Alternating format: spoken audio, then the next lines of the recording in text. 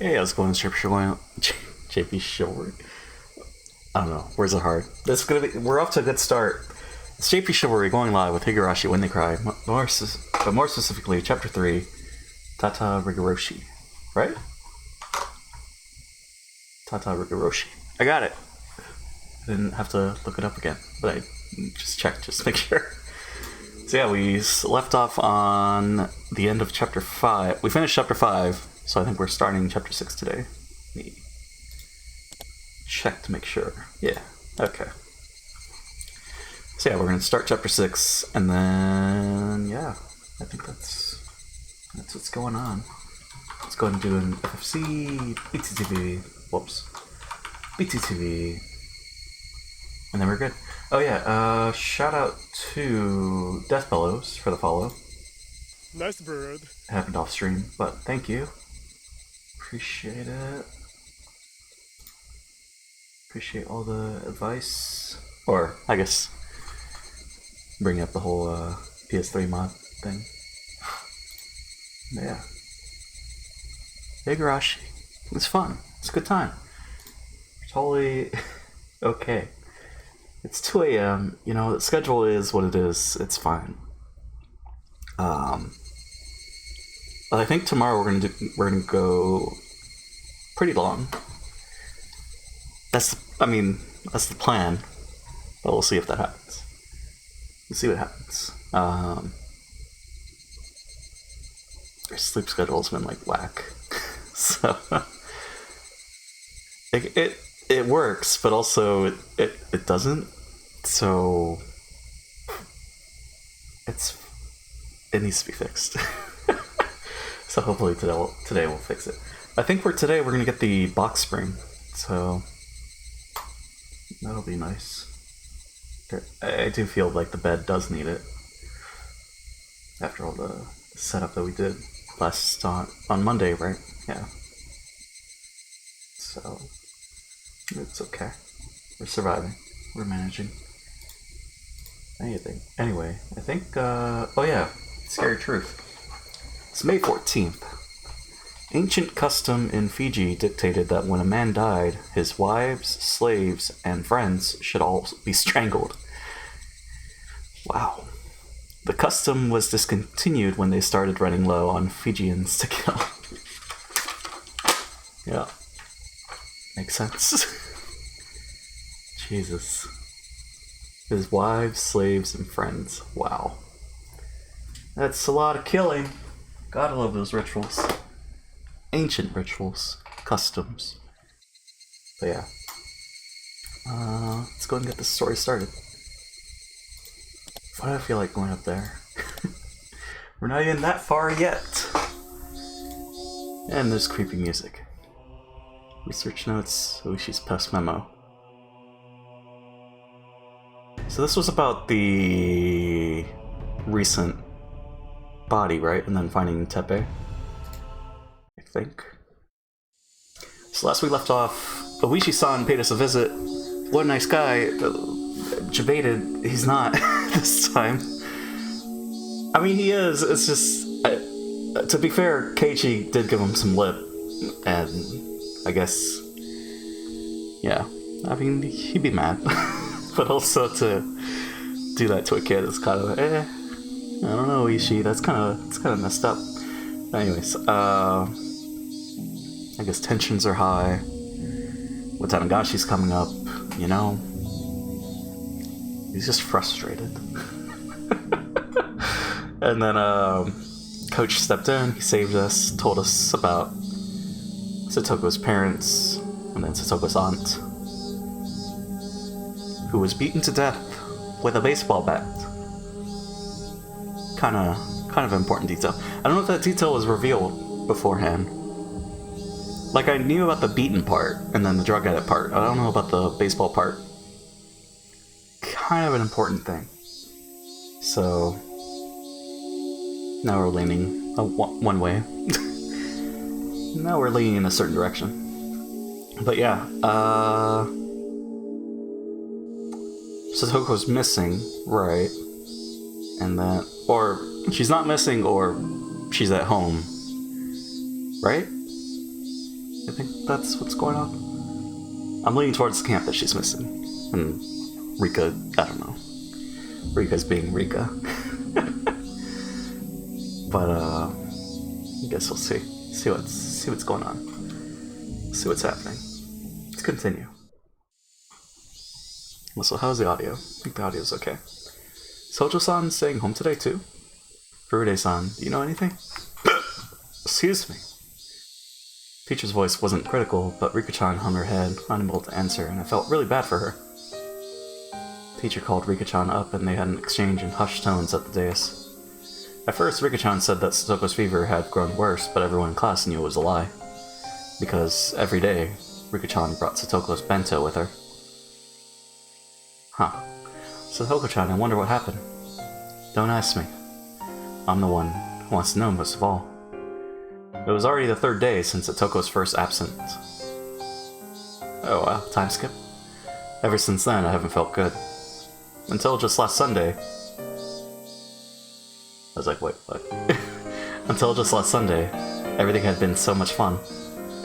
I reached out to Sasoko like a real older brother, and we spent that time quietly but warm and comfortable. So why had it suddenly been flipped over?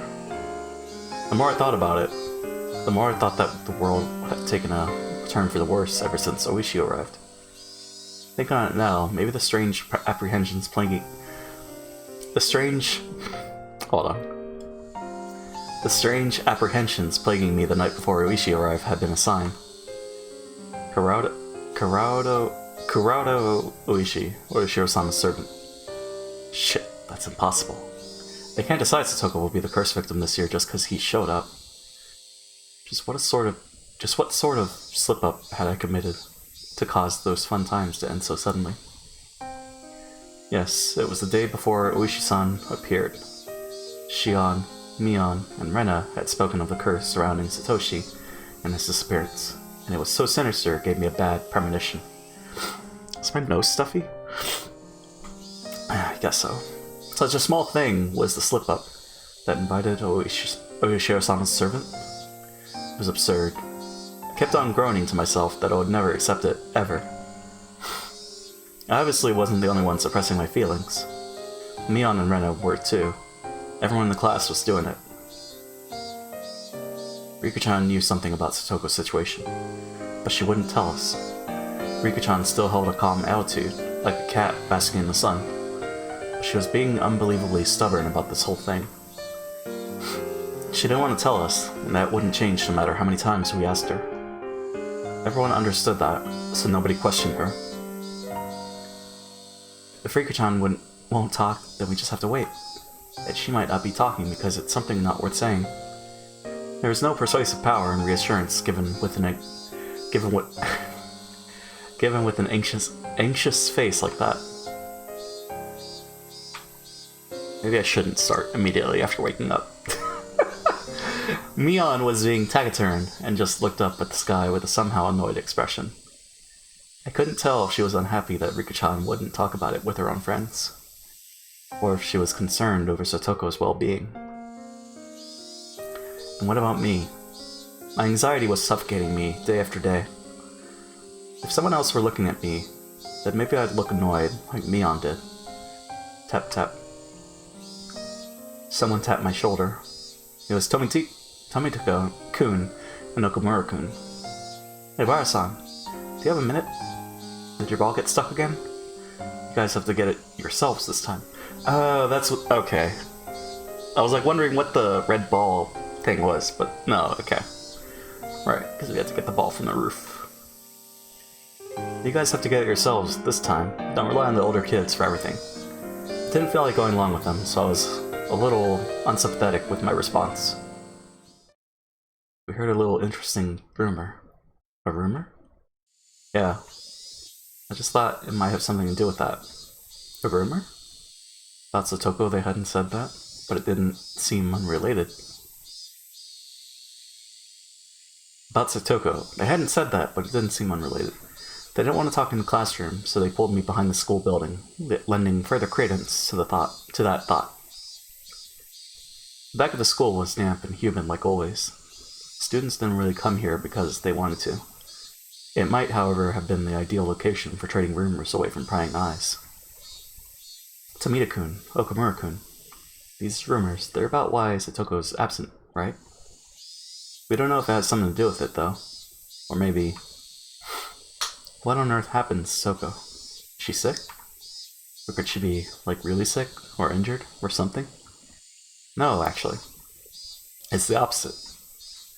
I heard my grandma saying that she came to buy tofu at her shop yesterday. Oh, Tomita's family runs a tofu shop, added Okamura-kun. She went shopping? To buy some tofu? My voice sounds so stupefied even I can tell. It was understandable. I was worried about what grave illness or injury she had when the person herself had been out and about shopping for tofu. So, how was she? Did she look okay? Was she wearing a mask, like she was getting better? Or was she using crutches, or did she have bandages on her? No, there wasn't any signs of sickness or injuries on her, but I should have felt relieved that it wasn't an illness or an injury. But my anxiety wasn't going away, because Tomita-kun and Okamura-kun's expressions weren't looking any better.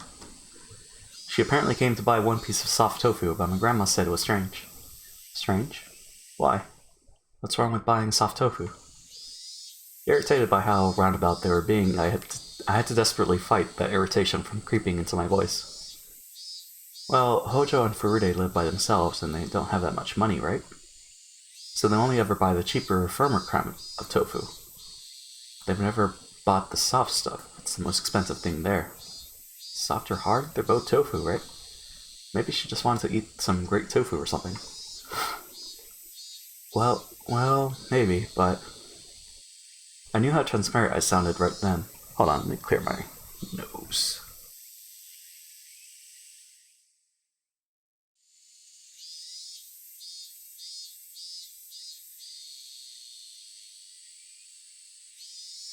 Being sick? No, I'm fine. Why is one side plugged up? It's weird. Anyways, this wasn't anything trivial. It was some kind of important clue. Not the cheap firm tofu, but the expensive soft kind. Shopping not in the evening after school, but in the middle of the day. I couldn't figure out what those things meant. As I thought hard about it, Okamura-kun took his turn to speak. Me next. This is just a rumor. But apparently he's back. He. Who? Who's back? Hojo's uncle. Ugh. Satoko's uncle. Right, I think Coach told me about him. Their aunt and uncle had taken them in after Satoko and Satoshi lost their parents in the accident. Hojo's uncle. They say he skipped town last year, scared of Oyashiro-sama's curse. He's really scary and violent, like a gang member. Everything Coach told me came back in bits and pieces. Right. The mean aunt and uncle who had tormented them all the time.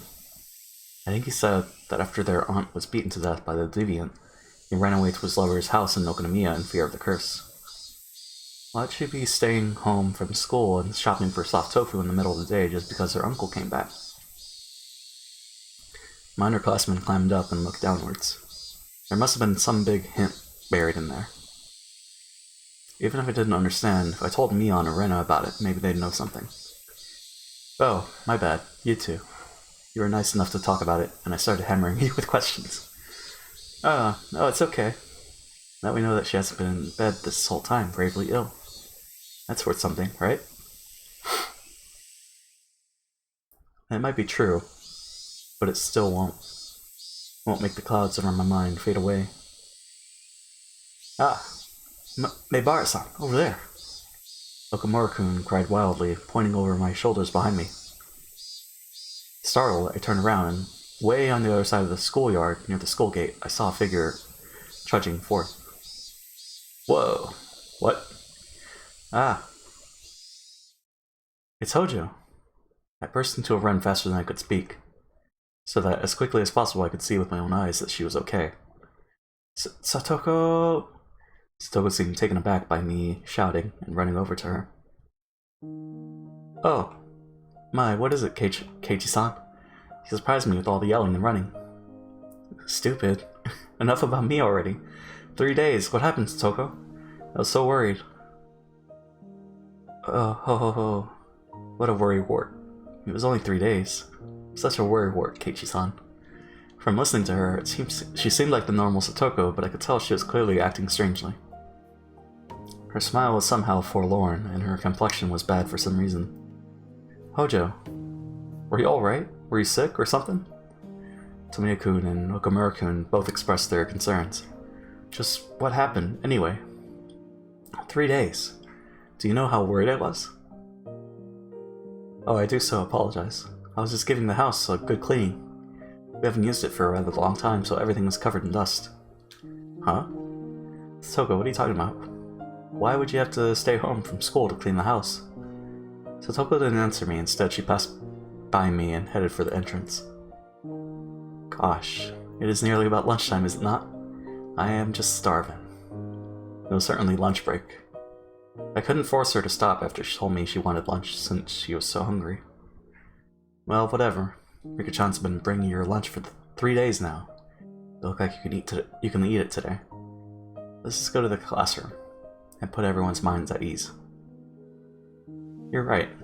I suppose I may have caused everyone to worry. Ho ho ho. Sure is tough being popular. I put a hand on Satoko's shoulder and we ran to the classroom together. Up close, I was able to verify that Satoko looked somehow weak. All this anxiety was supposed to go away when I saw her again. That's what I thought. But now I actually started to have quite different fears. What the heck happened, Satoko? Everyone in the class, of course, reacted in the same exact way I had. We were worried about you. I'm glad to see you well. What were you doing for 3 days? Our classmates showered her in questions. I truly do apologize for causing a fuss. Ho ho ho ho. As she cackled, she chowed down on the bento Rika-chan had made for her. Those in the teacher's lounge must have been informed of Satoko's arrival, because our teacher sprinted to the classroom, her breathing ragged. Hojo-san! Oh, sensei. I'm sorry for worrying these 3 days. Ho ho ho. As you can see, I'm fit as a fiddle. My, I was very worried about you. When you're done eating, come right to the teacher's lounge. I have a dot to talk to you about. She made. Must be in a good. I must be in for a good scolding for those 3 days I cut class. Ho ho ho. Satoko laughed sheepishly, while she scratched her head, and the rest of the class burst out into laughter. The teacher was acting angry, but she breathed a sigh of relief at seeing Satoko healthy and smiling as she ate her lunch with the class surrounding her. What a relief, right, Rena? Huh?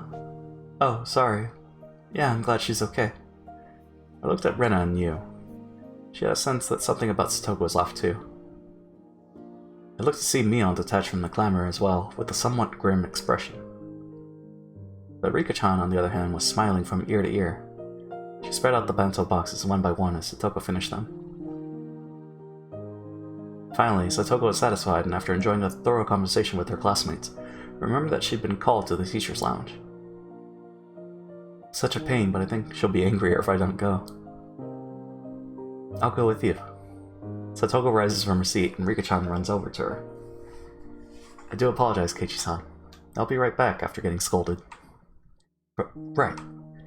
I mean, I could go with you too. We're all comrades in getting scolded in the teacher's lounge ever since the curry incident, right?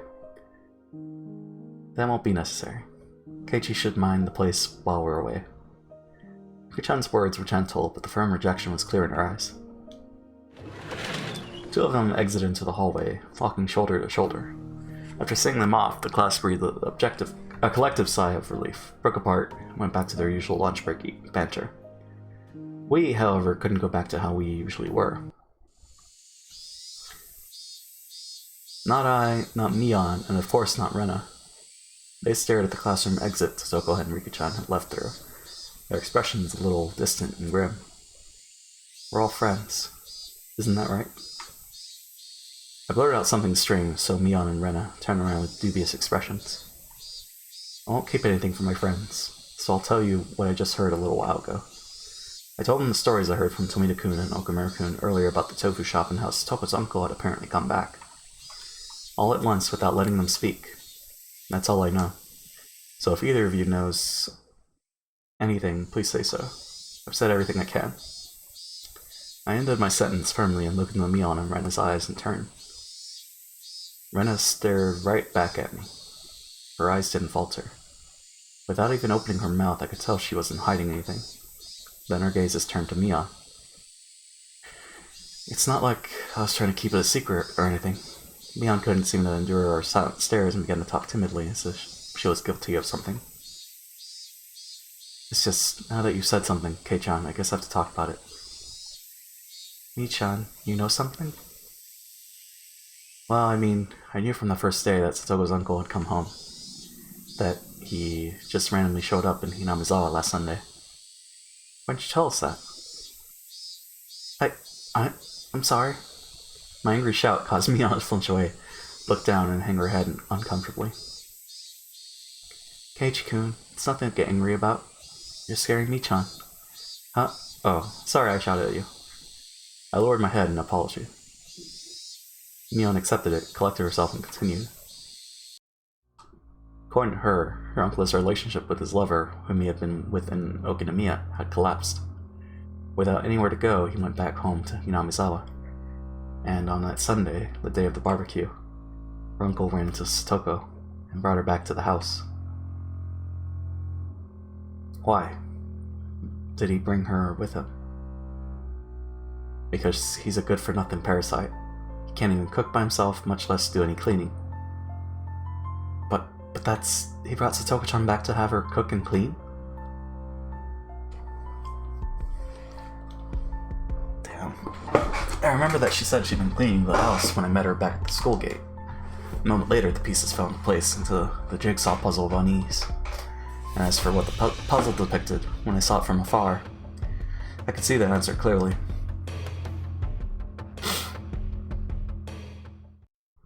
Satoko was locked up at home and tormented into doing the housework. Those are the rumors. If you knew that, why didn't you speak up?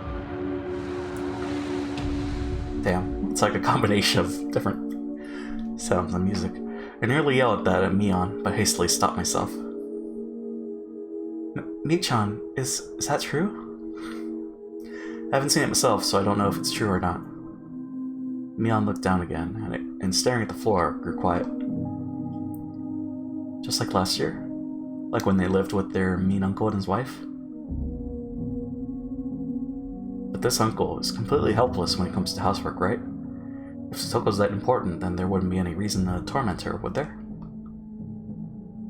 Oh shit. Keiichi-kun, I don't know what grounds you have for saying that, but you shouldn't be so irresponsible. Rena clearly and directly got mad at me. You don't know much about this, so don't talk as though you do. Yes, that's clearly what she meant. Fine, then do you know something, Rena? I don't know anything either. I didn't know her uncle had taken her to the house until hearing it just now. But the situation is different from a year ago. The situation is different? What does that mean? Satoshi-kun isn't here. Satoshi really cared about his little sister. He always stuck up for her. He was her shield so that she would be affected just a little less by their mean aunt and uncles fighting.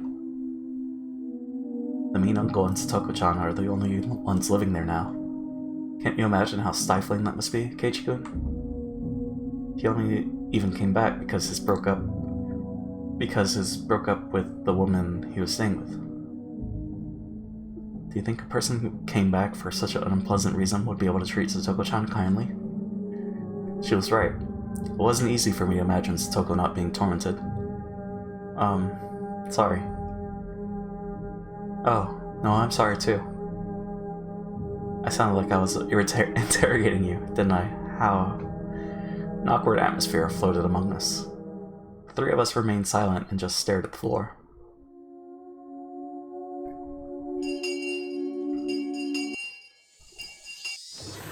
Finally, we heard the principal's bell ringing. The teacher came back with Satoko and Rika-chan at her side. Alright, we're starting afternoon class. Class president, please. Everybody stand up. Oh ho ho ho, I'm sorry. How rude of me. I couldn't read anything from Satoko's vaguely sheepish sheepish expression. But given the clouded look Rika-chan was wearing behind her, it's tough to laugh off the disquieting story I heard from Mion.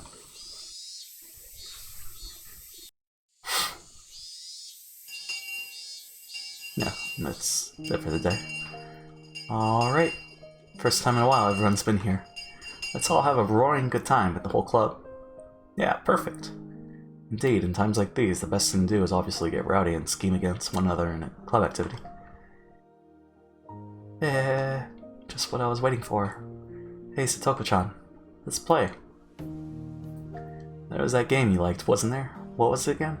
Doesn't matter which. Tell me. Tell me. Mion laughed happily, took a bunch of games out of the club locker and lined them up on the desks. I think that was the first time Mion ever let someone else decide on the game for her. I could tell she was being especially considerate to Satoko. Thinking that whatever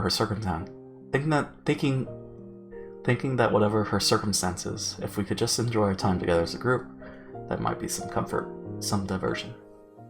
Satoko seemed to understand her feelings too, and smiled vaguely, though pleased. But her head slowly moved from side to side. I'm very grateful, but your feelings are enough. There are many things I need to do, so... Even Rika-chan hung her head in remorse. Hey, whoa, seriously? All the club members are here for once, and we're not playing anything? Desertion in the face of the enemy? What was the punishment game for it? What part of the club constitution was that in? Stop it, Mi-chan. Can't force her to play with us. Hey, this old man isn't trying to force her or anything. I just thought it would be more fun, for sure, if we did something exciting. Really, I'm happy you feel that way. Don't worry, next we meet, you'll see. I'll get you all caught in a gigantic trap. Ho ho ho ho. Satoko, while insulting us, still said she couldn't participate in the club today and apologized. She quickly put her things into her bag and pattered out into the hallway, disappearing. It all happened in the blink of an eye. Satoko. Rika-chan stared lonesomely as her friend hurried home, unable to be a part of the club activities. Silence filled the classroom, but the cheerful voices of our classmates in the schoolyard and the voices of the cicadas sounded like they were coming from some faraway world. This is boring. That silence was broken by Mion's bitterness as she began putting the games on the desk back into the locker. Everyone just stared absently at Satoko's seat, now empty. Rika-chan, maybe you could tell us about it now. Rena made as gentle a smile as she possibly could and spoke softly to Rika-chan. Even without hearing it from her, we pretty much knew the situation at this point. Satoko's uncle had broken up with his lover and come back home to Hinamisawa. And he had taken Satoko back home and forced her to do all the household work. And that all had to be pretty rough on her. Thinking this was common knowledge to everyone, I skipped to the important part. Is it really bad? Maybe Mion and Rena wanted to ask the same question. Nobody spoke. They all just stared, waiting for Rika-chan's reply. Rika-chan still didn't answer us. We were hoping for her to say no, but her silence was a bad enough sign. Last year, was it? It was like this when both her uncle and his wife were here, right? Yeah. At the time, they were mostly just being caught between their aunt and uncle fighting. One of the ways we helped out was with the club, but reducing her time at home as much as we could, but he's making her do the chores now, so she can't stay at school either. Shit.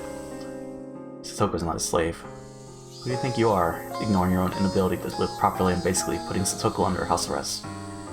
When you think about it, isn't this really strange?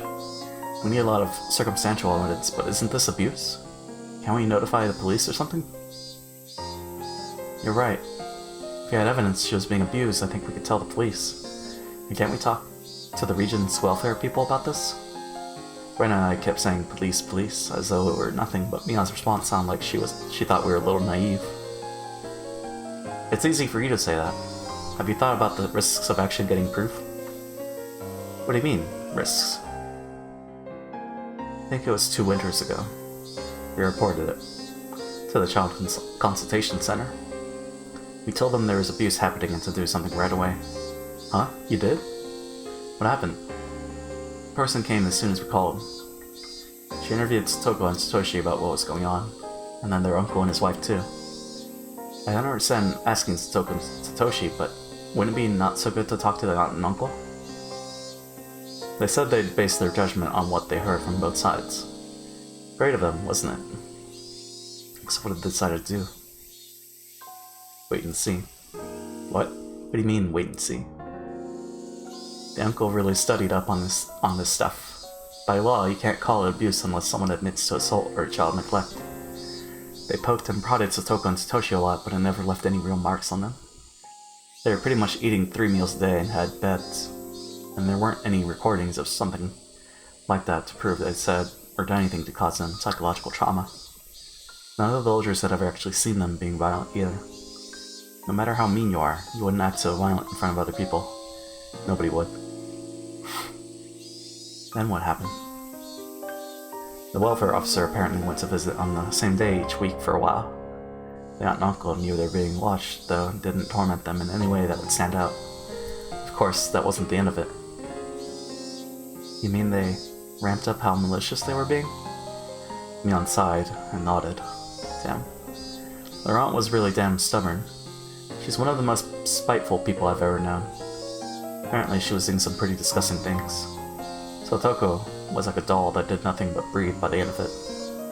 So what? From that conclusion, does that mean they never should have contacted child welfare in the first place? Understand? Without proof of abuse so clear, anyone could see it, there's nothing we could do. In fact, it might even make the situation worse. We messed up pretty bad.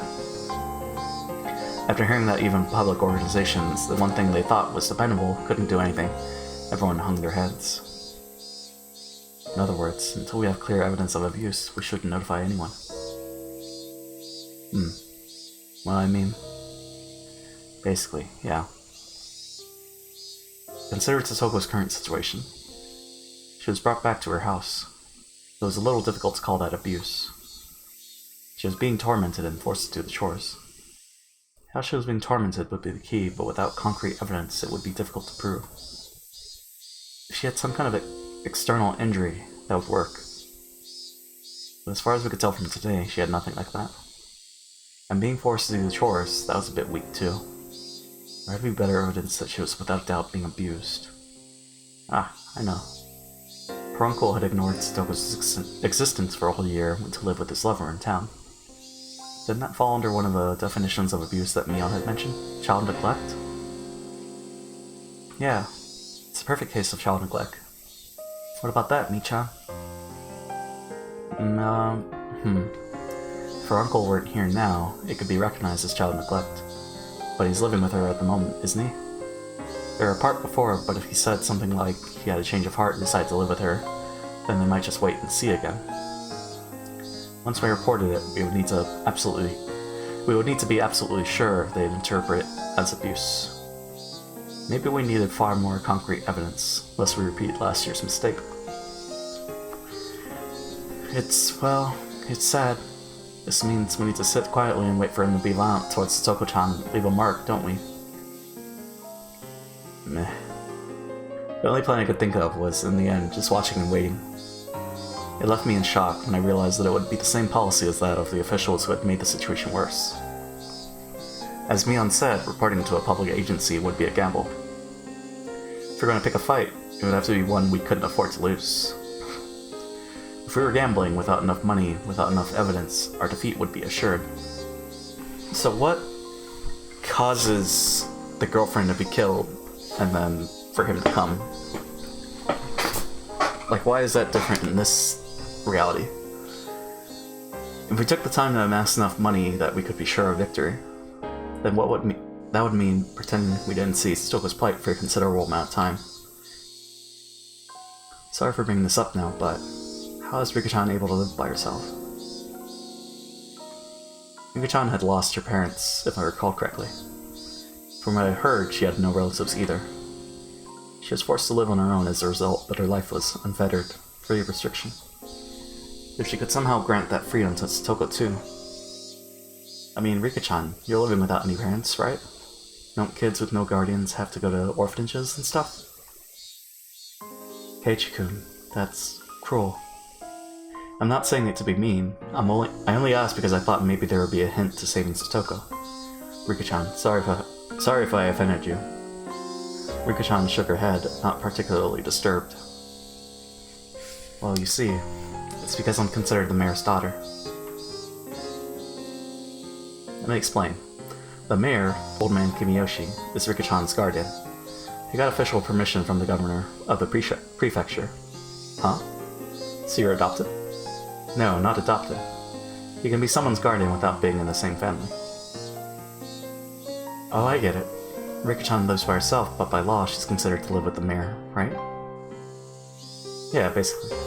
That's how Rika-chan avoids being sent to an orphanage. Actually, it'll be child and family services, not an orphanage. Meet. I don't understand the hard things, but anyway, she's right. Interesting you should say that, Mion.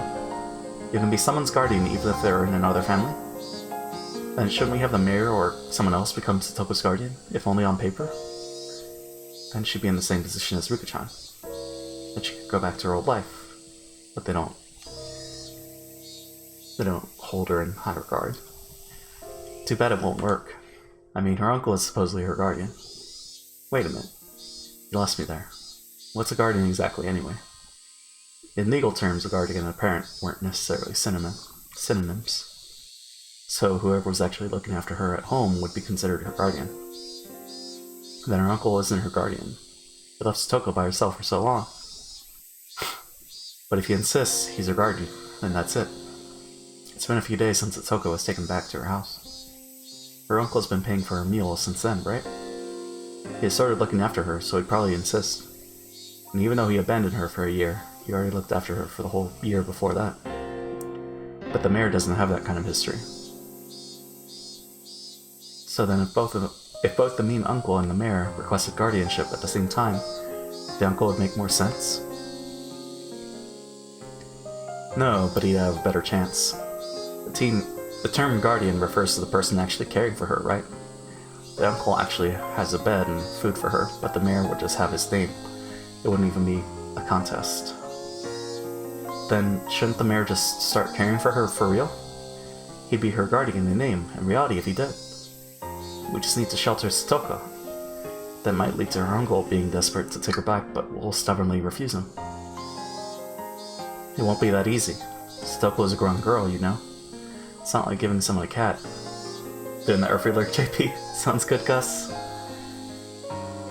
Appreciate stopping by. It's not like giving someone a cat. You're asking them to care for a real person. Then Coach. What about Coach? Coach, I don't know. He's got a lot of money, right? He even said himself. Even if he's not her real father, Coach could become her guardian. He'd be great at taking care of her. Stop that. Stop thinking of Satoko like a pet. All you're doing is talking about pushing her onto someone else. You need to think more seriously about how much responsibility it is to care for another human being. Did you ask him? Did you get an actual promise from him that he takes Satoko under his care? No, I didn't. The coach would definitely say yes. Huh. Well, fine. Even considering the zero probability of Coach saying it was okay, then what? It still wouldn't work. Couldn't become a guardian all by himself. That's right. Coach, didn't he say it himself? He was alone, so he couldn't do it? Shit. What the hell? Why is being single such a disadvantage in this society? Then all you could do is marry into a wealthy family, couldn't you? Is there anyone that wealthy in Hinamizawa? Not sure. See? It's not simple. It's hard to adopt someone. And you can't go into it thinking you'll push Satoko on someone else just for a little while. You're being naive, Kei-chan. Shit, damn it, what the hell? I'm desperately thinking about how to save Satoko and all you're saying is no, no. Don't you care about Satoko at all? Are you even worried about her friend one bit? What do you have to say for yourself? Jesus, Keiichi. I didn't mean that, but it just won't be that easy, and it's not that difficult a problem. We just need to have some rich people look after Sudoku for a while, that's all. Right, what about your family, Mion? You always brag about great it is being one of the 30 families or whatever, don't you? When you said you must live in a gigantic house. My house? No, that won't happen. My grandma would never allow it. Then what about your relatives in Okinomiya? From what I heard, they're living in luxury themselves. There's plenty of shops your relatives manage in town too. And your family are basically millionaires, aren't they? No, that won't work. Going to Okinomiya is even more out of the question. My father, he'd never let it happen, ever. Hey. Normally you act like some high and mighty bigwig, and now you're being all spineless? What the hell? Are you just going to sit by and watch Toko suffer? No, I don't, but... I mean, I want to help her as much as you. But that's a different story. Chapter 2. How is it a different story? How can you be so cold-hearted? Your friend is in trouble. What are you if you don't rescue her? You're our president. Our club president. Save her. Save her from this crisis. If you don't save her right now, you're not her friend. You're not even human. I don't know if you have any humanity left in you. Are you listening to me, Mion? Jesus, Keiichi. Oh, man. I mean, I guess he's upset, but man. My emotions all exploded out of me, and I didn't even give her a chance to say anything in response. I just wanted to make Mion agree with me, even if I had to force her. If she did, Satoko's problems would be solved. If pushing her would solve the issue, then I'd push her as much as I needed to. Why aren't you saying anything anymore? I'm asking you, asshole. Well, say something, Mion Sonozaki. Jesus, he needs to get slapped by Rena. Me? Meh. Mion, looking down at the grim face, began sobbing. Her hands were clenched in a trembling fist, and she rubbed her eyes to wipe away the tears. Was what I said actually that mean? This isn't the time to cry. We're in the gambling room now. We have to do something to save Sissoko. As I thought that, Rena spoke, her voice cold and incredibly calm. Keiichi-kun, if Michan's family won't work, then what if we look for another wealthy family? I know someone in Hiyomazawa who lives in a nice big house. Oh. Us. Who's that? Oh, come on. You've got a splendid family and you're leaving it out of things? You're leaving it out of things? My family? My family is... See? You're friends, right? Say or Keiichi-kun. Michan is cold-hearted after all.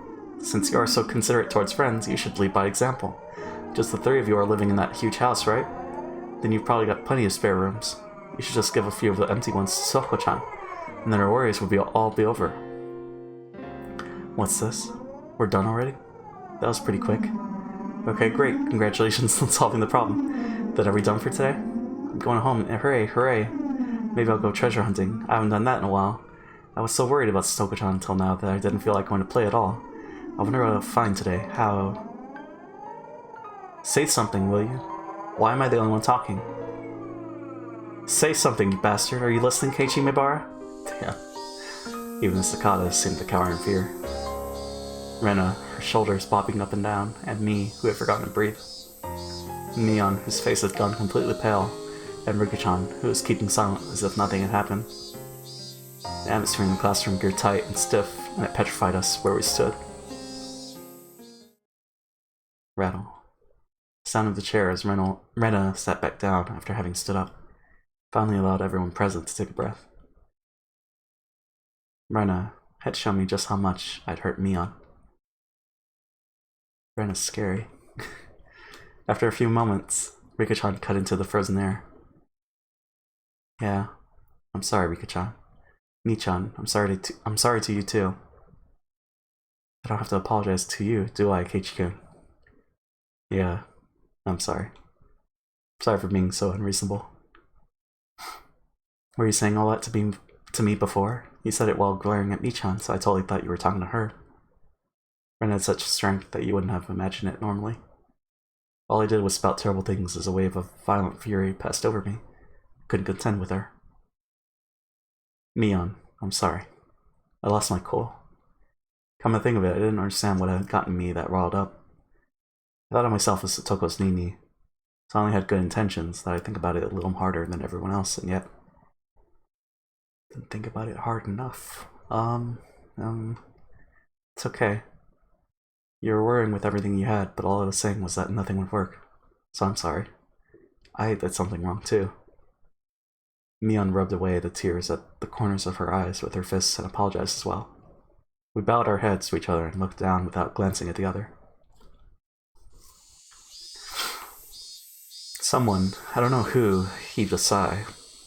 Satoko being tormented had been known about since last year. How had the tragedy back then saved Satoko? How had they brought it to an end? How had they brought it to an end?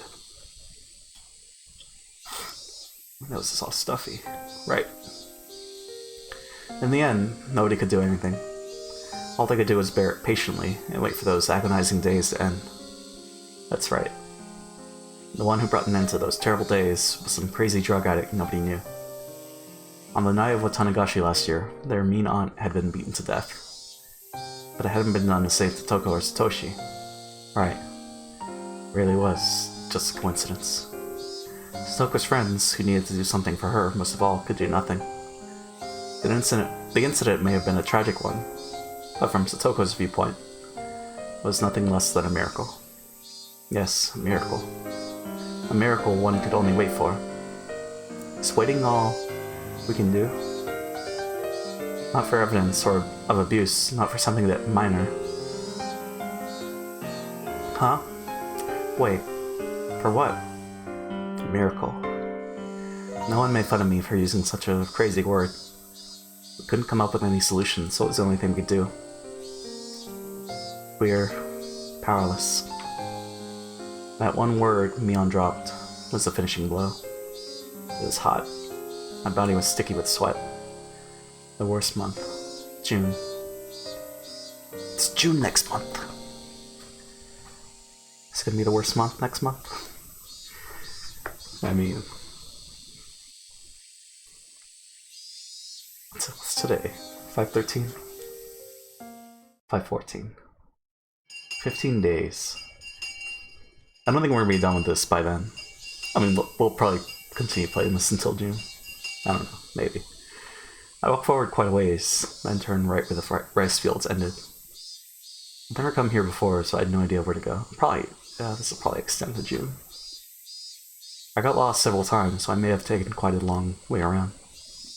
Maybe I should have gone back home and gotten my bike first. It would have made everyone else worry if I'd asked them, so I asked one of our other classmates where Satoko's actual house was.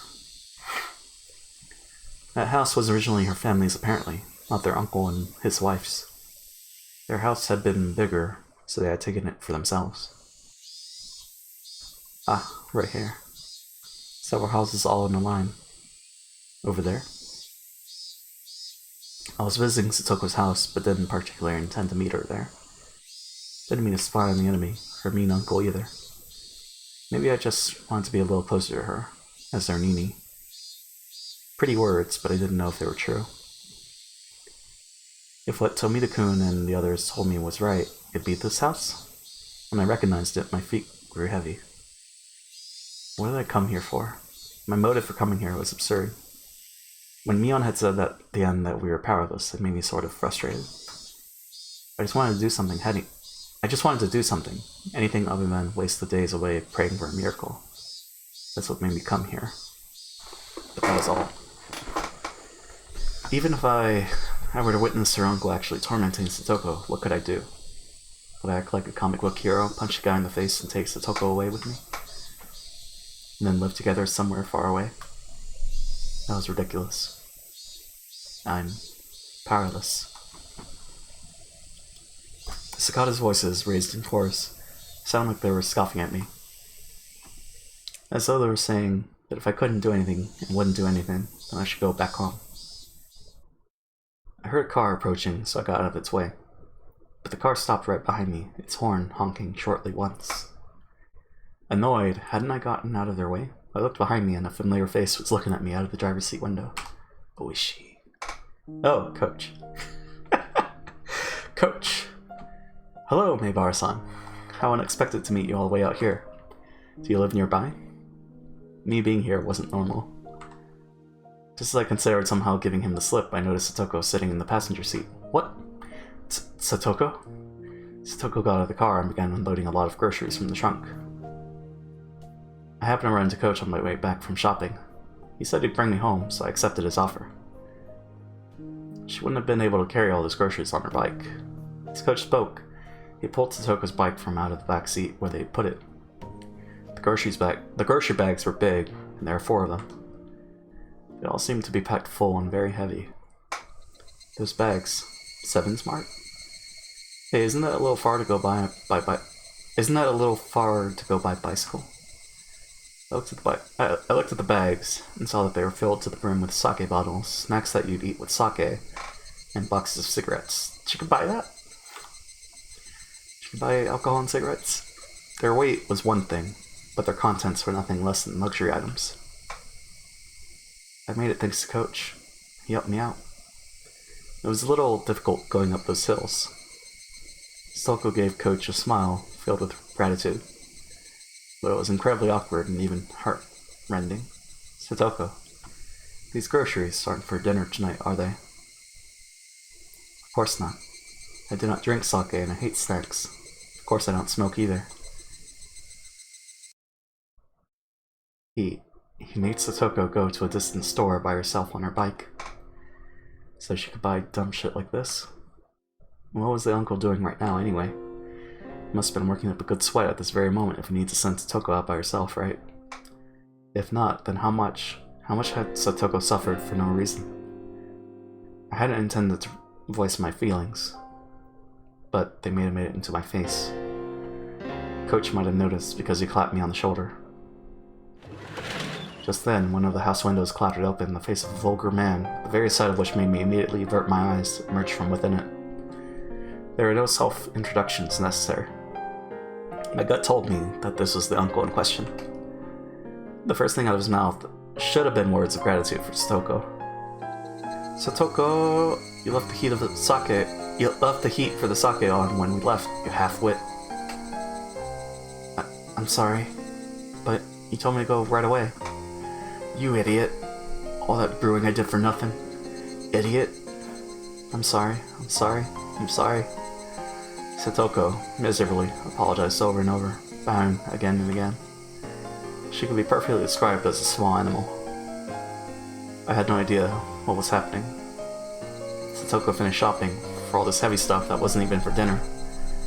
She only managed to come back because she ran to Coach and he drove her home.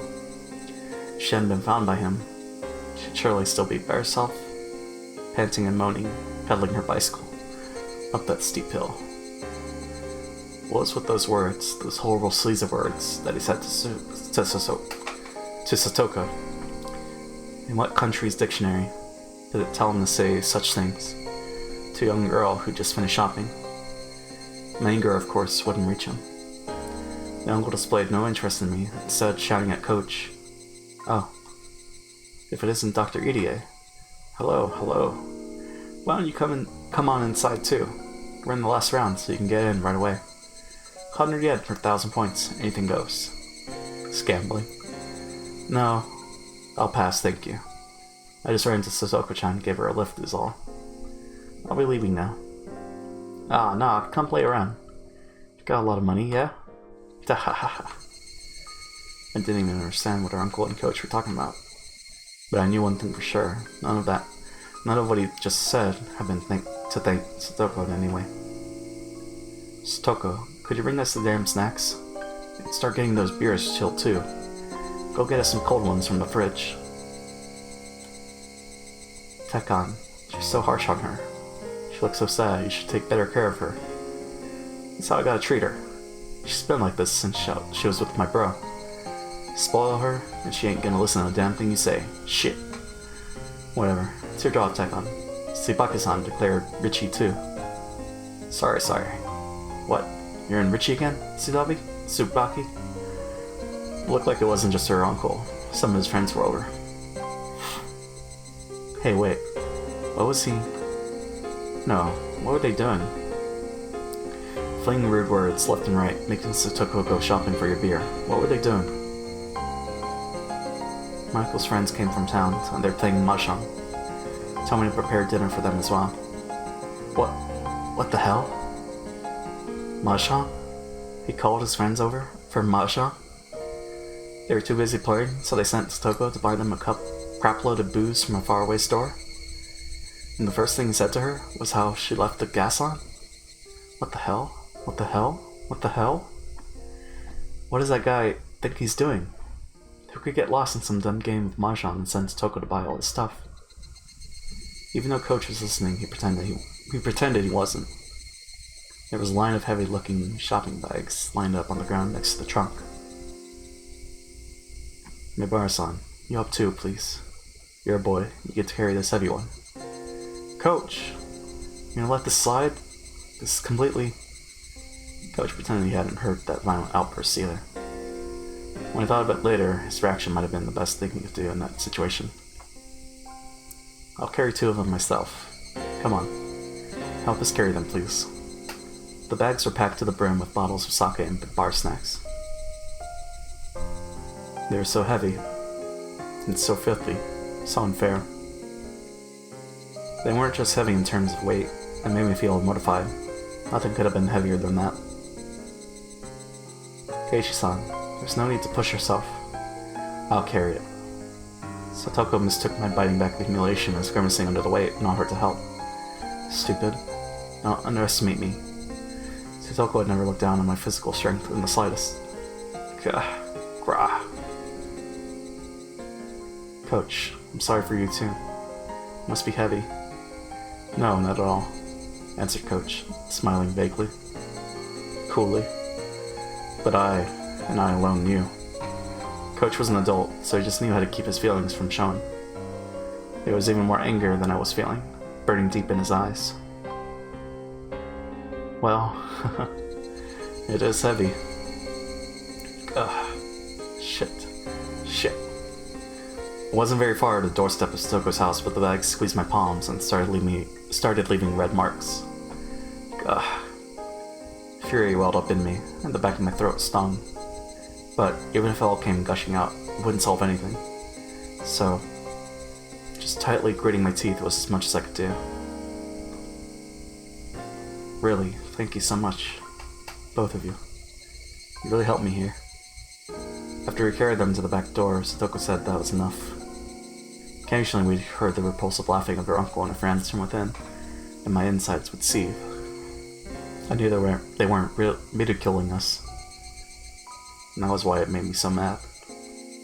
They made Satoko shop for all this heavy, selfish stuff, and then ignored her and laughed amongst themselves as they pleased. It was deeply aggravating.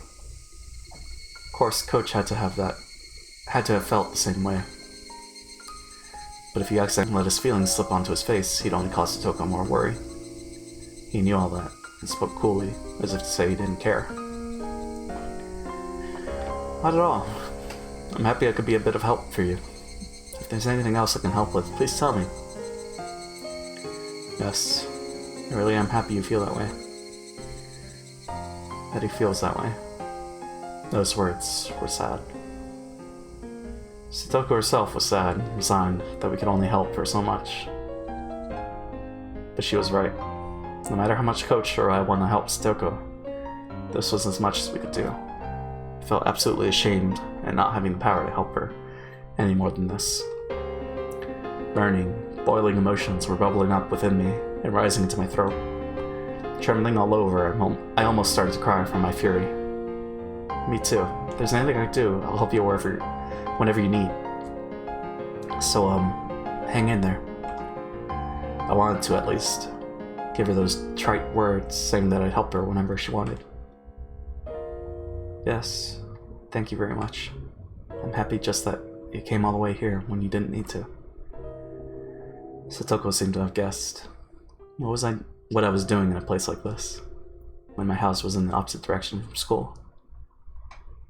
Alright. You should get going. They're drunk right now, so there's no telling what they'll get mad at you for. She felt guilty getting us involved after we'd helped her. because she wanted to be the only one to suffer this misfortune. That's how it looked, and it hurt.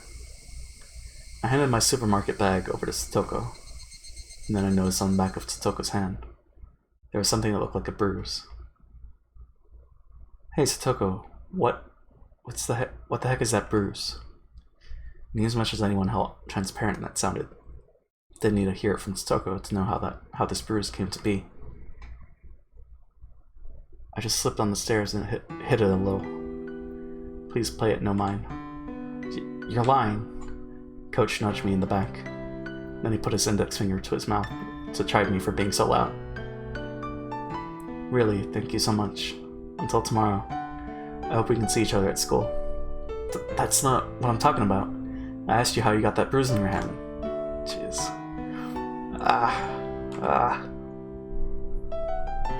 The evening glow finally got to a point where I could see the other concealed oval-shaped bruises and traces of swelling on her neck and her legs and other places too.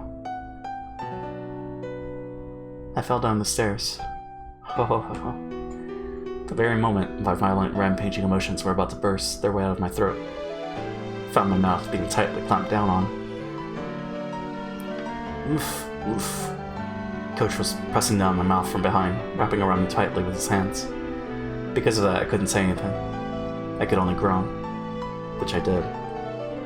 That was all I could do. The expel the magma sitting deep within me, because otherwise I'd surely explode into a million pieces that very moment. So I groaned. I groaned. From my mouth. From my whole body. While heat fell in drops from my eyes. I groaned and groaned. I groaned to the point of exhaustion. Ugh.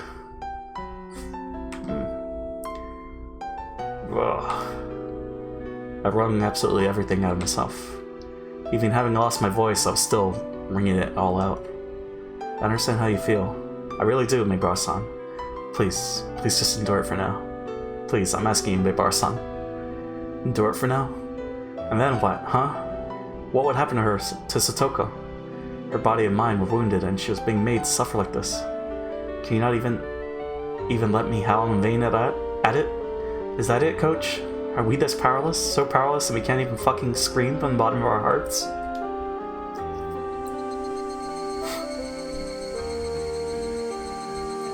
The voices of the Higurashi made me calm down. I didn't know how long it had been. Satoko abruptly gave a slight bow. Thank you very much, Kichi-san. Satoko. You looked a lot like my real Nini just now. My real Nini may not be here anymore, but I have another Nini named Keiichi-san. Yeah, you got it. I'm your Nini. When you're in pain, I'll help you no matter what. Your Nini will rescue you for sure. Satoshi Hojo, you fucking idiot. If not now, then when? Satoko, she's never been in more pain than in her life. If her Nini doesn't save her now, then when will he? Why did you run away? Why did you abandon her? Why did you leave Satoko behind? You don't have any right to call yourself Satoko's Nini. I won't run away. Huh? I definitely won't run away. I won't run away and abandon you like Satoshi did. I don't know about that, dude. No way. I will not abandon you. Slip. Tears trickled down from Satoko's eyes.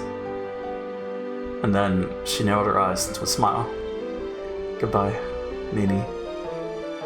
Satoko took her right hand and awkwardly waved to me. I'll be alright. My Nini now. Help me so much. So I'll be okay. I'll do my best until tomorrow. I'll be okay. So, for today, this is goodbye. Where's Mike when you need him? No half measures. There's no way that I could say bye, see you tomorrow. And then from inside the house came a throaty, disgusting voice. Satoko, could you bring us the snacks already? Okay, Nini. Get going already. I'll be fine now. Hurry. Let's go, Meibar-san. Staying any longer than this would be a bother to Satoko-chan. Coach, Nini's house is a little far away. I'm sorry to ask you this, but could you take him home? Yes, I'll do that. Coach grabbed me by my collar, and with strength I couldn't have imagined him having, started dragging me away. And I, unable to oppose him, started getting farther away from Satoko. She waved her hand to us, expression still dark, and disappeared through the back door. Coach got into the car first, then turned around on the narrow path and brought the passenger side door around for me. I know how you feel so well, it hurts. No, I think I understand it even more than you. But right now, just for now, please endure it. She understood exactly how you feel. So please endure it. If you don't, I know already. Sorry. Thank you for before. I meekly got into the passenger seat. Car accelerated quietly, and Satoko's house grew farther and farther away in the rearview mirror. I made a wide turn that I couldn't see her house anymore. Is your house that far away? It's in the other direction from the school, isn't it? Didn't bother to reply. I would have been hard-pressed to give him an answer as to why I was at Satoko's house. Coach didn't say anything more either. For a while, the two of us were silent, the only sounds from the gravel spreading over the road as we drove. I remembered how Rena said things were different than last year. At the time, she had Satoshi with her. Satoshi protected Satoko, so that less of the sparks fell onto her. But now, Satoshi isn't here. Yes, that's the unfortunate truth. Coach seemed to understand what I really meant when I said that. It's a terribly sad, cruel story. But there's a limit to our resolve, our efforts, and our assistance. It sounded like an excuse, but he was right. Even if Coach and I wanted to be people Satoko could depend on, that was all. It ended at the front door. No matter how much I shouted that I would be her Nini, no matter how much I shouted that I wouldn't abandon her, and no matter how much Satoko called me Nini, I couldn't do any more than that. Where on earth could Satoshi have gone? Right, Satoshi was another story. Her actual brother, Satoshi, he was in a position to protect her far better than we ever could. That was the cold, sad truth of the massive gulf between Satoshi and us. I wonder what he's been doing lately. Satoshi left home. I didn't know why. Maybe it was because of Oyoshiro-sama's curse, or he disappeared, or something. In any case, he wasn't beside Satoko now. At the time, Satoko needed him to protect her most. It wasn't here. Now I have hiccups. Hold on.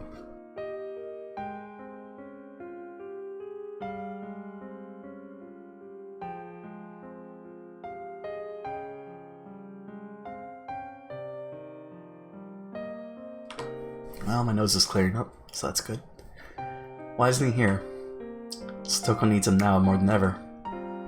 A lot of people talk about Oyoshiro-sama's curse, but the only thing I could say is that he ran away. One of my friends said that one day he just never came back. He ran away without even leaving so much as a note for his sister. Satoshi-kun had been doing part-time jobs a lot. At the time, Satoko-chan really wanted this huge stuffed animal. It ended up costing a lot, so he's doing all sorts of part-time jobs in order to afford it. I felt so strongly about it. Everyone was whispering about how he at least wanted to get his sister a nice birthday present, since she was being made to live such a pitiful life with her uncle and his wife. In the end, he didn't use his savings for a birthday present for Satoko. Satoshi-kun disappeared, and the police looked long and hard. They found out that Satoshi-kun had withdrawn all his savings himself on the day he left. After checking all over, they began to think that maybe he'd used the savings to go to Tokyo. Tokyo? For what? Again, all I could say was that he ran away. He saved up all that money so he could run away? He was that selfish? But how could he just leave Satoko behind? If he was going to run away anyway, he should have brought Satoko with him. Even now, Coach was still calm. He wasn't trying to pour any oil on the fire of my anger at all. He just waited till my anger naturally subsided. After listening to gravel being crushed under the wheels for a little while, Coach spoke abruptly. Please understand, Satoko-chan, left behind, arrived at the same conclusion. I'm a burden on my brother, that's why he abandoned me. Didn't take her with him when he left. How terrible. Satoko felt, being betrayed by the brother she loved so much. But Satoko-chan was a very strong person. Of course, she had the support of close friends too, but that was how she regained her smile.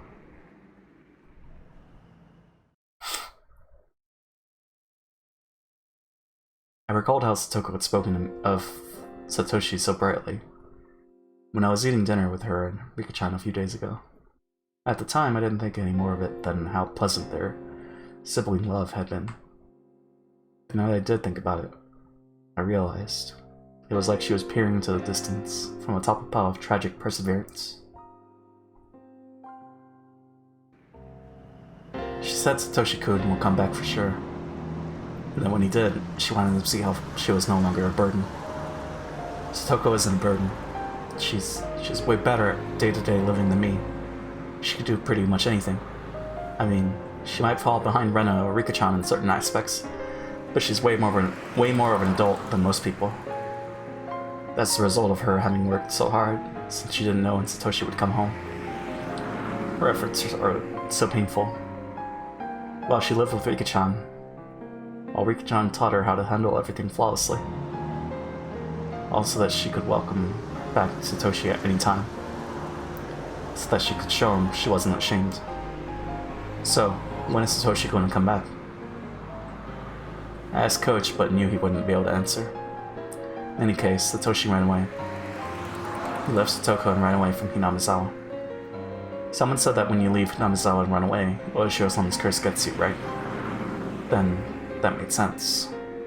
Satoshi running away and his disappearance, that would obviously mean people thought it was the curse, right?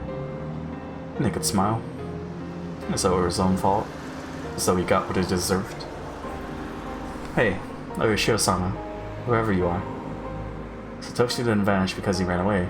You deemed him away with your curse, didn't you? If that's not what happened, then I couldn't forgive him. When did Satoshi run away? The night of the Watanagashi festival last year. When their aunt was killed by that demon. It was a few days after that. On Satoko-chan's birthday. On Satoko's birthday? Bang. I slammed my hands on the dashboard in front of me with all my might. Satoshi. All the days he could have chosen to run away. Their aunt just died a few days before, didn't she? All your days of suffering were about to end, weren't they? You were just about to start thinking about a new life, weren't you? It's wrong to be happy about someone dying, but for Satoko and her brother, her birthday had come at a critical turning point. Their mean uncle would flood town, and the siblings would be left alone. They should have been able to be happy about that. On Satoko's birthday. Satoko was probably waiting for her brother to return the whole time. Waiting for her brother to return when he never did. Waiting with bated breath for her brother to return, her hopes and dreams of a new life to come growing ever larger. But no matter how long she waited, he didn't come back. He didn't even contact her. Satoko, trembling in anticipation of a great present, just when would she have to face the cold, terrible truth? Satoshi, you fucking idiot. I could feel my blood rising to my head in my anger at Satoshi. I was frustrated. I was aggravated. I couldn't forgive him. Satoko still respected and adored her brother, and yet he so heartlessly betrayed her. Such a person wouldn't just come back. Now, when he was most needed. Yes, no one would protect her. Not even her real brother, Satoshi. So when she started to see you as her Nini, I was happy. Huh? I pray for Satoko-chan's happiness as well, but I have a position in society and a job to do every day. I have little time that I can devote to Satoko-chan. But you're different. You go to school with her, you're closer to her and Satoshi-kun in age. I know you think you can only do so much, but you're in a position where you can give Satoko-chan a hand much better than I can.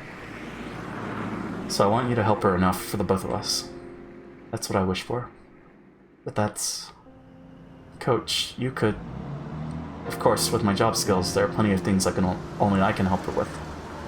But in the same way, there are things only you can do for her. What I want to say is, we should both perform in every way we can. Is that a little too complicated? Coach added that, but I shook my head in response. When I heard him say he had job skills, it reminded me that he was an adult, in a different position from all of us.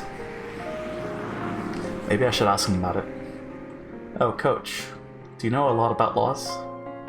No, I know even less than the average person. Why? Thought back to when I argued with Mion and the others about Satoko.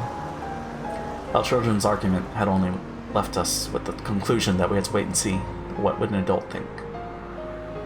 What was it? The child welfare law? As an emergency measure to secure the safety of a juvenile, they can force him or her to separate from the parents.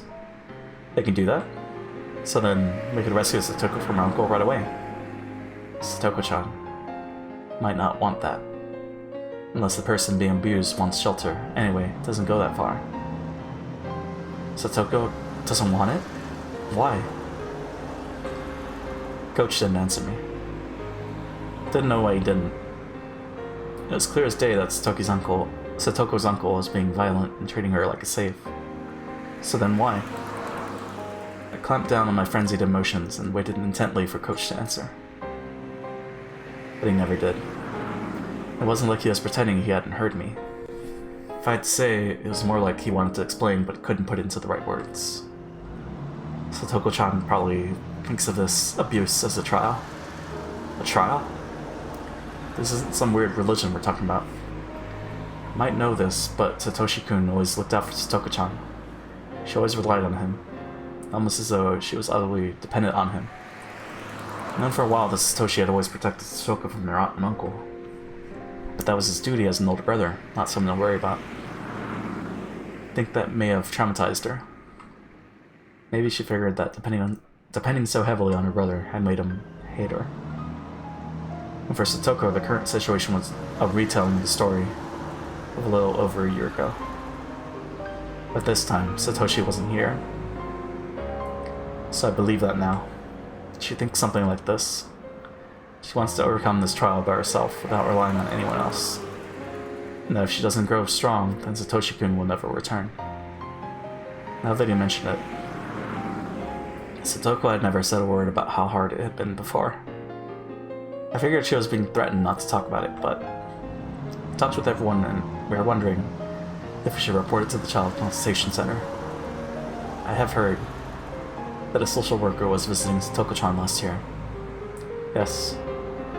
In the end, they decided to wait and see, and we thought maybe that made her get tormented even more. That was... apparently Satoko-chan reported it herself. And as a result, the abuse worsened, but was kept just out of sight. She was under even more torment, and the burden on Satoshi-kun for protecting her rose considerably. Huh? Satoko? She wouldn't be thinking it's her own fault for reporting it, would she?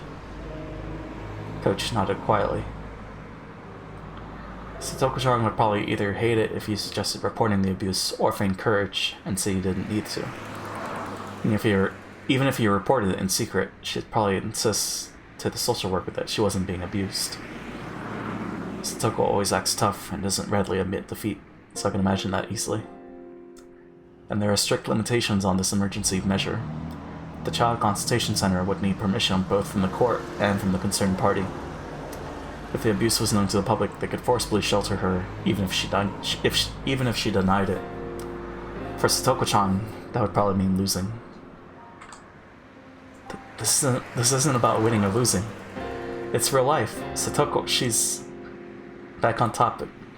After they placed her under the protection, she would be sent to a child care institution or the like. And she would basically be living there, so it would mean moving away. And with the change in residence would come a change in schools too. That changing schools has to be done. If that's what it'll take for her to be safe. Satoko-chan understands all those things. All the more reason for her not to want it. Why? Because Satoshi-chan's reason for living is to wait at that house for Satoshi-kun to return. She was a husk, an empty shell after being abandoned by her brother. How did she find her reason to live? Try looking at it from Satoko-chan's point of view, rather than your own.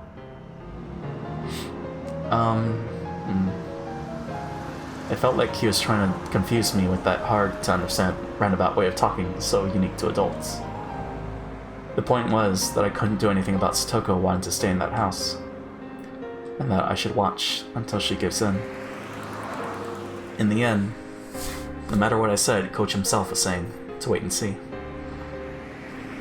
I don't understand. What? If I feel that Satoko's really in danger, I'll report it without asking anyone's opinion. She might not be happy with the result, and she might hate me for it, but I believe that will ultimately be what brings Satoko happiness. Coach turned to me and gazed fixedly into my eyes. It was written all over his face. He was shocked at what such a young kid had said. Why? Why would you go that far? Coach, no, rather normal adults might not have understood. So I taught him the creed and the values that I believed in. Satoko is my friend, and I am Satoko's Nini. Isn't that enough of a reason? I stared at him with a will strong and unbreakable as steel, as his eyes betrayed a tiny bit of unrest. No, of course that's enough.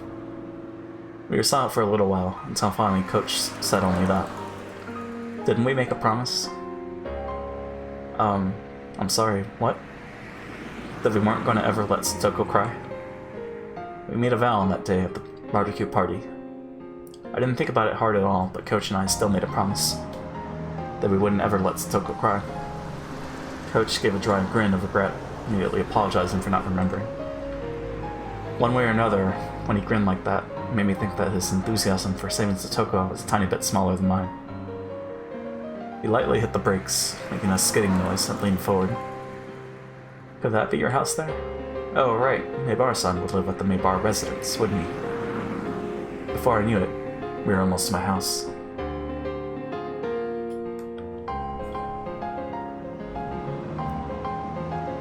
Damn.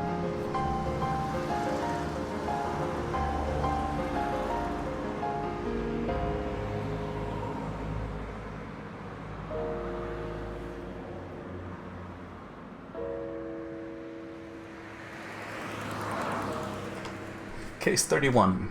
Plain to see. There's a bottle of sake. Sake, not Sasuke. Not Sasuke from Naruto. Case 31. It's about an hour and a half. Damn. December 1st, 1981. Prefecture Juvenile Welfare Division Report. Do not view, do not duplicate. Case 31, November 20th. Satoko Hojo, years old. Residence, Hinamizawa Village, Shishiban. Consultation circumstances. Anonymous telephone SOS of child abuse. Abuse situation. Anonymous claims that a female child is suffering physical abuse by adoptive parents, her guardians. Family structure. Circle marks abusers. Adoptive father, adoptive mother, older brother, child in question. Note, in June 1980, the child's parents died in an accident, and she was given to her uncle on her father's side, her father's younger brother. Child Consultation Center's response. On the day of the anonymous telephone consultation, the center called the child to school and asked for her situation. The next day, the welfare officer on duty visited the child's home and heard what they had to say. Both adoptive parents agreed to the center's coaching. Contacted anti-abuse network in the city. As part of this suggested coaching, the district welfare officer in the area began visiting for coaching at fixed intervals. The scrawled note below is tabled to the report. Related information from former official Mr. W. Referred to 1977 document D2-3, number 44. As Chief Investigator F from the city's education consultation offices. He is well informed about it. F. Who's that? Case 31. Okay. And then there was a Mr. W too. Well, let's go and save and continue the show. So it was 3 days, so that would have been Wednesday, so today should be Thursday, unless they do another time jump. I went home and washed the day's sweat off in the shower. Normally I could reset everything by taking a shower and forgetting all the bad things, but that didn't happen today. I got out of the shower to find fresh underwear placed neatly in the laundry basket. Normally I didn't stop to think about it, but today I felt happy at my mother's consideration. At the same time, however, it made me realize how much Satoko must be suffering. At the very moment I was appreciating this gentle kindness, Satoko might be being bruised by her uncle's cruel words. I went up to the second floor and shut myself in my bedroom. Then, facing my desk, I folded my arms. My topic of thought, of course, was Satoko. We thought that if we could just get a public agency to intervene the right way, the problem would be solved. But with what Coach said, I didn't think it would be so easy. Satoko was obstinate, and she would stubbornly deny the abuse and try to endure it.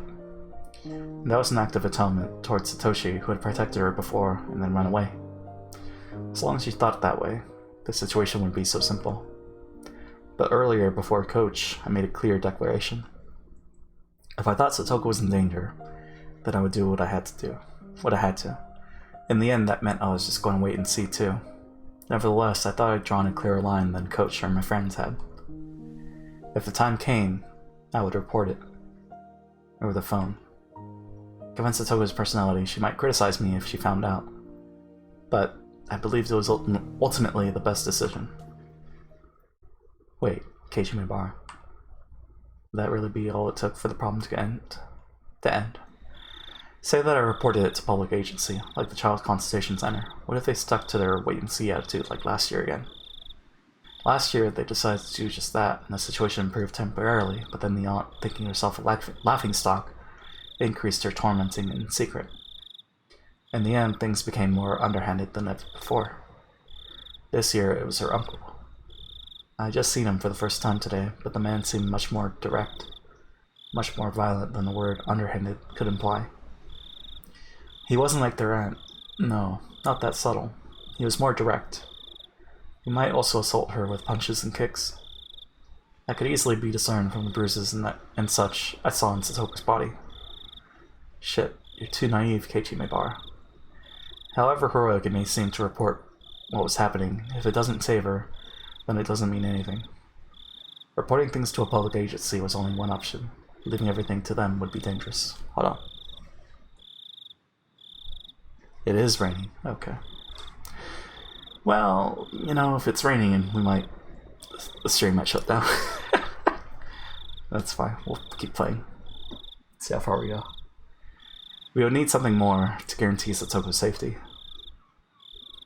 I scratched madly at my head, thinking, then tilted it back, wanting at least a little bit of calm. The memories of angry arguing with my friends today came to mind. I was embarrassed that I hadn't realized it until Rena said something. She was right. My house is big. Compared to all the houses with the straw thatched roofs in Hinamizawa, it was really big. We did actually have empty rooms. I never thought that we were affluent, but also never that we were poor. I just didn't admit it because people would think I was arrogant. But maybe my family really is wealthy. We had a few rooms we could lend to Satoko. The guest rooms are only in use when people related to my dad's job come and stay every once in a while. Plus, if we cleaned up a few of the rooms my dad used for storage, they could work for her as well. As for food expenses, that might have been a more serious problem than a kid like me could imagine. Lunch every day would be manageable. All of our friends would just have to bring a little bit more for lunch than they usually did. With everyone pecking at everyone else's food anyway, it would be manageable. For breakfast and dinner, though, that would have to be up to Mom. I would need to convince her to lend Satoko more than just a room. Of course, I don't even think convincing her of that would be easy. About how much did it cost for one person to eat? How many tens of thousands of yen per month? They couldn't complain about it if I shouldered that, could they? I only had 10 or 20,000 yen in savings, but it was something. I actually had even more, thanks to New Year's gifts and such, but my parents had taken all that and put into a fixed time deposit. If I could get access to that, it should add up to a lot of money. And if I got that far, Mion and Rena would need to share some of the burden. Of course, that didn't seem like it would work. Rena got mad at me, didn't she? About how I shouldn't just shove responsibility onto others. I'd have to ask for help. Even so, I'd basically be saving her myself. I'll follow through on it. Oh, but it wouldn't be only food expenses. There were a lot of other things that you couldn't do without, like baths and laundry. My mother was awfully methodical and strict about cutting out inefficiencies, and for once, that was troublesome. She might even make reference to the money it would cost for the detergent Satoko would use for her own clothes. I couldn't think only about food expenses. I needed more money. Hey, wait, Keiichi, since when was all this about money? Even if you could afford it, you would need your parents' permission first. They'd be looking for a young girl for a really long time. What would I say to persuade them? Just calm down a little bit, Keiichi, and you'll realize right away that you can't. Even if you ask them seriously, they would tell you to call the police. Even if you manage to gain their empathy, why should the Maibara family have to shoulder all the burden by itself? That's what would happen. That was it. It was very sad and frustrating, but no matter how much I wanted to help, my resolution alone couldn't save anything. Are kids? Are they really this powerless? I felt frustrated. I believed my feelings were stronger than anyone else's. I even thought they were stronger than Coach's. And yet, at that point, there were 2 knocks at my door, and Mom poked her head inside. Were you awake? I've been calling you for dinner for a while. Oh, yeah, I'm coming. As someone financially dependent on his parents, I shouldn't say this, but I just sat around doing nothing, and food suddenly appeared. It felt so natural to me that I shamelessly thought of it as the responsibility of the parents who gave birth to me. But when I realized that natural thing was actually a privilege, I came to realize just how hard it was to grant that privilege to others. Even the boring meal in front of me, no better than it ever was, had more meaning than that tonight. There was food for 3 on the table right now, for Dad, for Mom, and for me. I couldn't imagine how hard it would be to add another place at the table. Think, Keiichi. If it was hard to make food for 4, then just think about how 4 people could eat food made for 3. Oh. I changed around the way I thought, and with that I began to consider an unthinkably bold plan. That's right. I didn't need to get my parents' permission. She should just live here in secret.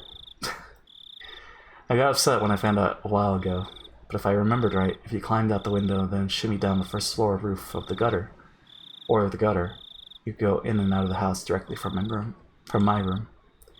Satoko's physical ability far surpassed my own, so it'd be even easier for her. I hadn't even thought about it, but her living here secretly was actually a necessity. I don't know about that. I'd only have to bring Satoko to my house when the public agency said they would wait and see. In other words, if Satoko's uncle continued to be her guardian, if in such a situation where it got out that she was here, her uncle would barge in and drag Satoko back with him. Her uncle was her rightful guardian, so my parents would hand her over without an argument, no doubt. So, I needed to keep it a secret that she was living here. If it needs to be a secret, then having my parents' help would mean a lot, but gotta deceive your allies first, like they always say. Okay. Persuading my parents was an unrealistic proposition, so I'll search for a way to have her live here in secret. When I was around, she would just have to be really quiet in my room on the 2nd floor. The issue was the daytime. If she was hiding from her uncle, then she shouldn't go to school. It might be lonely, but not going would be the better option. I could easily teach Satoko the stuff she learns in her grade. Actually, during school, I mostly help all the younger kids out rather than studying my own stuff. During the day, I would need to go to school, so I wouldn't be at home. My parents respected my privacy now that I was this age, so they wouldn't go snooping around in my room while I was gone. I think if she holed herself up in my room, it would be okay, right? If my parents did come, thanks to where the second floor was, she could hear their approach from the sound of them coming up the stairs. And there'd be a little bit of time before they got all the way up. I estimated a few seconds that she would be able to hide herself in the closet. Wait, Keiichi. Something doesn't make sense. If she can't go to school, then what will she do for lunch? Calm down already. I could just leave her my own lunch, couldn't I? I should just go to school without lunch and get everyone else to split theirs with me. Okay, that's good. No more contradictions or oversights, right? Oh, breakfast and dinner. I could somehow get her to go without breakfast. Jesus. I can go with 2 meals a day when I sleep in on Sundays, after all. Every night, I'd pretend as though I had a bigger appetite, then ask for a bigger helping. Then I could just somehow give part of that to Satoko. As a test, I stood up from my seat with my plate of fish in my hands. What's wrong, Keiichi? Sit down and eat your food. Well, kind of not in a good mood. Could I eat up in my room? They'll make a mess. Eat dinner at the dinner table. Sorry. Hey, wait. I only tried to take away 1 plate of fish, and they ganged up on me. In reality, it was impossible for me to smuggle food away without my parents knowing about it. But it must have been worth taking the time to think about. There must be some trick, some method to avoid them realizing. Even if I can't think of one today, I might think of one tomorrow.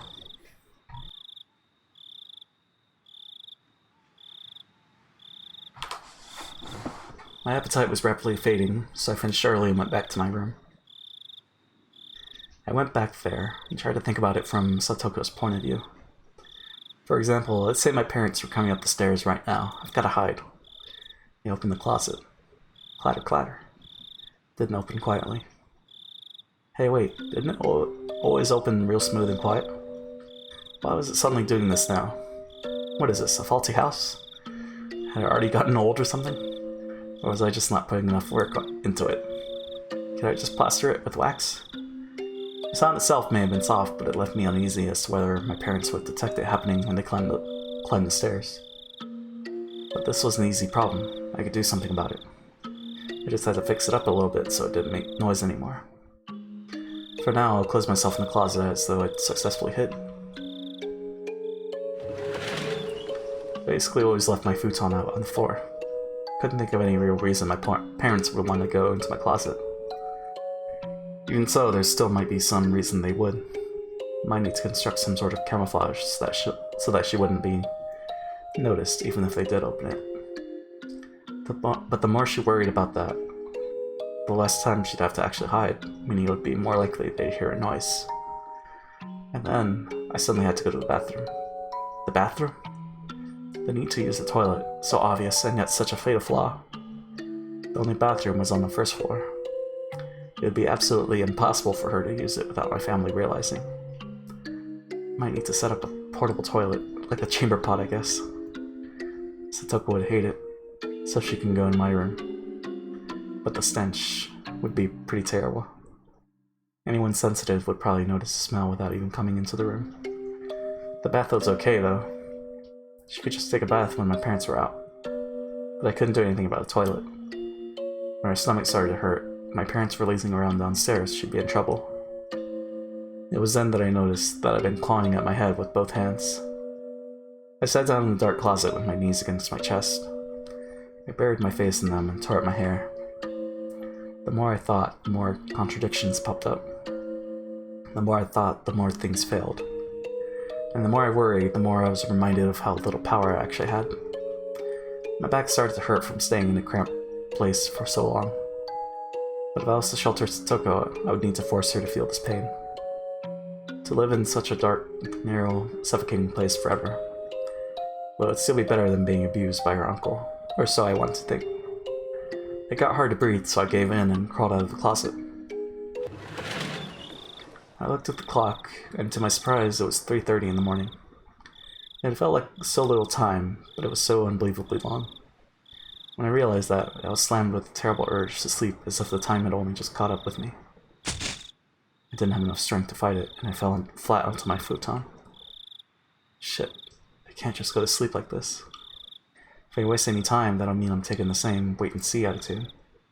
that Mion and Coach and everyone else did.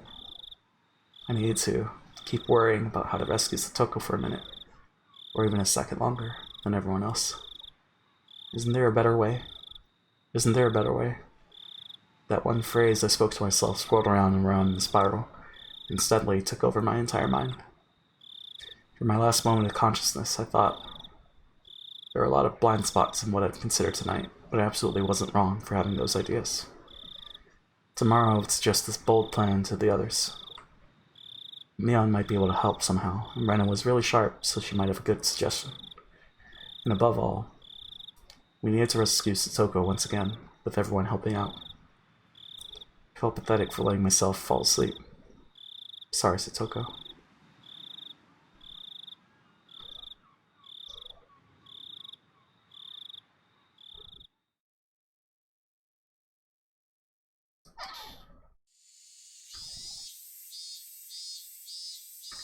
The ceiling blurred into view. It was hot. There was a thin layer of moist sweat on me. It's the alarm. The voices of the cicadas permeating my room were somehow grating to my head. What? Today's not Sunday, is it? I remember today was a weekday and quickly brought myself to consciousness. And then finally I leaped out of bed. Smugger. What's up, Gus?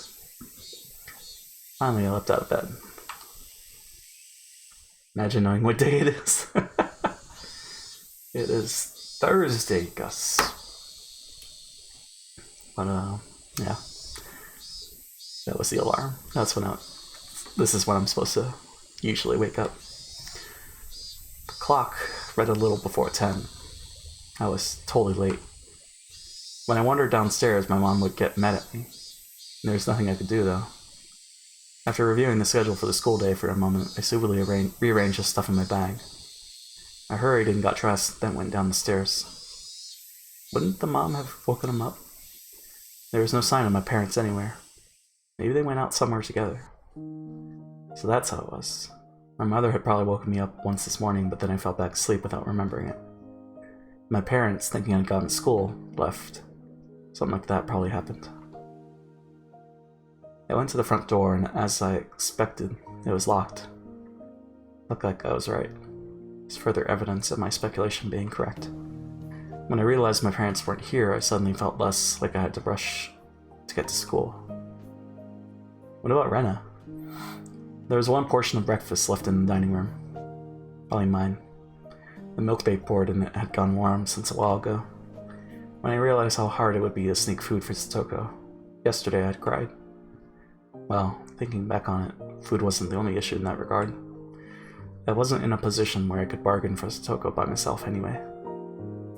Such a heavy thing just to save a single person. I've seen this on TV and in comics all the time. Those feel-good words about how you'll save your friends for sure and such. Is that why I ran my mouth like that, swearing to save her because I wanted to feel good about it? No, that absolutely wasn't true. Because the fact was I couldn't save her. Because I didn't want to think like an adult, like I couldn't do anything but watch. Had Satoko gone to school today? I immediately realized that was a meaningless question. Whether or not she did, there wouldn't be a change in the environment she'd been placed in. If I couldn't save her, and no one else could either, then we could only pray for a miracle. Are we so powerless? With a vague goal of getting to school in mind, I sluggishly put on my shoes and stumbled out the front door. I had only overslept by 2 or 3 hours, but the sunlight and air felt completely different from how they usually were in the morning. Well, of course they did. Once 10 o'clock came around, you could barely call it morning anymore. Didn't feel like walking the same old route to school. You need to ultimately end up there, but it was like I didn't want to choose the shortest route, the most proactive one to get to school. Put in a more positive light, maybe I wanted some time to walk by myself and think. I had to go to school, partly to make sure Satoko was safe. But I hadn't come up with any plans yet. Nothing since last night. So the path I took from my house was in the complete opposite direction. If I went this way, I'd pass Rena's house and the dam site. It would be quite a detour. I calculated how long the detour would end up being, then satisfied with the answer, I started to walk. Rena had brought me to the dam site a few times. One section of it had turned into an unlawful, oversized garbage dump, and Rena really liked going fishing for junk in there. But that she'd come off as a completely normal girl too. I can think of a few other qualities she could do without, but whatever. The view quickly opened up wide, and I was hit by a strong wind. There was no shelter here at this big dam site. Maybe it was a good thing I came here, I thought. At the very least, it was more healthy to think about stuff in a place like this, instead of my cramped bedroom. Took a deep breath and filled my lungs with the rich, cold air unique to Hinamizawa. Ring, ring. I turned around and reflexively. It was a bicycle bell. Considering where I was standing, I don't think they were trying to get me out of the way. They rang the bell because they wanted something from me. Oh, hey. Hey, excuse me. You're from Hinamizawa, right? Yes, why? I've seen this person around a few times. Right, I remembered. His name, I think, was Tomitake, a freelance photographer who lived in Tokyo. He would zealously visit Hinamizawa every season to take pictures, or so Mia and the others told me, I think. Could you tell me how to get to the Furude Shrine from here? I think I left my map at the inn. I don't know where to go. The shrine? From here? I knew where everything was in my head, but explaining how to get there was difficult. I was a little irritated at having been bothered for this, but when I realized it meant my detour actually meant something, that feeling faded quickly. I'll tell you, but it's a little difficult to explain. I could bring you there if you don't mind. Really? I'd be in your debt. Thanks a lot. But are you sure? Did you have something to do? Tomitake-san finally appeared to have realized how strange it was for a student like me to be here at this time of day. I smoothly told him not to worry about it, then turned my back and started walking towards the Furude Shrine. Tomitake-san hurried to turn his bike around and came after me. Haha, sorry. Don't worry. All guys have times when they need to split up from the pack and be lone wolves for a while. What a free-minded freelancer. It was easier for me, too, that he was under that impression. I'm Tomitake, a freelance photographer. I specialize in wild birds and landscapes. Still pretty unknown, though. It seemed absurd for him to introduce himself when I was just showing him to the shrine, but he gave me his name, so I needed to give mine back. I'm Meibara. Pleased to meet you, I guess. Meibara-kun? Pleased to meet you. He seemed like a pretty silly man, but that felt kind of good considering I'd been suffocating with worry over Satoko all night. Along the way, Tomitake-san spoke at length to me about how precious the nature in Hinamizawa was, and how it was a treasure trove of rare wild birds, despite my not having asked. I wasn't interested in what he had to say, but he seemed to be enjoying himself, so I left him to it.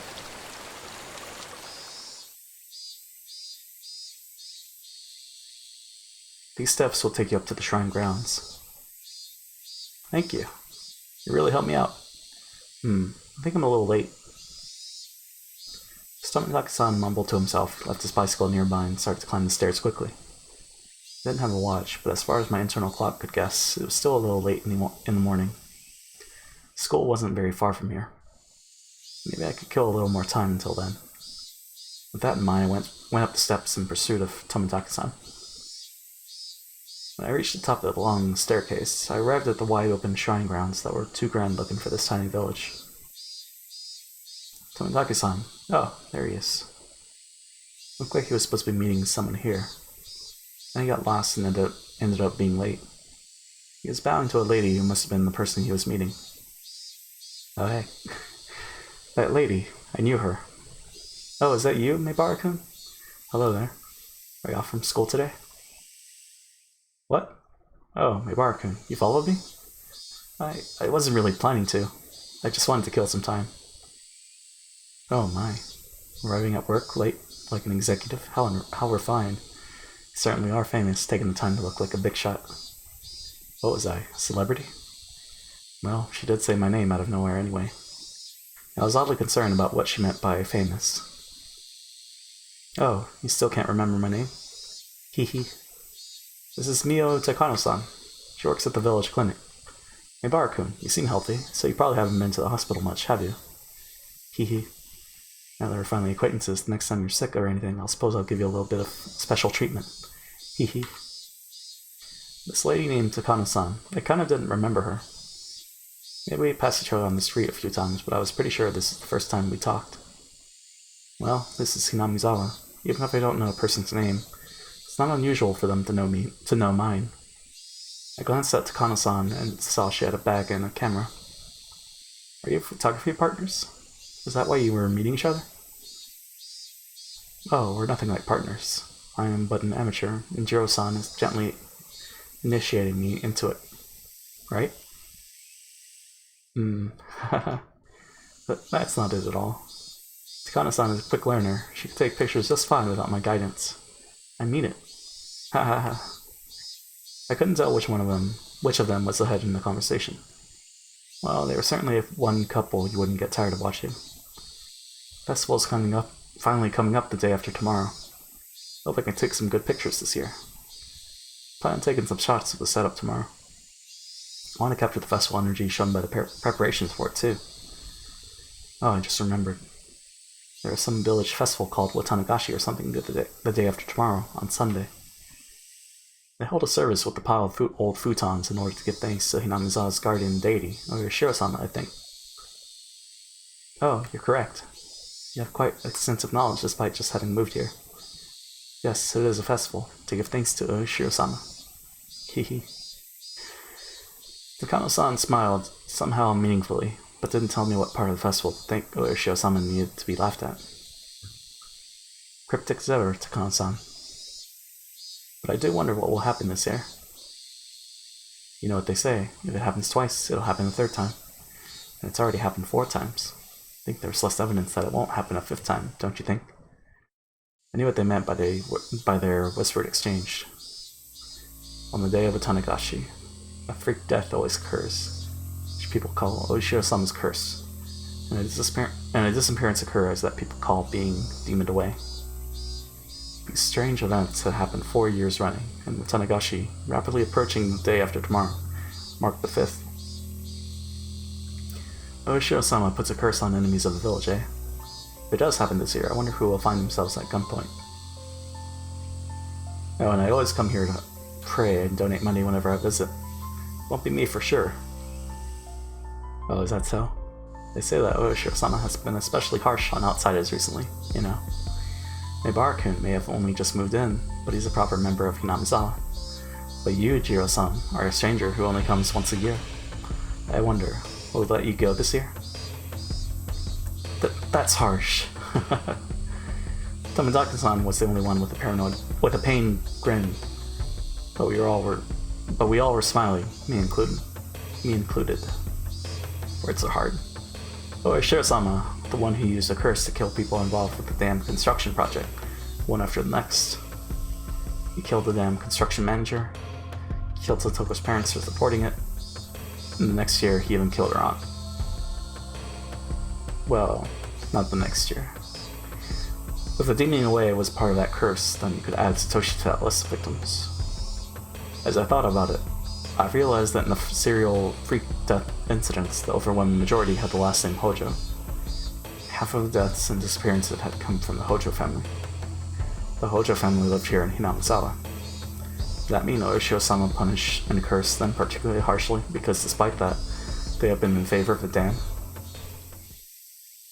Have you heard the news that Totoko's uncle has returned?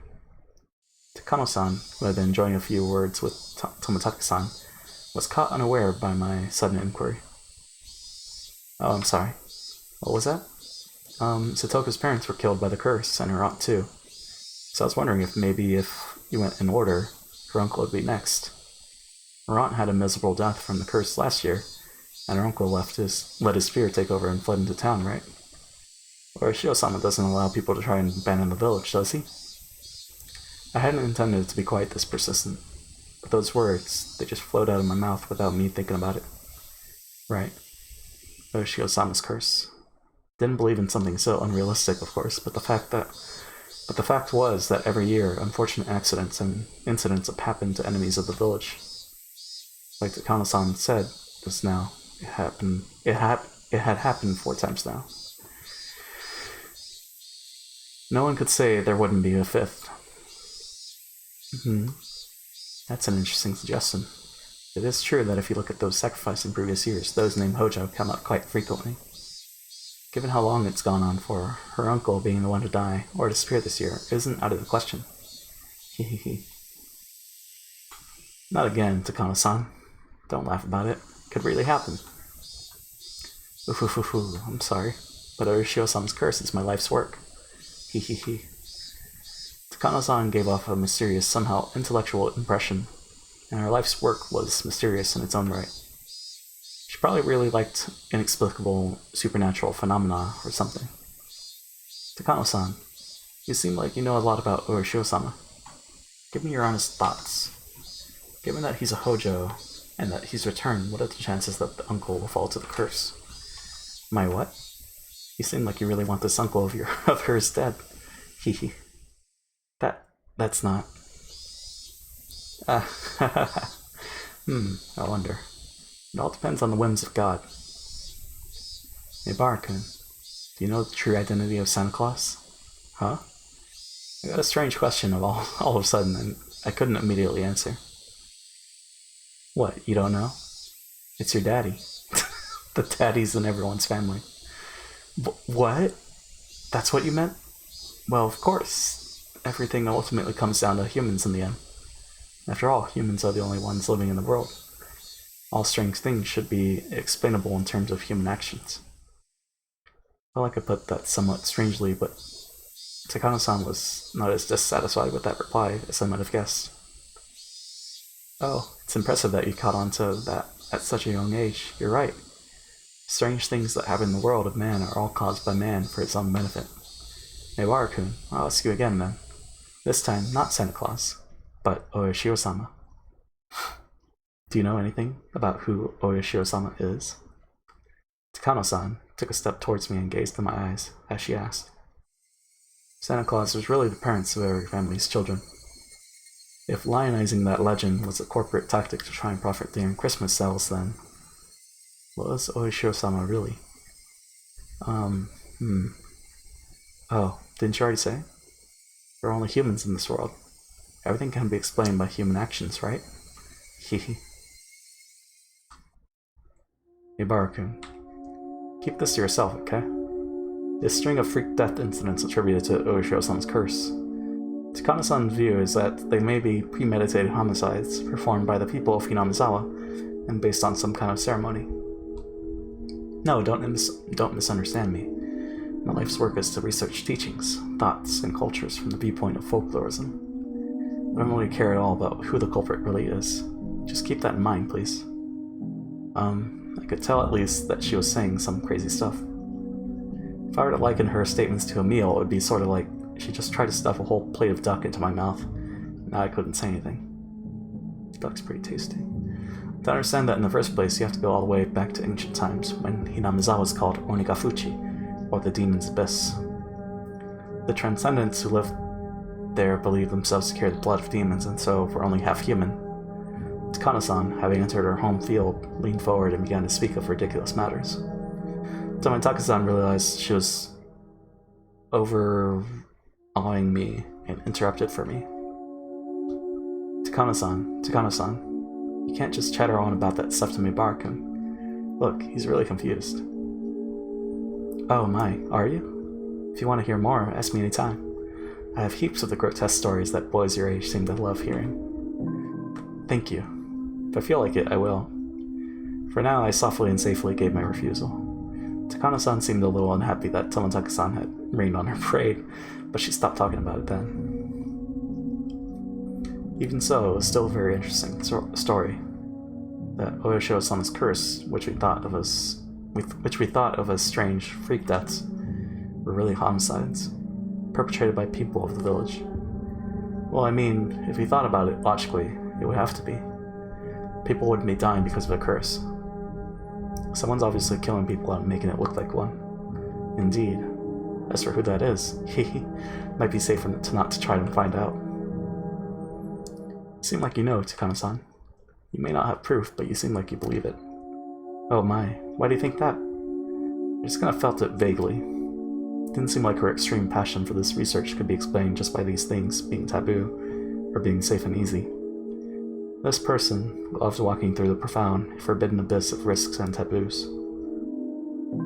Let's leave it at that, Maibara-kun. I just helped you escape, and now you're trying to talk about Urushio-sama again. I wanted to take a nice walk while it was still cool.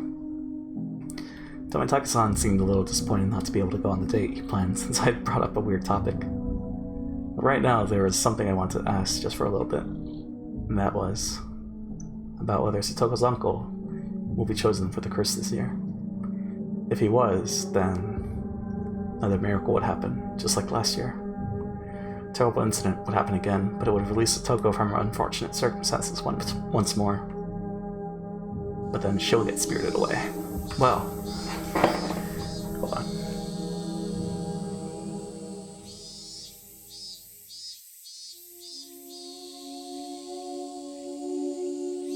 This chair is too squeaky. Well, I do have a few suspicions as to the kind of people who would probably become involved, of course. It's a natural, inevitable conclusion for anyone who's researched the history of Onigafuchi village. Who do you mean? What would I do if I knew? I asked that question to the other me deep inside, but got no reply. How enthusiastic. What would you do if you knew? Nothing, really. If you found out, you might get into danger yourself, you know. Maybe the 5th year's curse would be you. Hehe. Takano-san, toying with taboo, gave a devilish, satisfied smile, as though nothing in the world would be more amusing.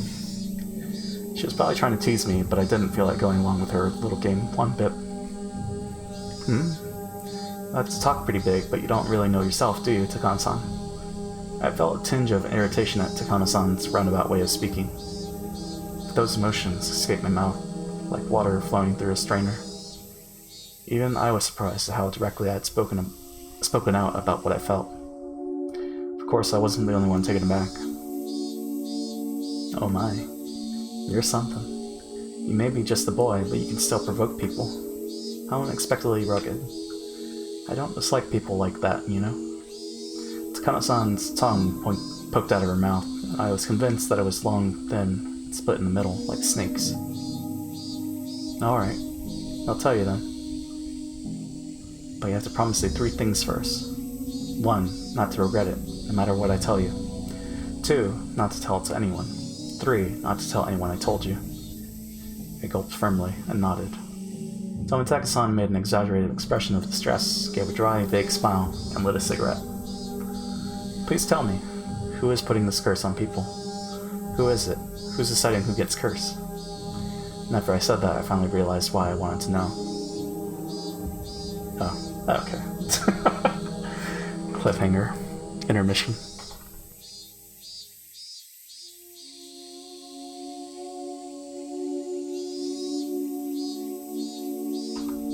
It's not the chapter, is it? Right, no. Okay, now we're just skipping ahead. Okay. Many of my classmates were playing freely in the schoolyard.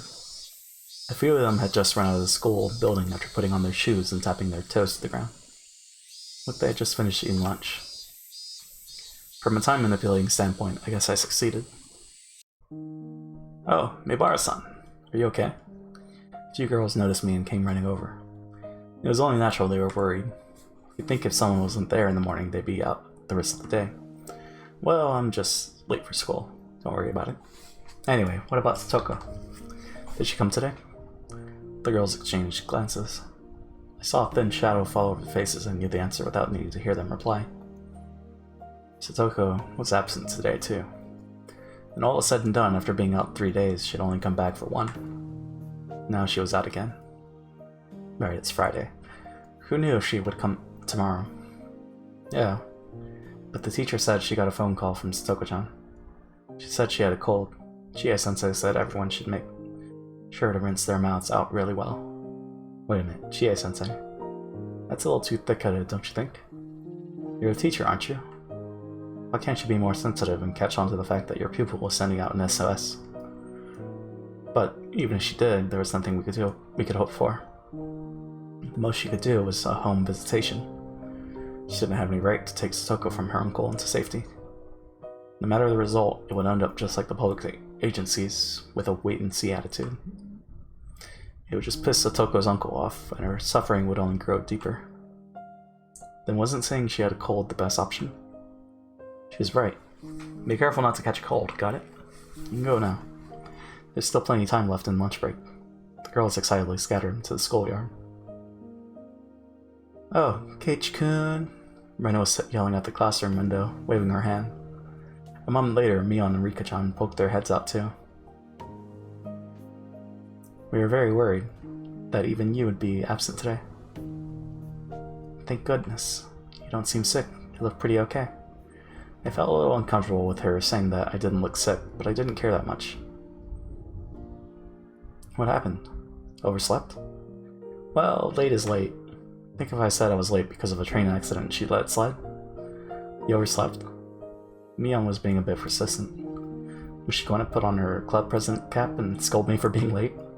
Well, maybe she didn't have it in for me, so I briefly stated that she was great. Still more bento. Everyone eat up. Without Keishikun here, we couldn't have any fun. Satoko is still absent, huh? Even Rena, feigning cheerfulness, couldn't stand to hear that, and her face darkened. She called this morning. Apparently she said her cold came back and she was staying home again. She said it might go on for a while too. She must be sad, so we're all talking about going to visit. What are you saying, Rika-chan? Not pleased with Rika-chan wearing a wild smile as though it was a happy occasion, I threw cold water on her. We know best of all she doesn't have a cold, don't we? Don't ever tell a fib like that again, even as a joke. I'll get mad next time. Jesus. Rika-chan furrowed a brow, looked down, and mumbled an apology. It's not just you, Keiichi-kun. It's hard for everyone. I know I'm not the only one worrying, but none of us can do anything either, can we? That's true, but I got the feeling I would cause another fight if this exchange went on.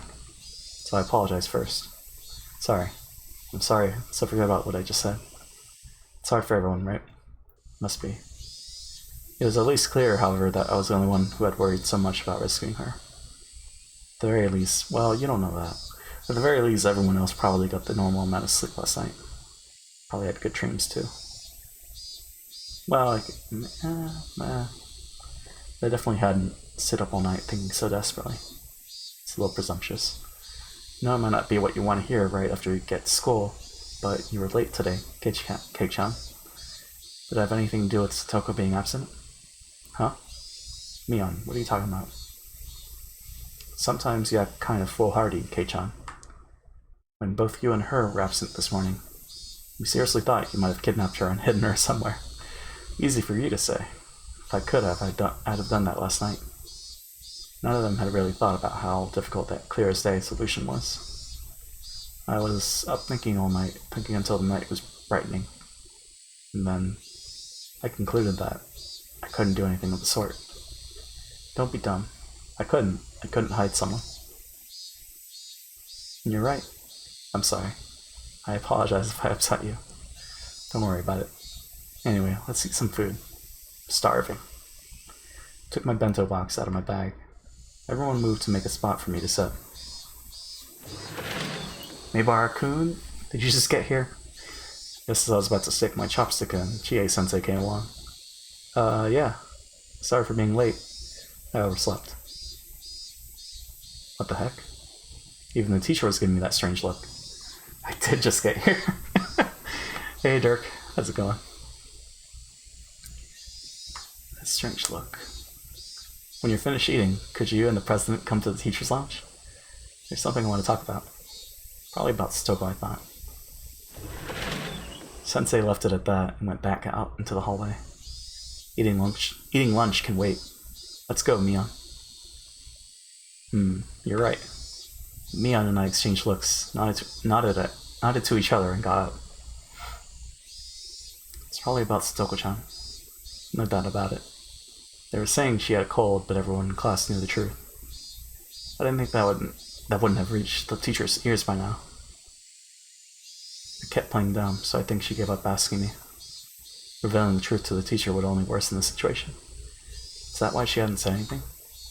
Or was it because she was Satoko's friend and knew that she was trying to endure the trial of her uncle's abuse in order to get her brother to come home? What should we do? Maybe we should use this chance to get a collective opinion. What do you want to do, Rika-chan? Meet. Satoko's closest and best friend was Rika-chan. However much I pretended to be her Nimi, it didn't come close to the amount of time they'd spent together. So I felt like her opinion should be held in the highest regard. I know why Satoko was enduring her uncle's torture. Everyone looked startled and turned to me. Back then, whenever Satoko was abused, she probably cried and hid behind her brother. But Satoko thinks that, in the end, that's why her brother ran away. Who did you hear that from? The coach, I bet. I nodded quietly. Satoko believes her brother will come back if she can withstand the abuse, but maybe that's why she's trying to push through. But that assumption has nothing to do with Satoshi coming back. It hurts to say that about Satoko, but it's the truth. Everyone hung their heads.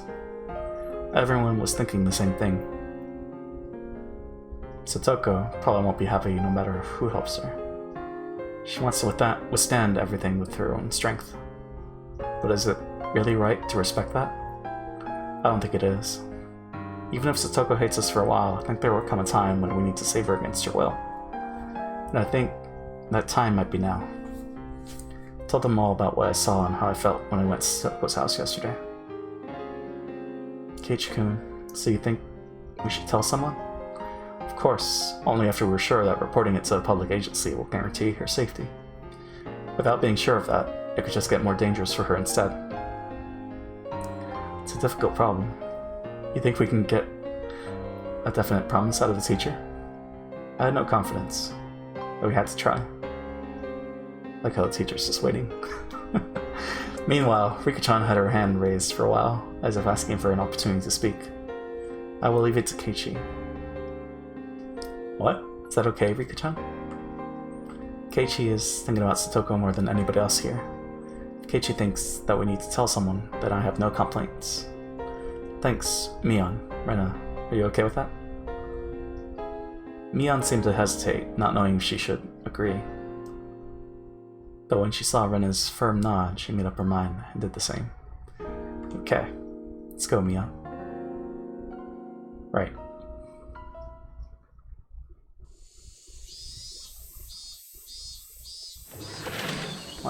Why are they keeping it a secret about the what Takano thinks?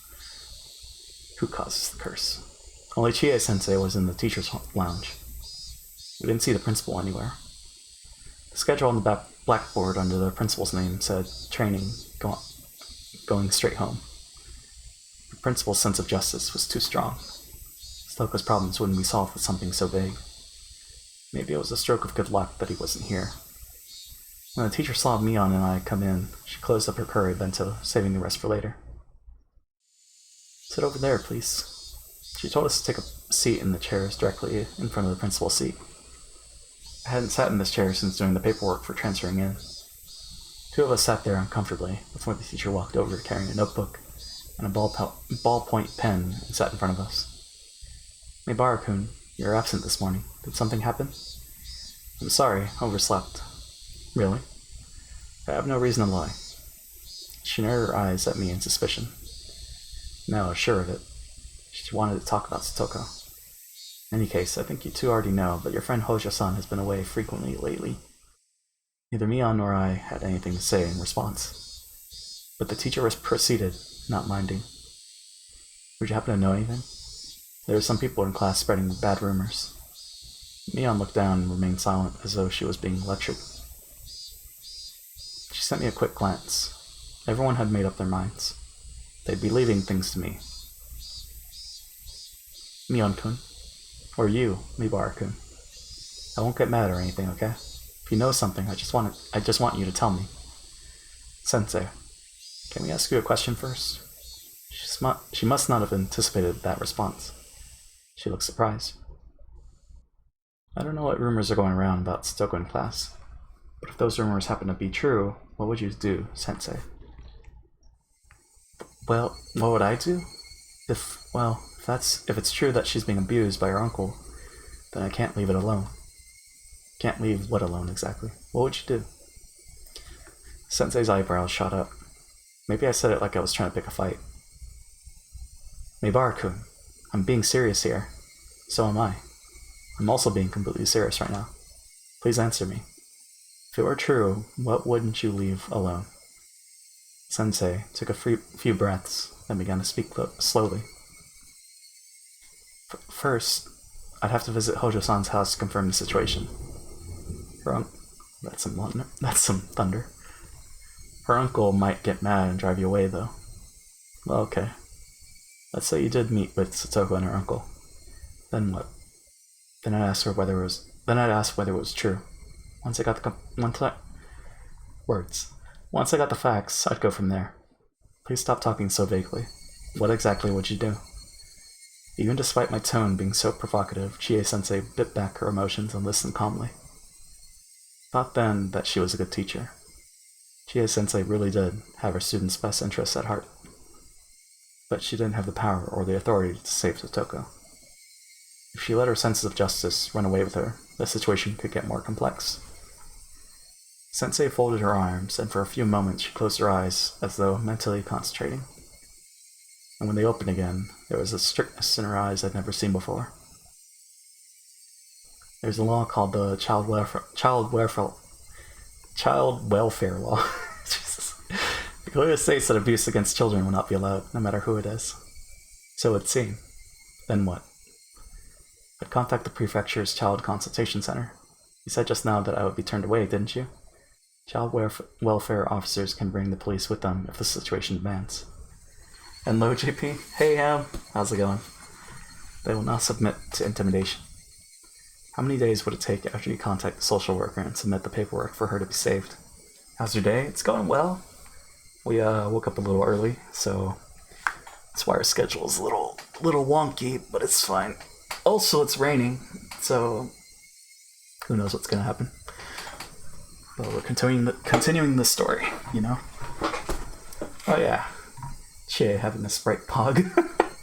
She having a Sprite? What? Submit the paperwork for her to be saved. It'd be the same day. Their job is to guarantee the immediate safety of children. Chie, the teacher. A Sprite? I'd be dozing off in bed with that weather. Oh, with the rain. Yeah, that's very, It just started. It didn't wake me up, but, you know. Hey, Dirk. It'd be the same day. Their job is to guarantee the immediate safety of children. If I recall, she doesn't have sprites in the first 2 chapters. Sprites? Oh, you're talking... Oh, the character art. Right. Right. Yeah, she has a... she has a sprite now. You are correct. It will be the same day. Their job is to guarantee the immediate safety of children. I know that. That's a... I thought you meant like the soda. That's up to decide there's an urgent need. More important than Keiichi, right? Pepe hands. If they didn't, then they'd do the same as you. They'd go from there. They'd just wait and see, right? They'd just watch. It would make Toko's uncle's mood sour, and Totoko would be stuck with him there. Kei-chan, that's going a little too far. I'm not lying, am I?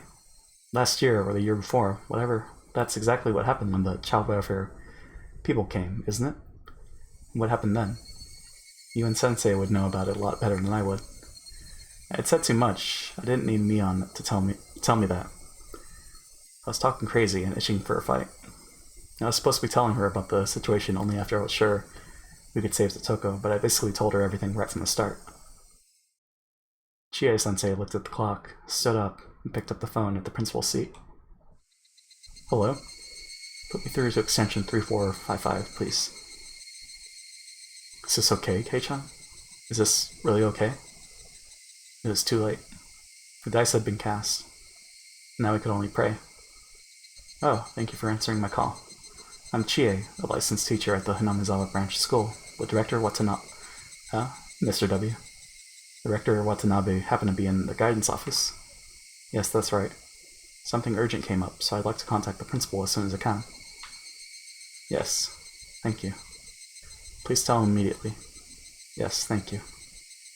Teacher put down the phone and tilted her head back and took a breath like I always did. I'll listen to you again. Are the rumors going around class really true? Yes. Yesterday I went to Stoga's house and saw for myself just how bad it really is. You can leave the rest to me. I'll definitely do something for Stoga-chan. Something?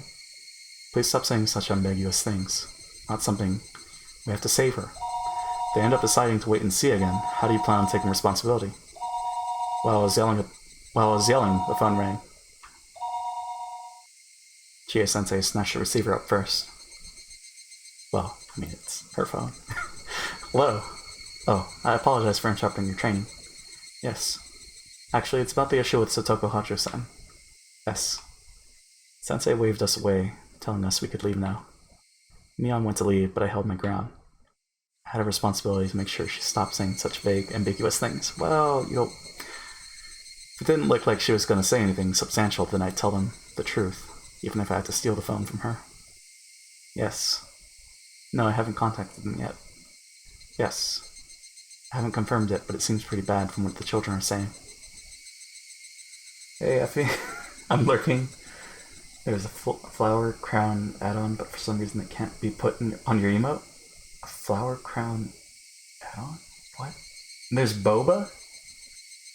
Excuse me? Hold on. Modify a single emote. Sombrero squished. Flower crown. Oh, it can't be put on that one. Oh, it can't be put on that one either. What about this one? Well, there's that. Kind of. That's weird. I'll stick the bubble tea, apparently.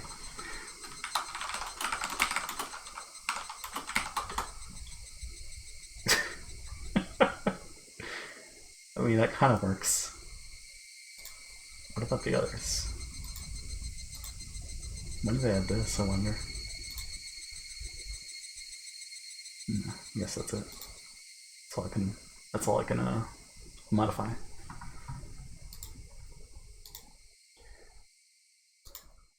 Yes, no, I haven't contacted them yet. Yes, I have confirmed it, but it seems pretty bad from what the children are saying. It's not just pretty bad, do something about it. I'm glad. It's not unlockable. Flower Carnival emote. It looks silly for sure.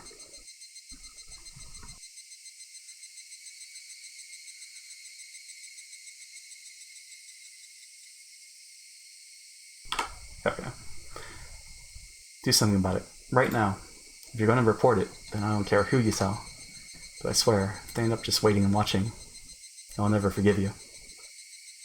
I yelled angrily at Sensei and the principal on the other end. I want to somehow, someway, convey to them just how dangerous her situation was right now. Understand that. I'll tell them as much. Mion-kun, please take Mabara-kun back to the classroom. Yes, ma'am. Yes, ma'am. Let's go, Kei-chan. You should leave us to the teachers now. Well, there's only one teacher. You better promise. Until the very last moment, I glared at Sensei. Chie-sensei was being pressured by the likes of me. Idiot. This isn't the time to feel pressured. Now's the time when you give me a firm nod that'll set my mind at ease. Even so, we've already left things in our hands.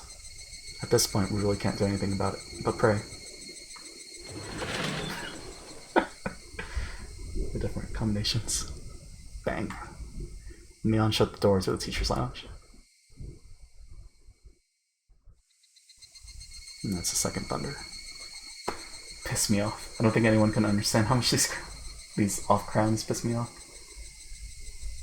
Oh, because they're not like synced. I'm so mad. Okay, Lurk. Influence? Oh, it's a phone. Right.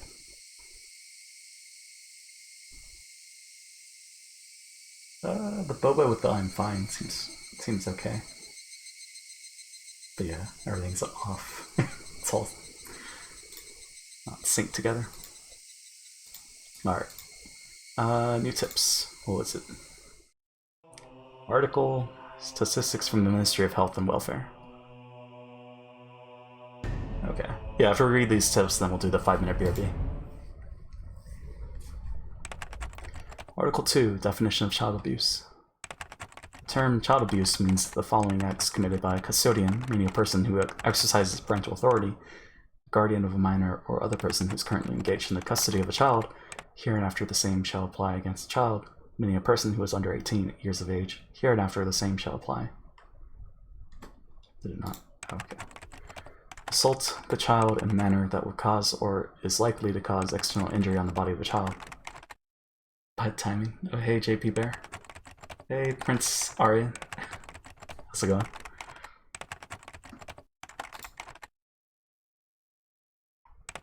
Since eight months ago. Damn. How's it going? Did you change your name? I don't feel like I recognize that name. Oh, is it A Ryan? Oh, it's A Ryan. Hey, how is it going? Change my username. Yes, gotcha. That's what it was. Hope I don't click off of it. Okay. Assault the child in a manner that would cause or is likely to cause external injury on the body of a child. Engage in indecency against the child or cause the child to engage in indecency. Substantially reduce the amount of food for the child or abandon and neglect the child for a long time period in a manner that may interfere with normal development of the child mentally or physically, or otherwise materially fail to perform the duty of a custodian, or speak or behave in a manner that would be significantly traumatic to the child. Yeah, how's it going? Thanks for stopping by. Article 3, Prohibition of Child Abuse. No person shall abuse a child. Law number, Act number 82 of 2000. Authored by the Minister of Health and Welfare. That's weird. I didn't like auto type it or scroll it. Statistics. Year 19. Principal abusers in cases reported to the Ministry of Health and Welfare. Okay. Total 5,352. Mother by blood 2,943, 55%. Mother not by blood 203, 3.8. Father by blood 14, 45, 27%. Father not by blood 9.1%, 488. Does that math that up? 36, 40? There's like 5% missing, isn't there? Year 19. Instances by type of abuse in cases reported to the Ministry of Health and Welfare. Total 5352. Physical abuse 2780, 51%. Neglect, abandonment of child 1728, 32.3%. Psychological abuse 458, 8.6%. It's like 9% missing there. Forbidden from going to school 75, 1.4%. Sexual violence 311, 5.8%. Oh, is that the missing percent? Gotcha.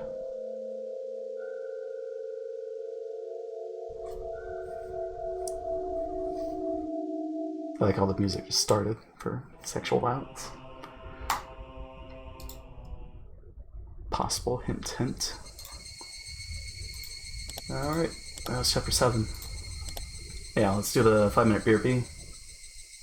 This is the last song of this playlist. I'll have to find a new track.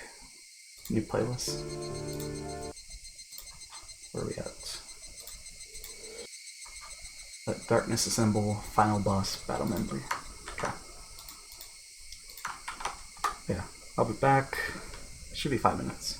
So, un momento.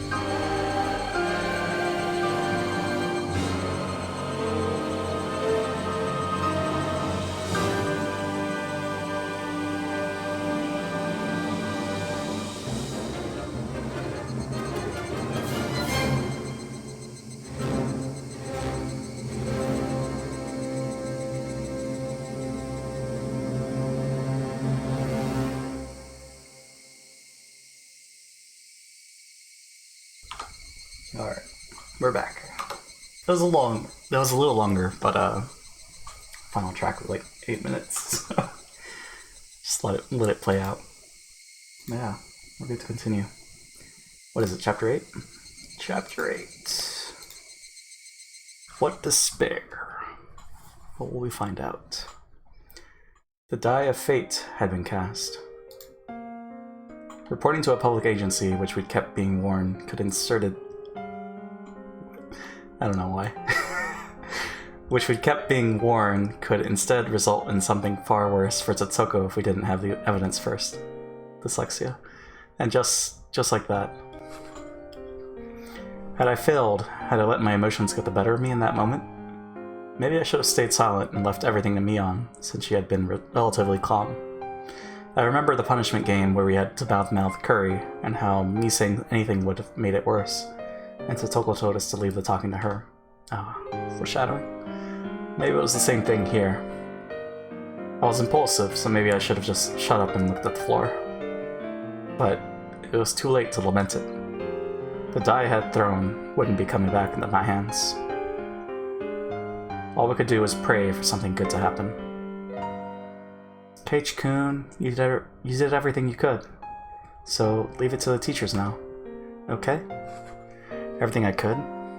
If I really gave it everything I had, if I really struggled, I would have dragged Satoko out of her home last night and hidden her in some abandoned house. I didn't, so that means I didn't do everything I could. Stop thinking about it, alright? You're being a little too persistent, Ch.3. At this rate, you'll collapse. Just leave me alone. I left her with those words and stared lazily up at the ceiling. I wondered if I'd really got Chie-sensei to understand. Would the public agency intervene and solve everything within the day? Would they acknowledge the abuse and guarantee her safety? After lunch break, our afternoon classes were mostly self-study.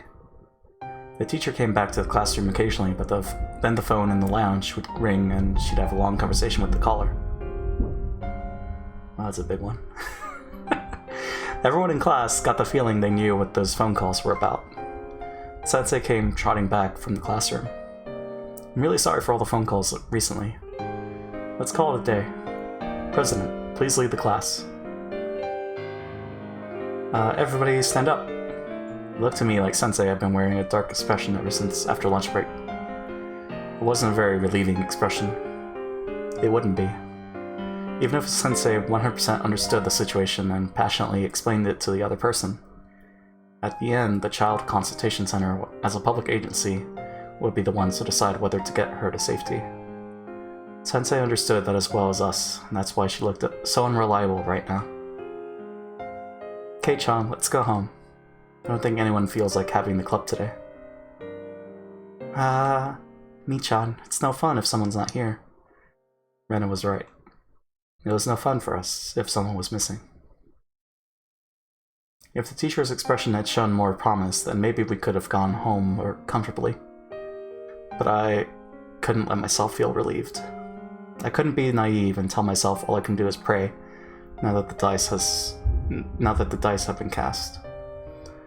Just in case they didn't get her to safety and decided to wait and see again. I need to take further measures. We've asked the people who could do something official already. Then there was one more place that was worth asking for help. She might laugh it off, or I might be right, and I could be endangering my own life. But I'd try. Oh, Mion. Is it okay if I stop by your place today? You've got a lot of manga, right? I want to borrow a bunch of them. Huh? Sure, I guess. There was an ominous meaning behind my words, so Mion realized what I really meant right away. I wanted to talk about something alone. That's what I meant. Mi-chan, Keiichi-kun, let's go home. Rena already had her shoes on and was waiting to us from the schoolyard. Mion's house was gigantic in every way imaginable. The house itself was a vaguely old-fashioned traditional Japanese house, but the yard, I guess, or their plot of land, was enormous. It easily convinced me that they really were major landowners with Hinamizawa under their thumb. Mion brought me through the guest room, and a servant brought us some tea. Wow, you really are rich, huh? You even got housekeepers. Grandma and I are the only ones who live here. I wouldn't be able to do everything myself. The servant left, telling us it was 5 o'clock, and withdrew with soft footsteps. What was his name? Kusai? Daisai? It was like that bodyguard guy, right? We had people come in to take care of Grandma and clean 2 or 3 times a week. They come in rotations of 3 or 4, so there's someone here almost every day. Only until evening, though. Oh, and if we're having a party or something where we need more help, we'll call up different people. If we had the money to hire all these people, then just take Satoko in. I glared at her as I thought that, and Mion seemed to catch on immediately. Oh, sorry. It's fine. I know it's not a money problem. Just to be clear, my family may be rich, but it's not money that I can use freely for myself, okay? I don't want you to misunderstand that. It kind of looked like I was bullying her. Mion had been apologizing to me a lot lately. Was Mion the sort of person who would do that? This much? Maybe it's just that I've been looking so grim lately. So, what's up? You had something to talk about, right? I have something pretty serious to discuss, Mion. This will be sudden and you might be surprised, but I want you to hear me out. Huh? Well, what? Oh, I'll give you a way out first. Even if what I say is true, you don't need to admit it. You're allowed to play dumb. But I want you to listen until the end. I have something to say to the next leader of what's still the most important of the three families of Onigafuchi Village, Mion Sonozaki. At first, Mion looked like she had no idea what I was saying, but hearing the whole sentence and putting it together, she reacted. Where did you hear that? It doesn't really matter. Definitely couldn't tell her who told me. It's Kana-san. He told me not to, but please forgive me. This is why I asked you about it after all.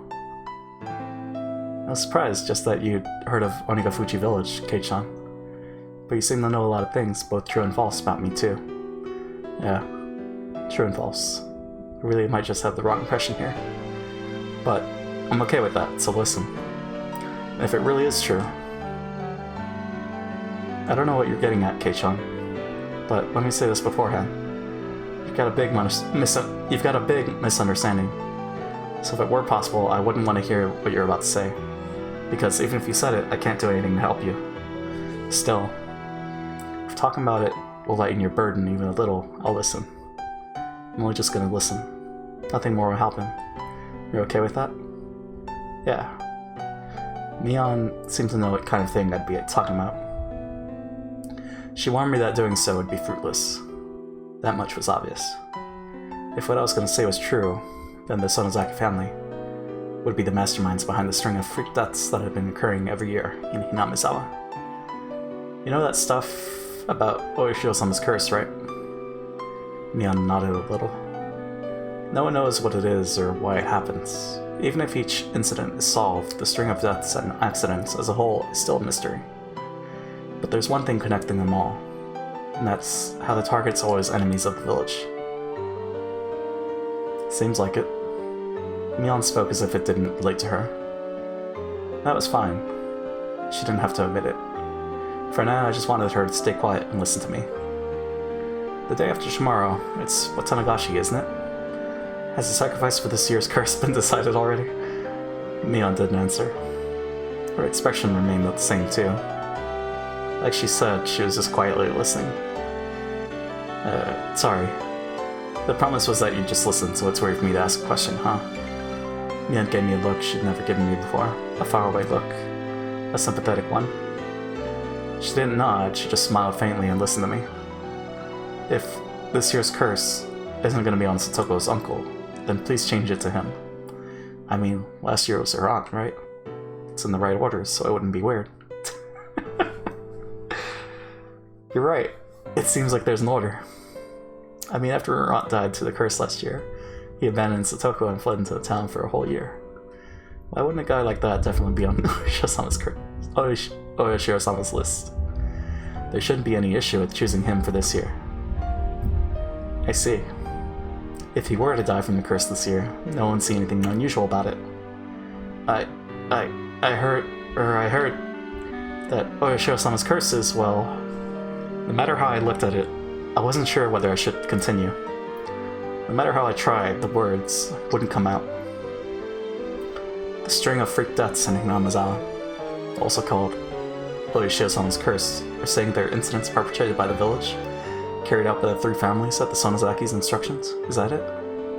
I don't care one bit whether you have anything to do with it. I'm just saying, if you have any way of communicating with whoever decides the targets of the curse, then I just want you to tell them to choose Satoko's uncle. Please. Everything you've been saying has been terrible. If the freaked out incidents in the Yamazawa were carried out by the will of the Sonozaki family, that would mean the main culprit would be me, wouldn't it? I would have chosen the target of the curse, given the instructions, killed many people, and gotten rid of others. You're calling me a murderer, Kei-chan. I didn't say that. Didn't you listen to me? I don't care whether you're the one behind the murders or not. I just don't. Even if you were the culprit, it doesn't change the fact that you're my friend. It doesn't matter at all. If the police were chasing you, I'd come to help. I'd make you an alibi and even help you escape. Because we're friends and comrades, aren't we? Mion looked surprised for a while. She was dumbfounded. Now you're declaring yourself complicit? Kei-chan, that's pretty bold of you. Come on, don't interrupt. Satoko's uncle. Choose him for... Stop right there, Kei-chan. I want to start on dinner soon, so I'd like to leave things at this. Mion! I then realized that my cheeks were wet with tears. They slid down my chin and fell, drip-drop, to the tatami mat. It's like I said at the start. You've got a big misunderstanding. The Oshiro-sama's curse is just that. Even if there were people behind those incidents, they don't have anything to do with the Sonozaki family, or me either. Right. I understand that. It's just... It was touching to hear such a desperate plea, Kei-chan. But that was all it was. Even if I wanted to help, I can't. You understand that too, right? Yeah. But now I know how you feel, so, well, it hurts. If I really were, like you said, the one controlling the 3 families and choosing the sacrifices every year, I'd probably grant you a wish. Mion. But the reality is different. I'm just Mion Sonozaki. My family may be the subject of all sorts of bad rumors about controlling Hinamizawa from the shadows. But we have nothing to do with the freak death incidents. It may have been a little extreme during the Dam War, but that's all. We would never do something so insane as kill people. That's... Don't say such sad things. Right now, at least, I don't care. Why can't you just be nice and lie to me? Kei-chan, you're free to believe what you like. If I lied to you now, you'd be convinced Satoko would be freed the night after tomorrow, and you'd be able to shed much of your burden. However, reality is harsh. Satoko's uncle will survive beyond that day. He'd still be alive next week, and the week after that. You need to prepare yourself for that. What if he gets in a bus accident? Or something. I don't want you coming to me the day after Watanagashi and demanding to know why he wasn't killed. Mion. Mion stood up slowly and closed the sliding door to keep out the wind that had grown chilly. Was it Mio-san? Did she give you all those ideas? She really likes to misunderstand things about Hinamizawa. Well, you can let her have her fun. But I don't really want her influencing you, Kei-chan. Jeez, this is why outsiders are no good. Takano-san has nothing to do with it. Right. Don't worry. Even though I know she told you about it, Kei-chan, nothing's gonna happen. It's not like Mio-san will be chosen for this year's curse. Besides, we don't even know for sure if the curse will happen this year. Maybe it was all just a pile of unfortunate coincidences. Thanks for listening. If you aren't connected to the serial deaths at all, then that must have been an uncomfortable conversation. I'll apologize for it. Want to become famous? Whoa. Nope. Bye. Thanks for listening. Oh, shit. Okay, no, it's on the same page. If you aren't connected to the serial deaths at all, then that must have been an uncomfortable conversation. I'll apologize for it. I see. You'll apologize for it. Ha ha ha ha.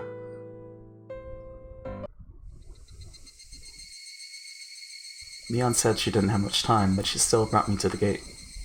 She said she had a meeting for something today about Sunday's Watanagashi Festival, so there would be a lot of people from the town council and the festival committee coming. Despite her day being so busy, she still listened to what I had to say. If there's a God in heaven, then he probably understands how strongly you feel. Yeah. I'm really sorry for being so weird today. You can pretend like this discussion never happened if you want. Okay. I'll forget about it. Okay. See you tomorrow. Bye-bye. No, when I did the band, it moved things around. Okay, we're fine. Shit. I didn't read it. I had really only spent a short time with Mion. Talking to her made me think. It was clear that what Takano-san had told me, at least, wasn't a complete fabrication. If Mion was really, really unconnected to the incidents, then she probably wouldn't have listened to me so quietly. She heard me out until I was done without making any quips, and I wanted to think that was proof. Well, you can believe that. I did kind of feel like I was grasping at straws. Of course, thinking back on it, it was a terrible thing to discuss. I mean, I went to my friend's house, called her a serial murderer, and then told her to kill Satoko's uncle. I was the only one talking that whole time. Mion quietly listened to everything I had to say like a pastor listening to a confession. She could have gotten angry partway through, told me off, and to go wash my face in miso soup and come back later. But she didn't. Is that proof that Mion's family, the Sonozaki, were the masterminds? Or was she just listening because she felt sorry for me going kinda crazy? Didn't know which it was. But it was the one effort I could make at the moment. It was another form of insurance. Should worse come to worse and the public agency decide to wait and see, it was a completely useless resistance, literally grasping at straws. Sensei said that if she reported it to the Child Consultation Center, they'd have to respond on the same day. Could they already be in the middle of responding to it now? If Satoko came to school tomorrow morning all energetic, then everything would be just a needless fear. Why couldn't tomorrow come faster? That night was unusually hot and humid, and I couldn't get to sleep. I said all that to Sensei. They couldn't possibly decide to wait and see again this year. Satoko, what was it like for her tonight? Had she tasted the end of her nightmare, enjoying the night of liberation? I actually put my hands together and prayed into my futon.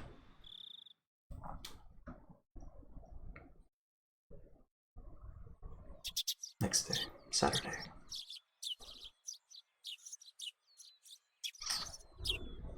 Good morning, Keiichi-kun. Morning. Thank goodness. I thought you overslept today, too. Your mom said you'd gone on ahead yesterday and then you weren't at school. I was worried that you had gotten heat stroke halfway there. You'd gone ahead? Yeah, I'm very sorry for all the worry I caused you yesterday. Hey, good morning. Michan, good morning. Wow, you really stink of liquor. You'll get found out for sure. Oh, right. Wasn't there a big business meeting with all the people on the town council yesterday? They only called it that. It was more like a party. We have the festival every year, right? We wouldn't have any annoying meetings at this point. Are you going to help out with the festival this afternoon, then? Yep. I have to do a meet and greet with all sorts of people in Grandma's place. Besides, they already started setting up for the festival. Our morning conversation was lighthearted as usual. Looked like Mion had thankfully forgotten about how I'd barged into her house yesterday with that crazy talk. The more I think back on it, it felt like I really said something terrible to her. I was really thoughtless, and it wouldn't have been weird if she yelled at me. It was highly possible Takano-san had exaggerated her story. To think that her comrade and friend, Mion, the young leader of the Sonozakis, one of the three families effectively controlling Hinamizawa, was pulling the strings behind the serial death incidents was a little unbelievable. But if there was even a 1% chance that it was true, then what I said yesterday to Mion might have been a success. Yes, it was no more than 1 in 100. But that little bit of effort might have brought the chances of saving Satoko up by even a tiny bit. At least I'd made that effort. After yesterday ended, I was sure I had done everything I possibly could. If there was something else I could do, it was probably just to clap my hands and pray that Satoko's uncle would be killed by the curse. I hope Satoko makes it today. Me too. Sensei is doing things for her, right? I'm sure it'll be fine. My aunt is a welfare agent in the Hinamizawa district. I gave her a call last night. Huh? I didn't know your aunt was a welfare officer. What happened? Did you tell her about Satoko-chan? Yep. Chie-sensei called the Child Consultation Center right after we talked to her. The child welfare officer apparently visited before the night was over. My aunt said that they were going to pay visits at regular intervals from now on. Enough with the dumb little stuff. I want to know what happened to Soko. Did they get her safe? My aunt wasn't that informed about it. I was supposed to keep this a secret anyway. Her telling me was a big breach of ethics in the first place. Damn, that makes me feel even worse. Let's get to school. Right.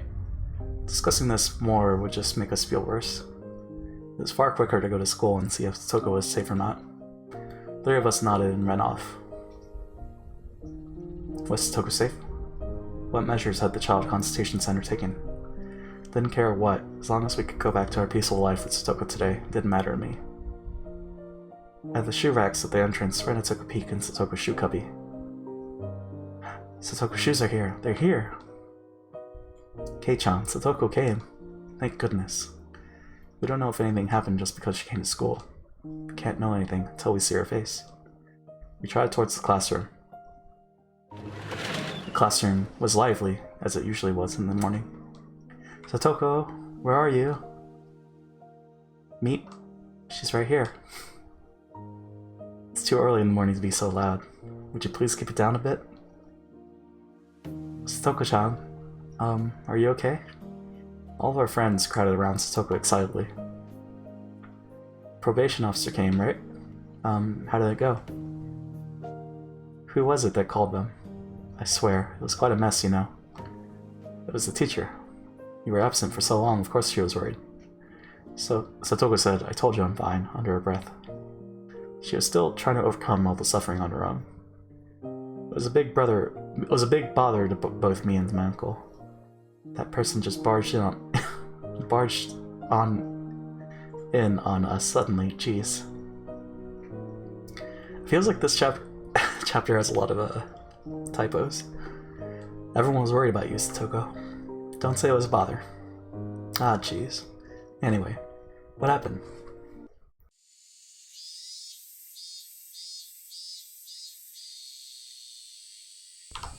Nothing happened. Ho ho ho, my cold got better, so I came back to school, that's all. I can't take too much time off from now on because then you'll all worry about me. Ho ho ho. What was Satoko saying? What happened to, well, your uncle? Oh, he admitted there were some misunderstandings and we both apologized. Tug. Rika-chan grabbed the back of my collar and pulled me away. What is it, Rika-chan? Rika-chan silently dragged me all the way into the hallway. Rika-chan, what did that mean? Satoko said nothing was happening and chased them away. That idiot! But why? No, somewhere in my mind I thought it might turn out like this. Satoko didn't ask for anyone's help, she didn't hide behind anyone. She was trying to ride out this pain. She wanted to show Satoshi proof that if he came back to them, she wouldn't need to hide behind him anymore. But Coach said probation officers can bring her to safety in an emergency even if it's against her wishes. However much Satoko denies the abuse, it's a fact. Chie-sensei finally came. Her expression was far from cheerful. Yes, you're right, Meibara-kun. If the child welfare officer determines that it's an emergency, they have the right to immediately take them to safety, regardless of the affected party's intent. Then why? Why is Satoko's intent being respected so much? It's weird. Why don't they put her into safety? Well, after the person in charge at the Child Consultation Center looked into it from many angles, they determined... What the hell is that? Sensei, didn't you say it was going to be alright, since you definitely save her? What's the meaning of this? This doesn't make any sense. Answer me, damn it. Keiichi. This is actually the 3rd time someone has reported Satoko's child abuse. It happened twice in the past, too. Hirude-san. Sensei tried to stop her, but Rika-chan went on, speaking anyway. Twice before? I heard they decided to wait and see after reporting it the winter before last, but it happened before then, too? Satoko's father, who died, wasn't her real father. What? Rika-chan, that's... what? I'm stunned at the sudden revelation. I had no idea what Rika-chan wanted to tell me, but it seemed really important, so I couldn't get a word in either. Satoko's mother remarried. She brought Satoko and Satoshi with her. so they weren't related by blood to their father.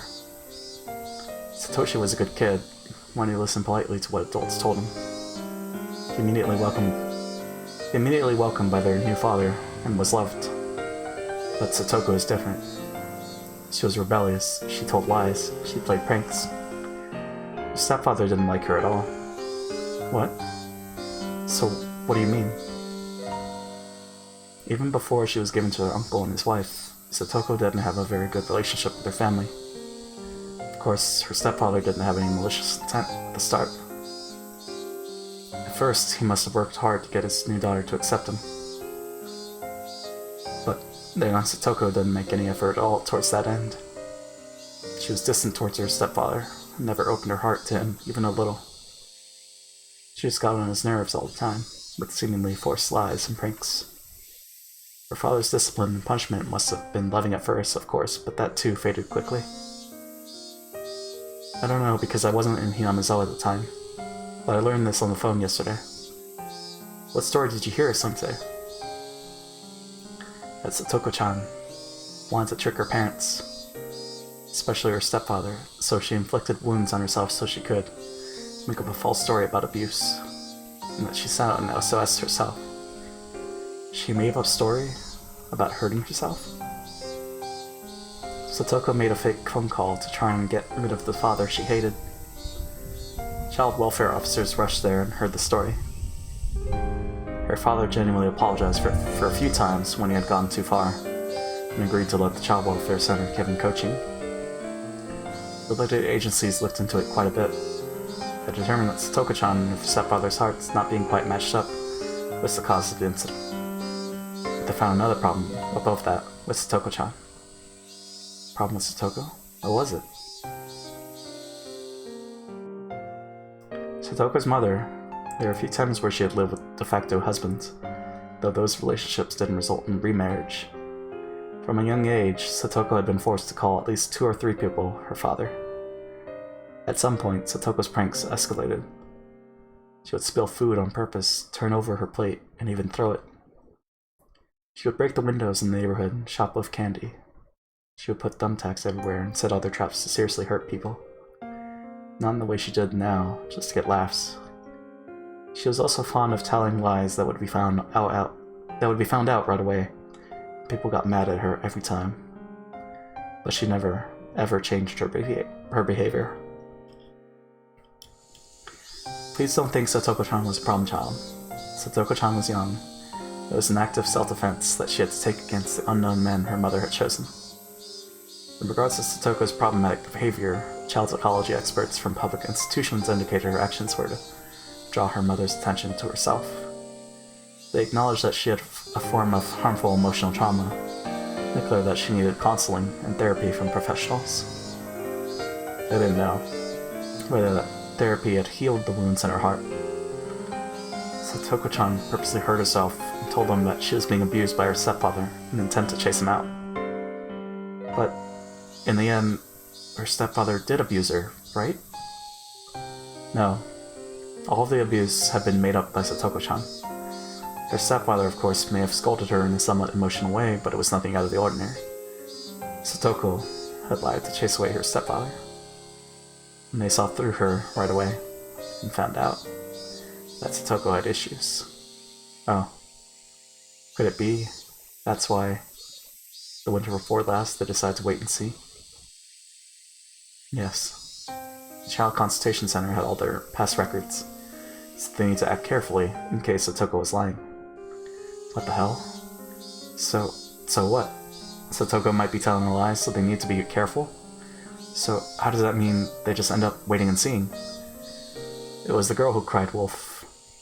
That fable about telling a lie once, making others unwilling to believe you later. That's bullshit. The past has nothing to do with this, does it? Only what's really happening right now is important. Satoko's being abused by her uncle. Why is something that happened in the past getting in the way of helping her now? Neither Sensei nor Rika-chan had anything to say to that. Anyway, yesterday a probation officer visited to carefully determine what was going on. And Satoko dealt with them, put on the best, strongest smile she could manage, and denied the abuse. Of course, she was probably being threatened to keep quiet about it by her uncle. Satoko was trying to outlast everything without asking for help. Satoko wanted to wait for Satoshi to come back home, and she outright denied the truth of the abuse. What an idiot. What?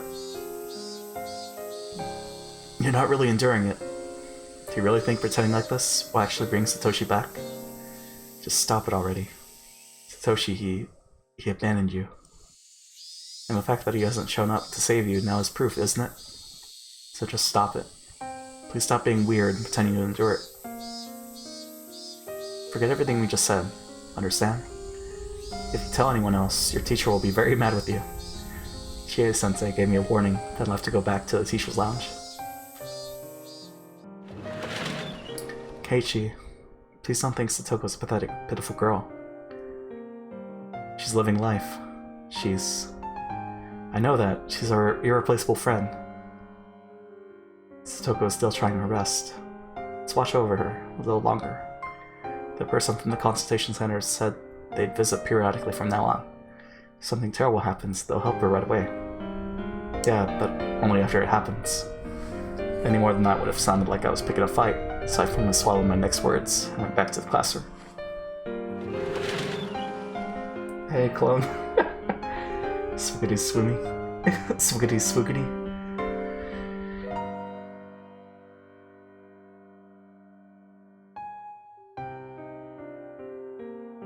Mion and Rena were talking to Satoko like they always did. Had to readjust. Squeaky chair. Yeah, how's it going, clone? It was a silly conversation. A humorous, even fun one. Like it was any old day. If Satoko really said she could still endure it, then maybe I should do as Rika-chan said and watch over her. Maybe whatever help I offer will just go unwanted. Okay. Intermission.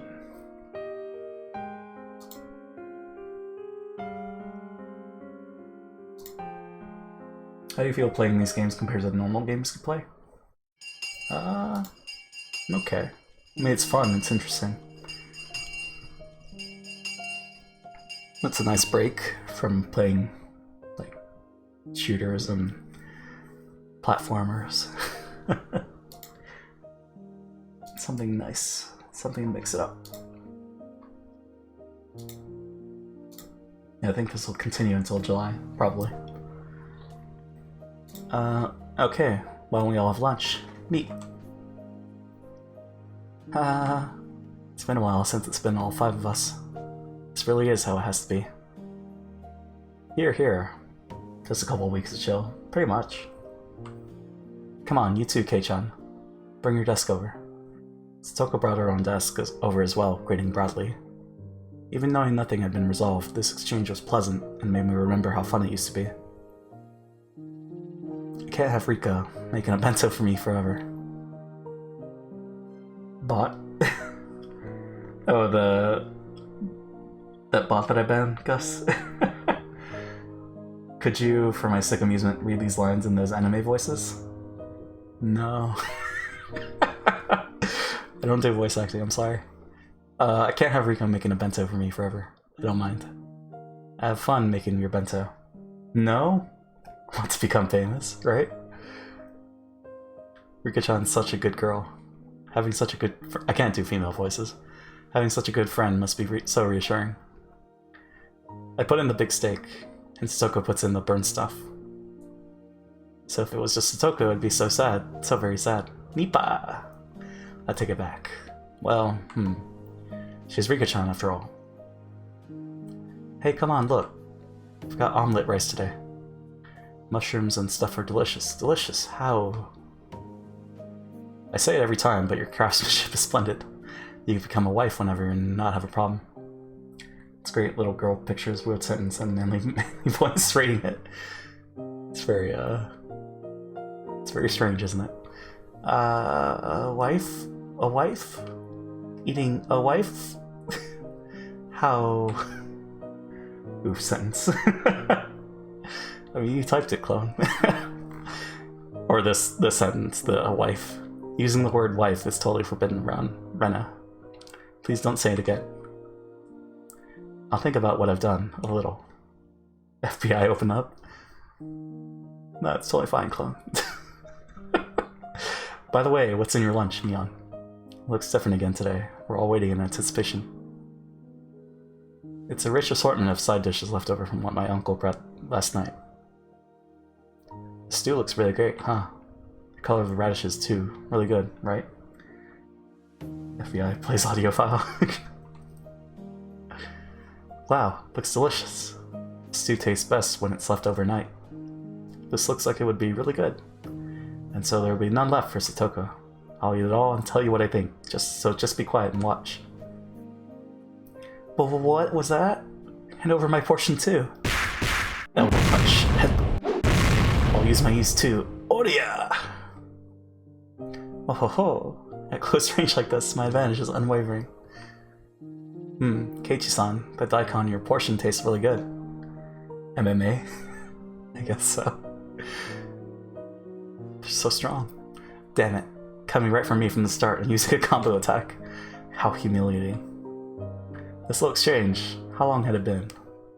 Looked like they'd ended up going with the wait-and-see approach, but maybe her uncle had realized he'd gone a little too far and would dial it back now. MMA, little addition. If her treatment improved a little, would that be a good thing? Satoko was grinning wider than I'd ever seen as she chomped down on her mouthful of the daikon she'd plundered from me. Did it really taste that good? Satoko was somewhat cute like that, and just as I've done many times, I grabbed her head and started petting it. Oh, that's the thing you didn't want me to say.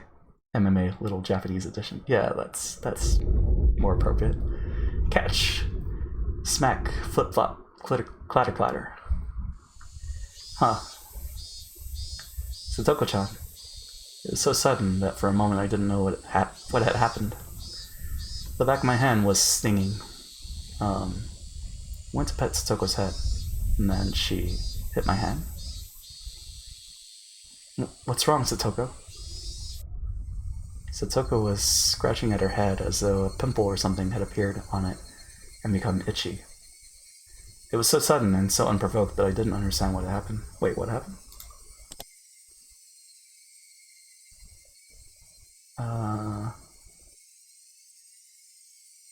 Oh, he started petting it. Okay, she doesn't like that. So unprovoked that I didn't understand what happened. What's wrong, Satoko? At some point, her body had been covered in a thin layer of sweat, and her breathing had turned ragged. When I pet her head, did she not like it? Was that what it meant? Hey, did you just like being petted? Once again, slowly, I held up the palm of my hand and brought it close to Satoko's head. The instant the palm of my hand touched her head, there was a shock like ecstatic electricity, and Satoko began to howl. Yeah. The slam. She grabbed my arm in both hands, and as if flinging off a snake trying to cling to her, as if trying to throw away something dirty, she threw it violently. It happened too suddenly for me to react. It hit the desk behind me, and both it and I fell to the floor. The classroom fell deathly silent. As Satoko bellowed, it sounded like she was in the throes of death, and she unsteadily backed away.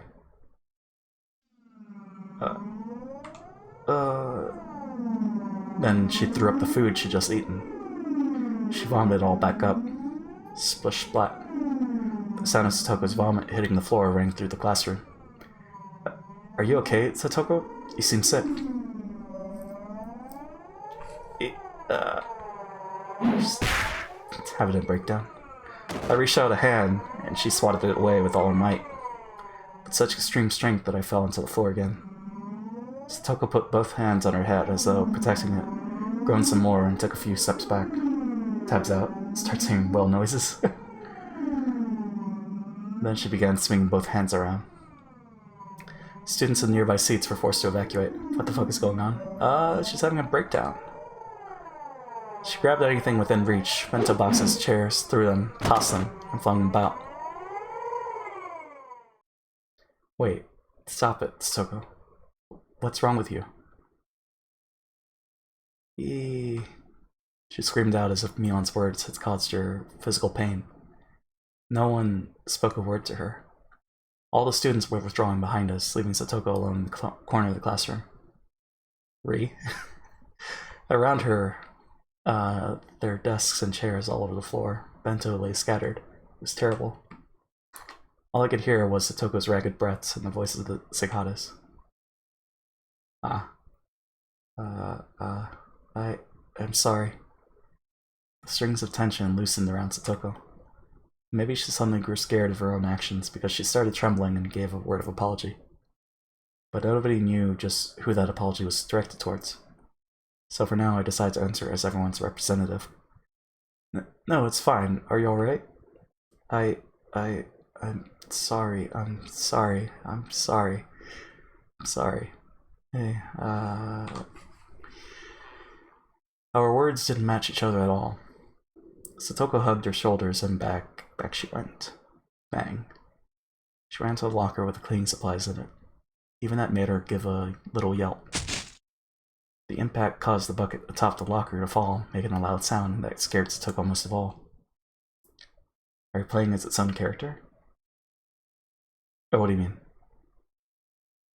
We're not... We're narrating for Keiichi, but yeah. She almost jumped out of her skin, grabbing a bunch of the curtain in her hands. Like, is this a first-person type of deal? Kind of, but it's not us. It's we're from the perspective of a different guy. No, nobody spoke to her, or third as well. I guess third person. Nobody spoke to her. They could only look, not even remembering to blink.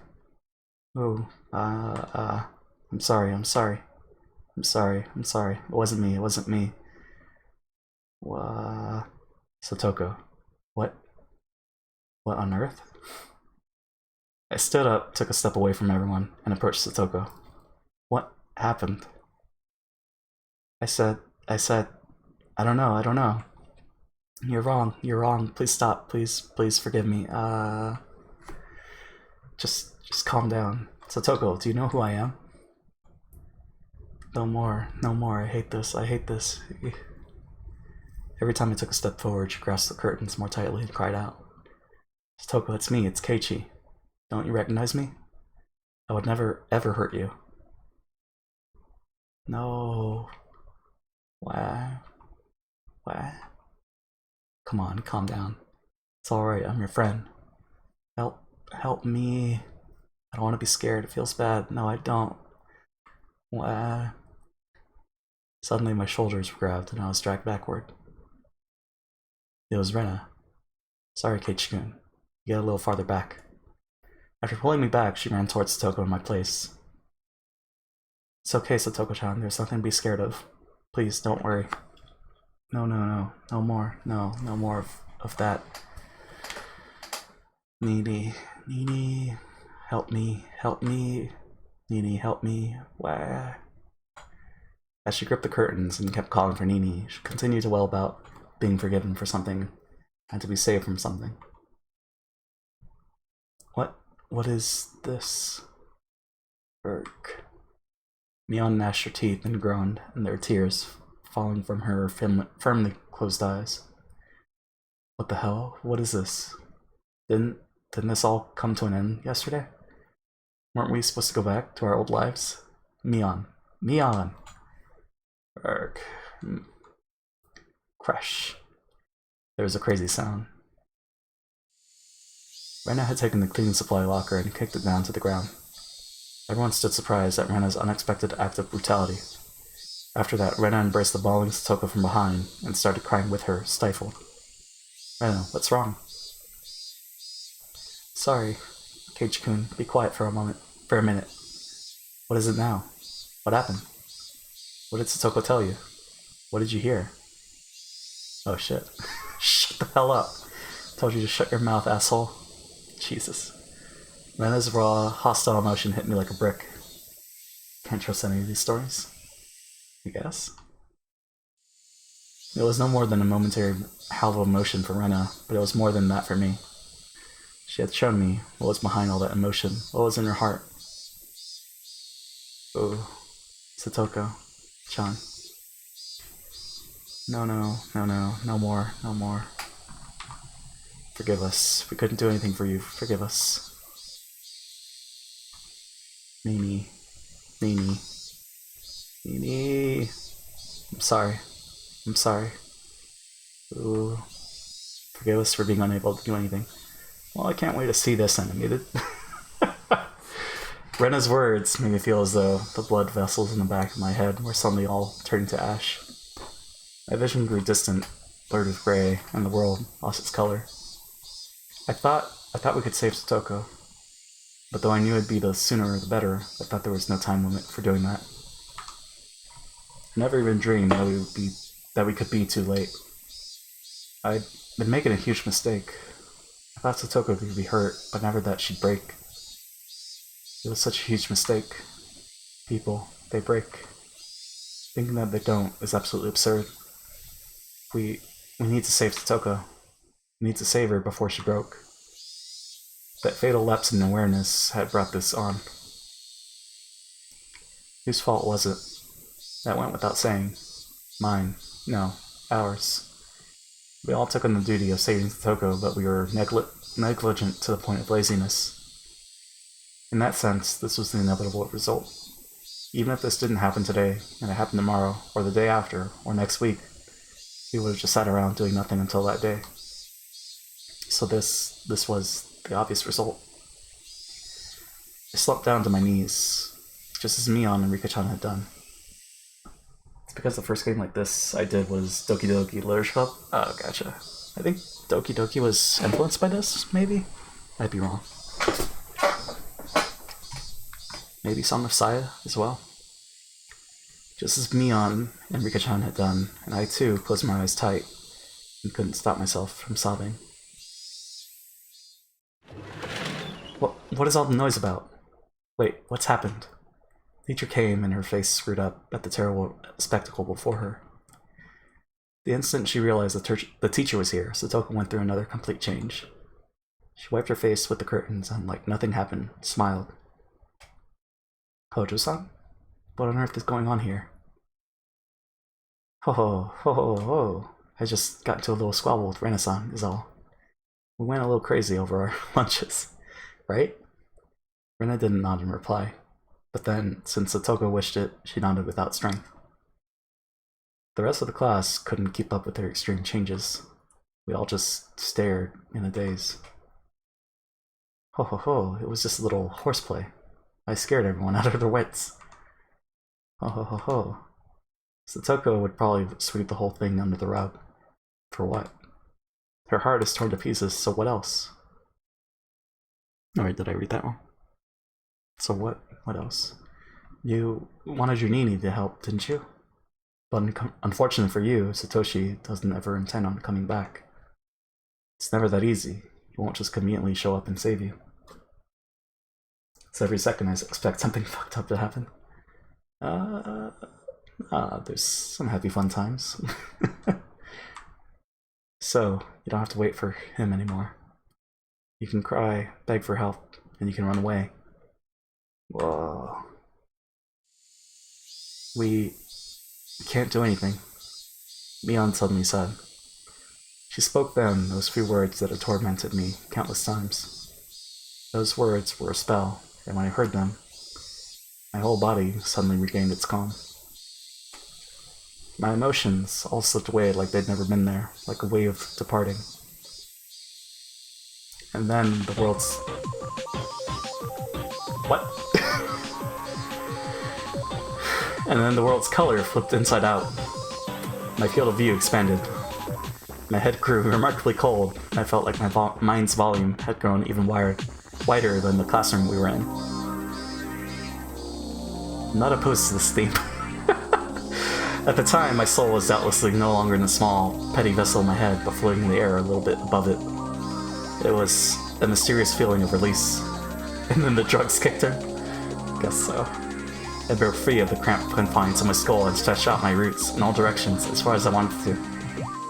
It was a strange feeling, and one I'd never felt ever before. An odd sense of exhilaration. My sharpened senses caused me to transcend. My mind was sharper than a knife's edge. I immediately decided that spending the time to let myself be crushed with grief would be an absolute waste. I erased all the garbage information from my brain. I expelled the pointless emotions presenting obstacles to action. Neon. You curse it all you want. Curse our powerlessness as much as you want. Huh? If I could have taken back what had happened by crying about it, I'd have cried all day. But the fact was, this is how things had turned out. I couldn't take back what had happened. Top priority then would be to prevent the situation from worsening further and to sever the chains of misfortune. Until today, I'd been looking at things so narrow-mindedly I could scarce believe it. To save Satoko, the only thing we could do was to save Satoko. That's the only thing I've thought about. I didn't allow myself to realize the most basic, direct, and certain way of removing the source of Satoko's unhappiness. No, actually, I realized it yesterday. But as for the means, I've relied on some stupid curse from some dumb deity. I never considered caring to test out myself. This music. It's pretty good. Reminds me of Need for Speed. Can't say I recall Need for Speed's music. I would obliterate Satoko's uncle. There are plenty of ways to do it. This was a task that held infinite methods. Ironically, the method of saving Satoko required mostly money. But the method of killing that man pretty much took no money at all. Wow, it's just gonna... Jesus. I could come up with the least amount of investment. The least amount of money suited him. It was only the weight of his life. I kept eliminating needless, worthless information from my head, replenishing it with only the knowledge I'd need to achieve my goal. I used every cell in my brain to think about how I'd kill him. The way I killed him didn't matter. I would allow any method from whatever time and whatever country, as long as it ended in a quick and certain death. If I were to have an additional condition, it would be to not get caught. Removing him was an act designed to return the peaceful times we had at Satoko. If I was arrested in exchange for the removal, then we might as well have killed each other. With only him gone, we'd go back to our normal lives. That was my supreme objective, my ultimate goal. Kill him, definitely. But definitely don't leave evidence either. Two alternatives at odds with one another. The condition of not leaving a trace back to me automatically narrowed the number of murder methods. No witnesses was an absolute must. Fortunately, given the right time in Hinamizawa, there'd be nobody around. So during the festival, he's gonna try to do it. Wow. Like an old Need for Speed? Yeah, I could imagine. Because it wouldn't be the newer ones, right? Because they have, like, actual songs and whatnot from artists. I think I can't remember which one I played. I know which time I'm clone. I mentally reconstructed the land around Satoko's house. The number of pedestrians at different times. The movement algorithm of the neighbors. Would I lure him out or charge at him? What would my weapon be? When and where would I carry this out? Where? It needs to be somewhere I wouldn't leave a trace. When? It needs to be as soon as possible for Satoko's safety, without wasting even a millisecond. This is absurd. Completely absurd. When I thought about it this way, it struck me how easy the act of killing was. If I could leave evidence, if I was just gonna kill him, anyone could easily turn into a murderer. But our reason prevented that. It told us doing so because arrested for sure. In the end, being arrested by the police was the final thing preventing people from committing homicide. Absurd. If we went all the way out, into the very middle of the ocean, we wouldn't leave any trace at all. Anyone would drop those they hated into the depths if they knew that. It was all too easy to simply remove them. I could leave class right now, grab a metal baseball bat or something from the schoolyard, go to his house and attack him. Yeah, JP, in the older games, so there's only fake songs, not real songs like now. No, I meant like the soundtrack. Like the Deck's gonna give it to you and get low. Like those. Grab a metal baseball bat or something from the schoolyard, go to his house and attack him. Estimated time would be 25 minutes. If I wanted us to kill each other, it wouldn't even be minutes. I could do it in 1500 seconds. Where is he getting these calculations from? I knew just how much his continued existence depended on me. He was nothing. I could expel him from this world within just 1,500 seconds after making up my mind. From when I decided what to do, he only had 1,500 seconds. Actually, if I ran full speed to his house, that number would go down even further. But he was alive. He was still part of this world at this very moment, having torn Satoko's body and mind to shreds. Why? Because I was letting him live? I was permitting him to live, so he was alive. If I rescinded that permission, he would be evacuating this mortal coil within 1,500 seconds. You think I'd let you live to breathe even 1,500 more seconds of air? Taking that permission back, right here, right now. You better thank me for letting you live until today. However, actually need more than 1,500 seconds. I'm not just gonna end you. Getting back our old lives is far more important. It's only you I'll be cutting out of this world. They won't find a culprit. I'll forget that I dirtied my hands on the likes of you as naturally as I brush my teeth before bed. What's going on there? We're just planning a murder. So to do that, I'll make a special exception for you, give you more than 1,500 seconds. I'll give you special permission to keep on living as long as you have until I can construct the perfect plan for your murder. Sounds fun? I guess so. Wait, Keiichi, can't let that time go to waste. Yeah, I know. I'll kill him quickly. I'll move him with certainty. I won't misuse any time to think of a plan. Think back. Tomorrow's Watanagashi, isn't it? Last year on the night of Watanagashi, her aunt died. Her head was busted open by some deviant, and her brains splattered everywhere. That's it. He's someone who deserves to be given death on the night of Watanagashi. Hey, Mother Shio-sama. You call yourself a guardian, but you didn't protect Satoko. Cursing Satoko's family for the damn stuff is your own business, but now you've made Satoko unhappy when she didn't have anything to do with it. I, Keiichi Maebara, hereby denounce you, the guardian deity of Namizawa, a failure. We don't need you. And go back to the deepest, darkest part of your shrine this year.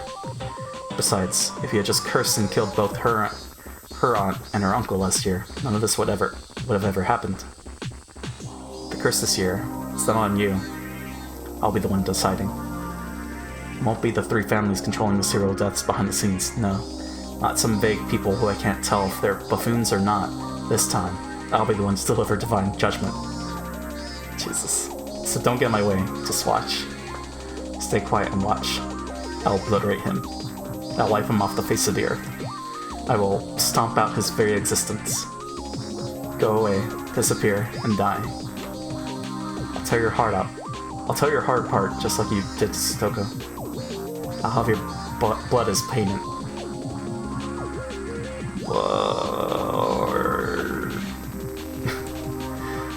Which Dreadmaster was it in Star Wars: The Old Republic?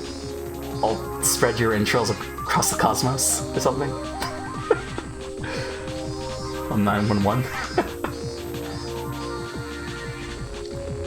Because that's what I was thinking right there. I think it was in the first palace? No, it was in the second one, right? Keiichi-kun, are you alright? Rena, Mion, and Rika-chan were looking after me. I don't know, I haven't done Dreadmasters. Ah, gotcha. Had I fallen to the floor? You surprised us. You suddenly fell down. Were you having a nightmare? You were moaning. Shut it. Quit squeaking at me like that. Wow. Eat. My friends gave a start and backed away. A stare. What? Ren and the others, they exchanged glances, unsure of what to say, and stood confused for a few moments. Was that your voice, Keiichi-kun? Of course it was. Rena gulped firmly and opened her mouth. For a second, Keiichi-kun, your eyes were really scary. My eyes?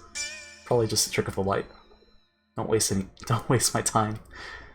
Jesus. I'm not mistaken. I've never seen those kind of eyes before. What were these guys talking about? They've all been too scared of me lately. You're Keiichi Maebara-kun, right? What was Rena saying? Who else do I look like except Keiichi Maebara? Said the eyes. Probably. The look I gave her seemed to speak quite eloquently to those irritated thoughts. She understood and quickly apologized. I'm sorry. Don't worry about it. Is that the chapter? That's the chapter. Oh, man. That was some fun times. Satoko has a breakdown, and we immediately plot a murder of the uncle. It's, yep. Hey, Oshiro. How's it going? That was a nice track. I enjoyed that one. 1500 seconds. Yeah. Oh, let's see the tips. Emergency. June 18th, 1983. Abuse issues regarding Satoko Hojo. Urgent. Not like this. We propose that Satoko Hojo must be taken into immediate custody based on the items below. 1. Family situation. Life with adoptive father who recently returned to Hinamizawa has already turned disastrous, and she is currently subject to unendurable physical and mental abuse from the father. I'm fine. How's Higurashi going? It's going well. Really enjoying this chapter. Curious to see how this is all gonna play out. But Tadagashi's tomorrow, so... Child Consultation Center's response. A child probation officer was dispatched yesterday on the 17th from the Prefecture Welfare Office, but because of the 77 case, changed to continued coaching and cautionary action. Unfortunately, the Consultation Office head does not properly understand the situation. Call that well? Oh boy. Everything's fine. Everything's a-okay. Status of concerned child. Child already appears to be suffering from an outbreak of something close to neurosis or manic depression. If her unstable pubescent mind is negatively stimulated by stress, it will put her development of healthy body and mind at risk. This cannot be allowed to continue from a humane standpoint. Allegations made to the family court. They propose based on the above items that Satoko Hojo should immediately be taken to protective custody. She should be secured temporarily under emergency allegations to the family court under Article 28. We request emergency coordination between all related agencies. It's the hardest chapter to go through, in my opinion. Because of all the themes, the subjects. Yeah. The abuse stuff is no fun, for sure. Fuku Jisho, D2-3, number 44, 1977. Child name Satoko Hojo. Residence, Hinamizawa Village, Shishiba. Consultation circumstances. Telephone SOS from child of child abuse. Abuse situation. Child claims she is being physically abused by her adoptive father. Family structure marks abusers. Adoptive father, real mother, older brother, child in question. Note, adoptive father and real mother entered family registry at 19. The child is the daughter of the mother's previous husband. Child Consultation Center's response. On the day of the child's telephone consultation, the center called the child's school and asked of her situation. On that day, the child welfare officer on duty visited the child's house and conducted an interview. The adoptive father sincerely listened to the instruction and agreed to take child raising workshops in the city from now on. As part of the suggested coaching, the center will continue to observe the situation. Other notes. As a result of numerous counseling sessions at the city's education consultation office regarding the child, we learned there was a high possibility the cause of the child's excessive distrust towards her adoptive father was a result of a lack of communication. The abuse she claimed hadn't actually taken place. She had made a false report to distance herself from her adoptive father. Below is a note written in pencil by the person on duty at the time. The problem appeared to be more with the daughter. Chief Investigator F of the city's education consultation office said that most of her stories of abuse were likely fabrications. They decided to shift the focus of their coaching to the child, but be cautious not to take everything the child says as true. There's that F again. But was that Fuku? Hold on. June 18th. Is it the beginning of this one? Fuku Jisho? Maybe that's what it is. Okay. Maybe that's F. Okay. What time is it? 3:42. Bring out your dead. No one's died yet. But it's coming. It's 3:42. Yeah, let's do one more chapter and then we'll do the BRB. because it's not over yet. The stream's not over. Also, that was me kicking something. Mion and the others, having a setup for the Watanagashi Festival or something, invited me along, but I refused. Murder and mayhem awaits. Of course I did. How could they be taking it easy and setting up for a festival in this situation? Mion had a lot of nerve. I don't think we're beating this today, but... We're not beating it, but finishing it. Maybe later today? Like a night, like a 7 p.m., 8 p.m. thing? I don't know. The first thing I did when I got back was take a shower. Not because I wanted to wash off sweat. It was because I wanted to be even calmer. You know that quote, don't you? Murder and mayhem awaits. Okay, he says that. I already understood this, but killing that man would be so very easy. The really hard thing would be not getting arrested for it, so we could get our peaceful days back. As I thought about it, I realized it wasn't easy. Japan's police force have the highest arrest rate in the world. I would need to deceitfully pull off the perfect crime, and it couldn't be a half-hearted attempt. Still, it wasn't 100%. Even the best police force in the world couldn't have a 100% arrest rate. There are a lot of articles on trials with people brought up on false charges. They did a lot to determine whether they really were false accusations, but figuring out who the real criminal was is usually out of the question. And that meant perfect crimes did exist. In fact, perfect crimes were sort of like works of art. They could even be respected and revered. You just had to look at the inundation of mystery novels everywhere throughout history. They dealt with all sorts of difficult-to-solve incidents involving secret rooms and alibis and stuff, but they all wanted to show one thing. They wanted to show the beauty of a perfect crime. There is something divine in the flawlessness of the word perfect. Yes, perfect crimes are skills of the gods. In that sense, the serial freak deaths they were calling the curse of Oyoshi-sama, I understood they must have been the works of gods. Each one appeared to have been resolved, but they couldn't stop it from happening every year. Yeah, skills belong only to gods. Those are perfect crimes. Now, I'd be setting up my own crime before Oyoshi-sama's series of perfect crimes for 4 years in the running. If I were to put it boldly, I was challenging the god. Foolhardiness would be needed to make the decision, but I need to be calm, cool, colder than ice to put that plan together. Not my fault. It's not your fault. Kill him like a flame. Stop making perfect crimes. But as systematic as ice, starting now, I need to retain both of those ideas within me. Modeling my crime after a mystery novel wasn't actually a bad thing to focus on. Sometimes, kidnappings involving disturbing original methods that made it into the newspaper were used as a basis for novels after the person was arrested. Stuff like that made it into the news. Day and night, for a very long time, mystery novel authors polished and refined their most fantastic artistic crimes. Imitating that could be a shortcut to planning the perfect crime in a short period of time. Of course, I haven't read enough mystery novels to act all high and mighty about them. Just make a closed room. Cap. The one who really liked mystery novels was my mom. She'd read every well-known mystery novel from overseas, from past and present. Every time she watched mystery shows, she would always criticize them as having cheap tricks or being poorly thought out. I wonder what the perfect crime would mean to her. Also, it's never rained before, I think, right?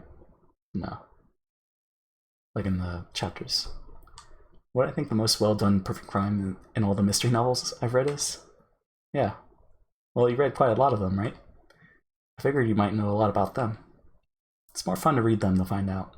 If I told you all the tricks right off the bat, they'd be no fun anymore. It wasn't like I was asking for my own amusement. She was deflecting the question, so I'd somehow butter up first and draw out an answer. Of course, Agatha Christie's And Then There Were None is my top recommendation. I think that's the play that we did at our school. Dirk is Keiichi's mom confirmed. You say that, but like everyone I talk to about them has read more than me. See? I think we did And Then There Were None. That was probably senior year, I think.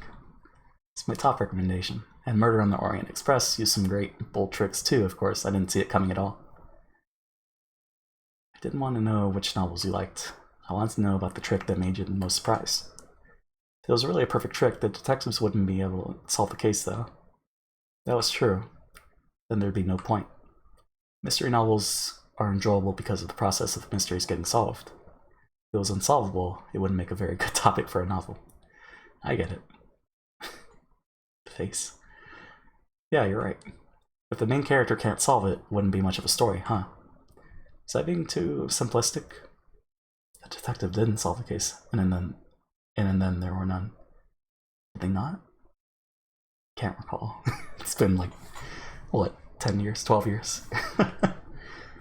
Was that being too simplistic? I think for that one we had a prop gun, I think. I remember it being very loud. Mystery novel is basically a game. They were written so that you can get to the goal, so that you could solve them. But I couldn't use something so optimistic. It needed to be the be-all, end-all of tricks so that we could, without a doubt, return to our old lives.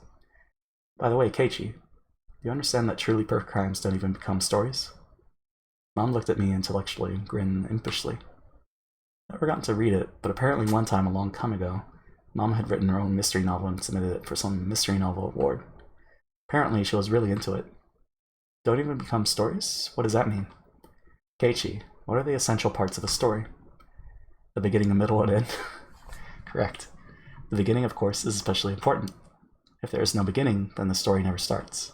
Well, yeah. If nothing happened, nothing would begin. Right. Nothing happened, so there wouldn't even be an incident.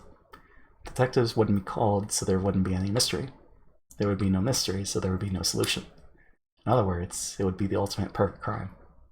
Wait a second. Enjoy. Lunch break over, back to work, enjoy the game. Sounds good. Thanks for stopping by, Shiro. Wait a second. Could you explain that again? My mom just told me something absurd.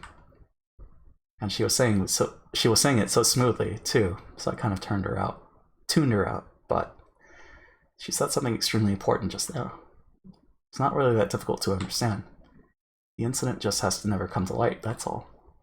Just has to never come to light.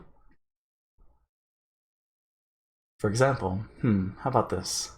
Say there's an old man living deep in the forest nobody goes into. And one day the old man gets killed by an axe. And, let's say the criminal is the old man's son. He went to the old man's house and they were drinking together, but they got into a fight and he killed him. What an extremely cheap plot.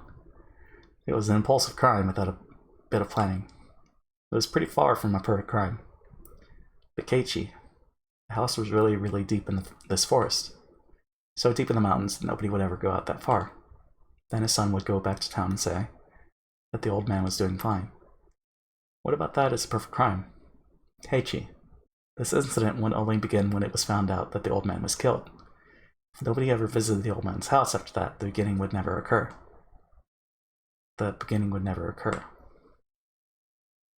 So basically the story wouldn't start. The incident wouldn't come to light and they wouldn't call in detectives. Nobody would be suspicious in the first place, so there'd be no mystery. They'd think the old man was still living by himself deep in the forest, and the old man's face would appear in the sky, and that would be it. Something like that, you know? That's amazing. That's a pretty great trick. But it wouldn't be a novel. Mystery novels are for entertainment, after all. They can't be instruction manuals for perfect crimes. I was trying hard to talk cheerfully to fool her, but inside I was excited. Special tools, strange geography, mysterious drugs, traps involving huge sums of cash. None of them were needed for perfect crimes. The important thing was that there wasn't a beginning. As long as the incident didn't come to light, it would be fine. Speaking broadly, if I could kill him without anyone finding out, and dispose of the corpse somewhere no one could find, it would basically already be a perfect crime. Of course, if someone up and vanished one day, all of a sudden people would get suspicious. But that didn't apply to this man. Last year, after their aunt died, he ran away from the village in fear of Oyashiro-sama. When the night of Watanagashi came around again, everyone would have to think that he ran away in fear again. I mean, he had been living with a lover of his in town. No matter what it felt like when he vanished, no one would be suspicious. People hated him, after all. No one would care where he went if he disappeared. When I thought of it like that, it got easier and easier to imagine killing him. There was no point in thinking inside my house anymore. I left, getting my bike out of the garage. For now, it didn't matter where I was going. I just rode through the wind, trying to calm my excitement by feeling the cool air on my body. Where I'd kill him, how I'd do it, what time, how to dispose of the corpse. If I just had those 4 things, I could get a good plan going. Never-ending story. It's the wrong story. I missed that. I wish I would have clipped that. That was during Doom Eternal, right? I think so. I was so surprised at how little there was to decide that I shivered. I've been completely prepared to build this humongous plan over a really long period of time. But if I could just get these little things in order, I could put it into motion. Today was Saturday. I would have to kill him on the night with Tanagashi, so as long as I was standing in for Shiozama, I only had 24 hours remaining. Satoko, just hang on. 24 more hours. Can't even imagine having to suffer through even more, but please, hold out for a little longer. I know you can't even last another second. I know that. Please, just hold out. Your Nini will save you for sure. Oh man, I just want to mess up. I don't want to mess up, but you know, this is gonna be a bad end. Outside, it was still early enough for the cicadas to be crying. Early afternoon. Evening was still a long way off. I looked at the sky at some point. It had gotten cloudy. What? Just don't get caught for it. Exactly. What is this music? Come to think of it, as I left the house, I heard on the TV the weather forecast was calling for a chance of rain on Sunday. The sky was the color of lead. Well, it's raining on Watanagashi, that's interesting. If I heard a little bit of thunder, I definitely have expected a sudden evening shower. My first destination was school. Before explaining why I was going there, I need to explain what method for killing that man I had decided upon. I decided the most suitable death, the one I needed to give him, was the same as last year's curse.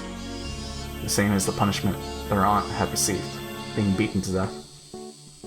Wouldn't beating him to death be somewhat unreliable? You may think that stabbing him with a blade would be more reliable, but this was something I'd chosen after a lot of thought. Did they explain where the uncle was when the wife died? I guess he wasn't. Yeah, he would have stopped it, right?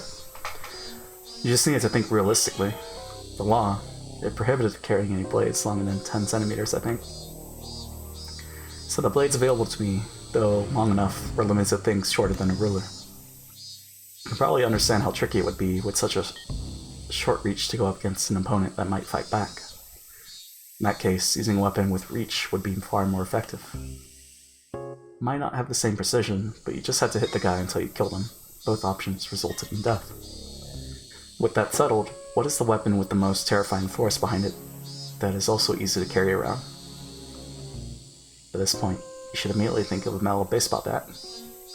I don't need to explain how terrifying a metal baseball bat can be as a weapon. Little slugger. Of special note is the fact that, like, I think that just premiered, right? The rewatch. Paranoia Agent. Of special note is the fact that you can carry one around in broad daylight and not be thought of as suspicious. Just those 2 points would have been enough to choose a metal bat for my weapon. But there was one more reason for choosing a metal bat in particular. I'll speak about it later. After school that Saturday, my classmates were still having fun, playing in the schoolyard. I could show up there and it would be the same as always. Nobody would think I'm suspicious. Getting my hands on the weapon without looking suspicious was actually a factor I couldn't ignore. I didn't normally play baseball, so if I went to a sports store looking for a metal bat, it would definitely be suspicious. Can't let there be a beginning to the story, so I need to be really careful even about that. That left school. At a location at which my appearance wouldn't be suspicious, I would acquire the weapon. Satoshi's back, though. Checked inside the classroom through the window, but of course there was nobody there. The only students who would stay in there were me and the others when doing club activities. Without us, the classroom after school was just an empty, unused room. Without glancing around nervously, as if I'd just gone to get something I'd forgotten, I casually went into the entrance. It looked like the teacher was busy with paperwork in the teacher's lounge. Didn't see her in the hallway. Naturally, yet quickly as a shadow, I entered the classroom. The empty room was full of a strange, stagnant air that you couldn't feel normally.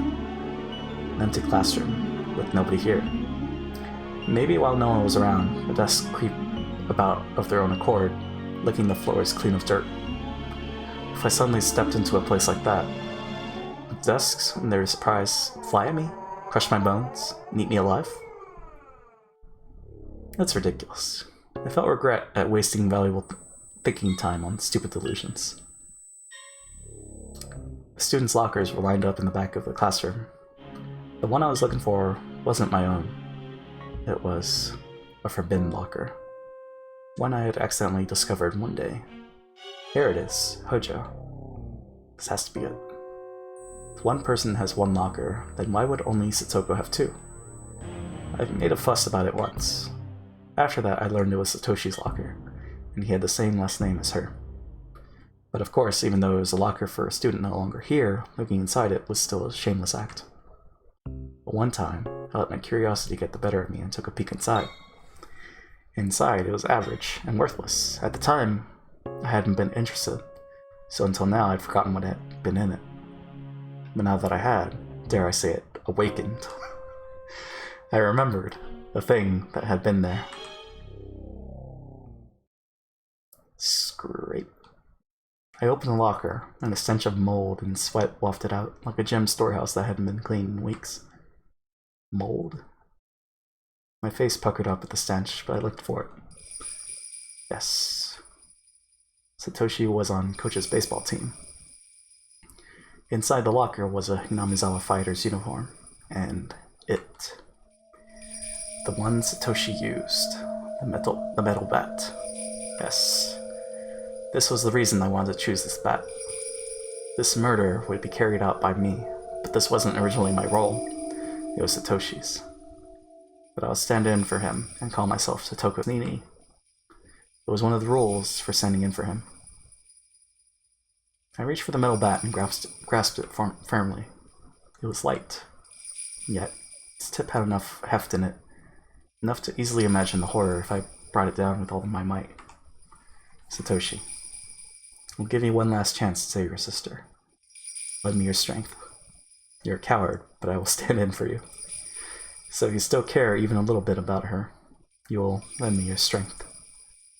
There is no more suitable weapon in the world for putting that man to death than your bat. Now I just need to figure out where to hide it. Tomorrow, before the act, I would just stop by the school and grab it. Because I couldn't ignore the possibility someone would see me bringing it home and think it was strange.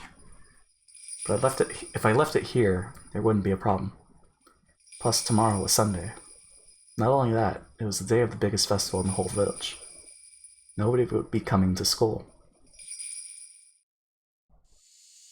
I left out the entrance and went over to a construction vehicle parked nearby. We'd been warned by our teacher not to touch it just for laughs, so none of the kids would come near the vehicle either. They wouldn't, because if she found out they touched it, they'd be in huge trouble. I quietly hid it in the shadow of the vehicle. The chances of someone operating the vehicle tomorrow were slim to none, because tomorrow was Sunday. Government workers had the day off.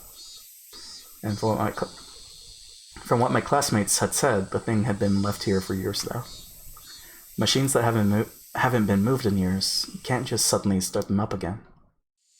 So I was almost definitely fine in this case. The sunlight was piercingly hot. My head grew faint for a moment. Had the heat been this harsh for the entire day? A moment of old thoughts like this was a moment of carelessness. Gave myself a couple hits in the head, then looked around warily. Okay. Next, how to dispose of the corpse.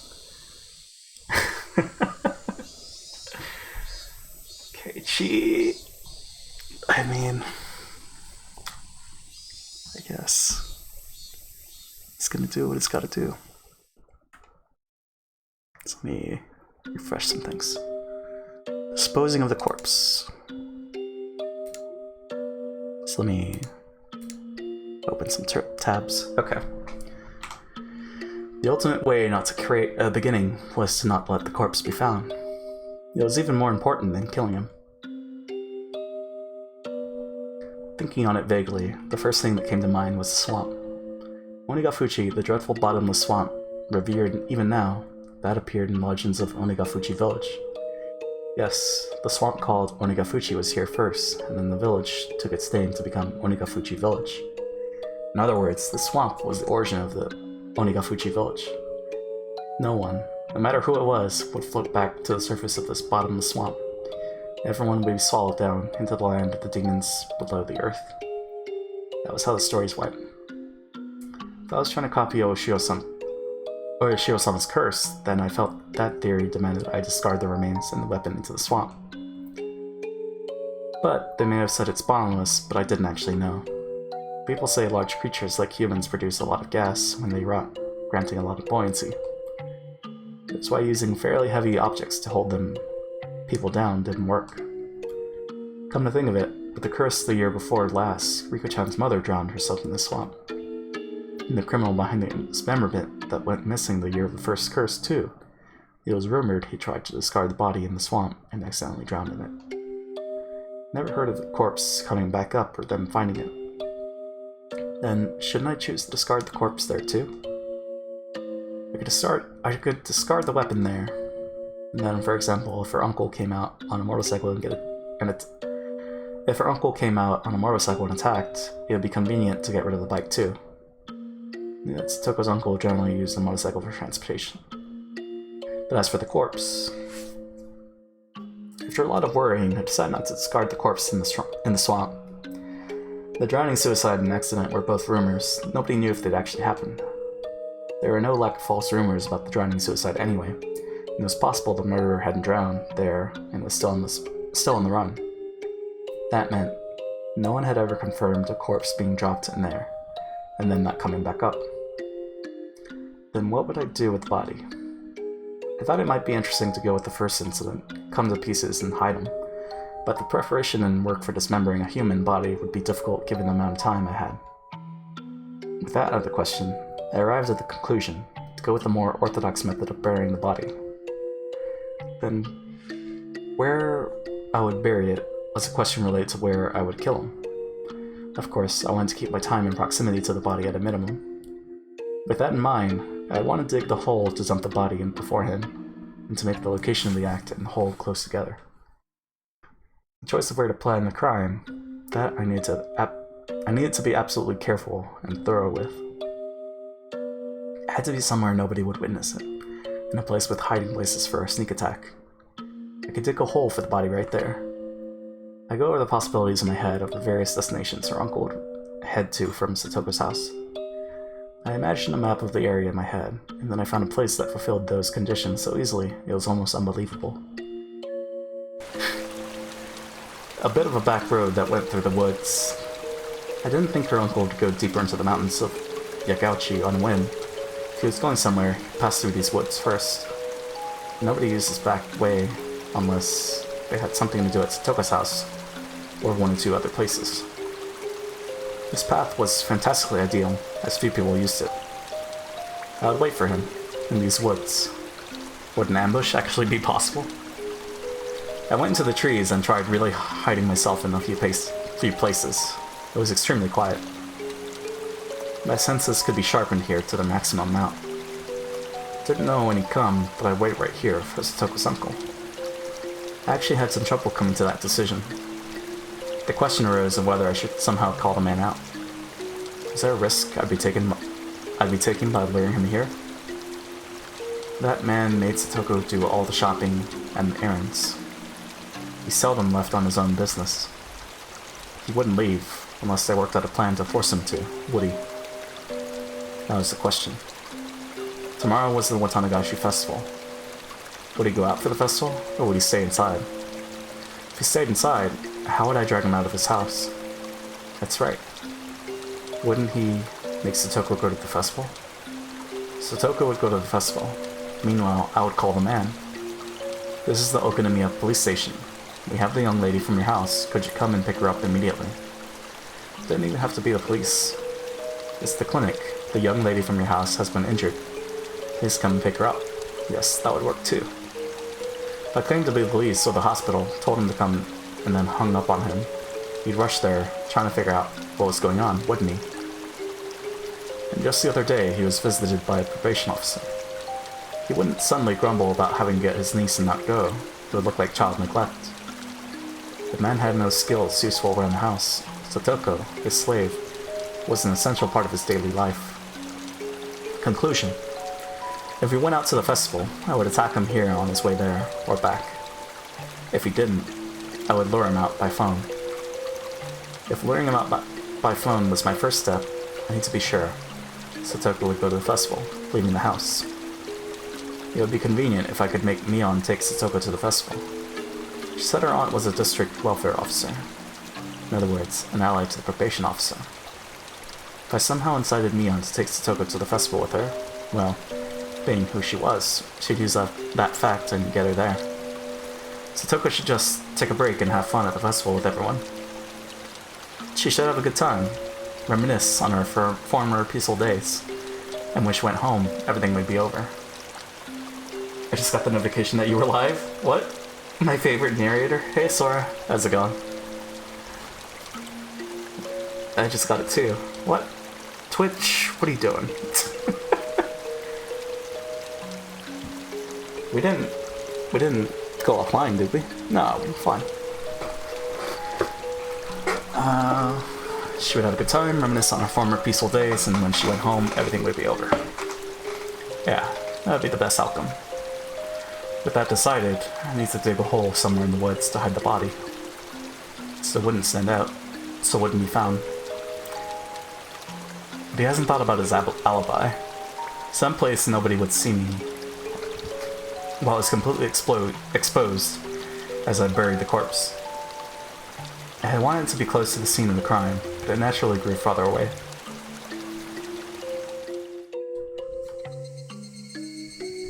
Deep in the bosom of the Black Forest, the voices of the Higurashi were the only sounds here, informing me that people shouldn't indiscreetly set foot in this place. Digging a hole, huh? Digging a hole with so many tree roots crawling around the ground would be far more difficult than I'd envisioned. I snuck a gardening spade out here in my bag, but that wouldn't be enough. Still, as I looked into various approaches, I managed to find a place I could dig into. Tomorrow, I'd bring a real shovel from the storeroom at home. I'd managed with that. I wondered how big a hole would have to be to fit a human all the way into it. I'd probably have to dig pretty deep down. But if I was slipshod in these efforts, I'd let a beginning occur. And I absolutely couldn't allow that. Use any amount of time you need to. You mustn't spare any effort to utterly erase him. I glanced at my wristwatch. It was a little past 6. This is probably all I was going to get done here for today. I really wanted to dig the hole in advance tonight, even if it got dark out. But Mom would be upset if I stayed out that late. It wouldn't be good to come off as suspicious to my parents. I need to go back home and give Mion a call soon. I need to get her to promise Satoko to take her by tonight. After that, today would be done. Done. Would it be, though? Was this really everything I could do to prepare right now? I decided where to kill him. I decided how to kill him. I decided, of course, how to dispose of the body. I didn't decide on a time, but I would play that by ear. I didn't have a way to decide that. Is that really all? Was this really alright? Alibi. Have I overlooked anything? Did this really go how I planned? Nope. After all this, worries started welling up one after another. It was only natural I'd be anxious. This would be the first and last big job of my lifetime. Could not allow failure, and I had no experience, as this was my first time. Didn't have the know-how, the knack. So it was only natural I'd be anxious. The dark clouds of unease told me doing nothing would be the easiest way. A truly pathetic suggestion this late in the game. Have you forgotten how miserable Satoko looked? From the outside, it may have looked like I was resolute, but deep in my heart, my knees were shaking loudly. I never actually won a single fight to my satisfaction. Could I really kill someone? I may have been planning an ambush, but my enemy was large and far older than me. He had a scary face, and he looked like he was well accustomed to fighting. Could I have? All the pieces before and after the murder were perfectly planned. What does that emote? Gordon Two Heart. But was the actual murder the most important part? What unsettled me the most? All my preparations, all of my perfectly concealed machinations. If I didn't successfully murder him, they amounted to nothing. Damn it. After coming this far, you're pathetic, Ch.3. If you start to have these kinds of second thoughts, your ulterior motive will be obvious. Just go home. Go home and calm your mind. Rip. Tomorrow would be a juncture in your life, the likes of which graduation, employment, and marriage and childbirth couldn't hold a candle to. A day of murder, to kill someone, for someone else's sake. With that day behind us, we would take it back again. Those mild, spring-like days we never thought would stop. Those safe, peaceful, fun times. I pedaled my bicycle hard to get back home. I felt somehow unsteady, like my body and soul weren't in alignment. A subtle shift between where the tips of my hands and feet really were and where I felt them to be. My vision was a little distant and narrow, as if the great barrier I asked my future life on had nothing to do with me. An unreal sensation. How could I put it? Everything was so far away. Fine. Feel your unease permeate you, Ch.3. If that will turn your timidity into meticulousness and allow you to act with greater caution, then it's actually an important emotion to feel.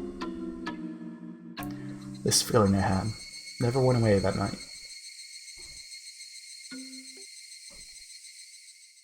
Is it the next day or no? Okay, now it's nighttime. It was the first time I'd be calling Neon's house. I searched for her in the phone book the school gave me, then dialed a short phone number, the kind unique to remote places. It's not +1, or just 1 in the number. It was around dinner time. She'd probably be home. But just as I started thinking nobody would respond, somebody finally picked up the receiver. Hello, this is Sonozaki. Oh, I'm sorry for calling so late at night. Is this Mion? Huh? May I ask who's calling? It's me, Keiichi. Oh, is it Shion? Ah, oh, Kei-chan. It's pretty late, what's up? She seemed to be in a weirdly good mood, and she drew her syllables out. Right, it's the night before tomorrow's festival, so she's probably with her family having some drinks. Sorry for the late call. Do you have time right now? Sure, what is it? It's about Satoko. I heard her draw in a small breath on the other end. Satoko? She's in a pretty bad spot. Hope she's okay. The scent of sake had completely disappeared from her voice. She can't be okay. You saw too, didn't you? What she was like? She was completely worn out from all the abuse. We failed her all this time, and now she's become like that. We didn't fail her. Everyone tried their hardest to help her. But we didn't come up with anything. We couldn't save her. In the end, we couldn't do anything about it. Now she's become like that. I guess you're right. All I did was watch, after all. So, well, at least... couldn't we at least let her have fun for one night? Huh? Let her have fun? She's been so battered lately, you understand? That's why I want you to take her to the Watanagashi Festival tomorrow. I don't mind. But why? Why? I want to give her a breather, at least, for the festival night, you know? Even if it's just one night, if she can get away from her evil uncle, then I think she'll be happy, even if it's only for a little while. Yes, but why? Why? Why what? I was having a little difficulty understanding what Mion was asking me. Why, well, I mean, why don't you bring her, Kei-chan? Why do you need to ask me to do it? Mion was persistent about odd things. No, maybe it'd be better to say that she was sharp. I actually have something to do tomorrow. Oh, for Twin Place. It's all tumbling down now. I actually have something to do tomorrow. Can't make it to the festival. Devious. So I wanted you to take Satoko there for me. Never-ending story. You found it, Gus? Nice. I'll have to watch it after the stream. So I wanted you to take Satoko there for me. Something to do? It's nothing major. I'll probably finish quickly, but I might not be able to meet up with you all tomorrow. Darkness. Hey, Mion. Could I leave Satoko to you just for tomorrow night? Mion took a long time to give a reply. I got the feeling that Mion had been acting weird for a while now. Like she was flustered by emotions or something. Because it's Shion. No. Hip. Huh? Is that a sob? Mion? You crying? I said, no, I don't want to. I don't want you to push this onto someone like me. I'm not trying to push anything onto you. I did. There's so much VOD to get this clip. Oh man. Appreciate the effort, Gus. But you did it. I'm not trying to push anything onto you. It's just for tomorrow night. That was a lie. What? Mion, what was she talking about? Saying it's just for the night of Otanagashi, and then it was forever. Liar. Haha. But I guess we're even, huh? I couldn't keep the promise I made with you. Left her alone all this time. I had no idea what to say to that. Mion was clearly now talking to someone other than me. I didn't know who. All I could do was listen to her in a daze. He never came back after that. Now he called me again to push her onto me. You're so unfair. Hey, you're Satoshi-kun, aren't you? Nope. Mion, what are you talking about? When I said her name, whatever spell was on Mion was released. I'm sorry.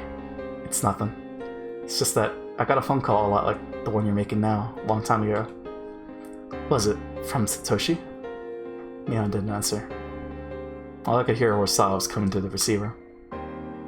Sorry. I think I'm still a little tipsy. I got all weirdly emotional.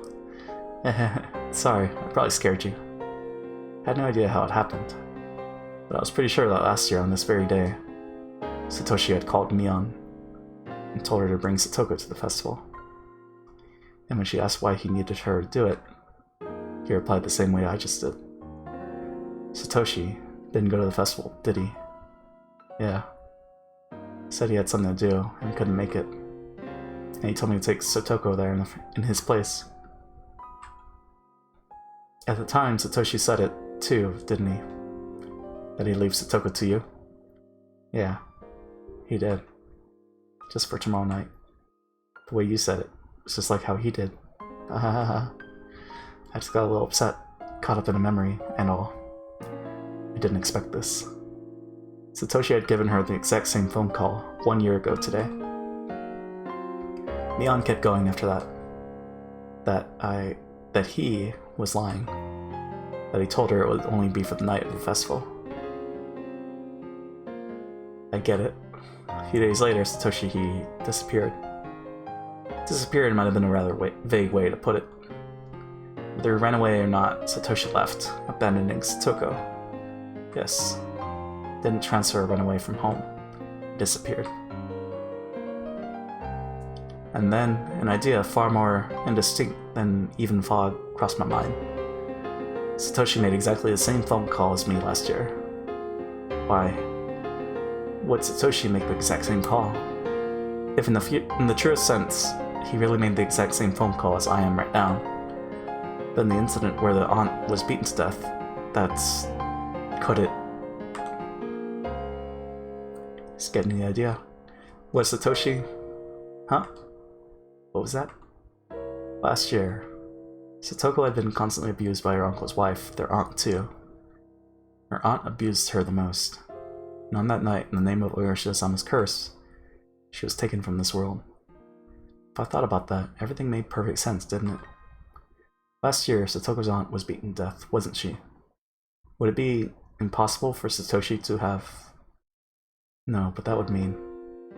But then Satoshi, he was a coward who abandoned Satoko and ran away, wasn't he? How could Satoshi resolve himself to kill a person to save Satoko?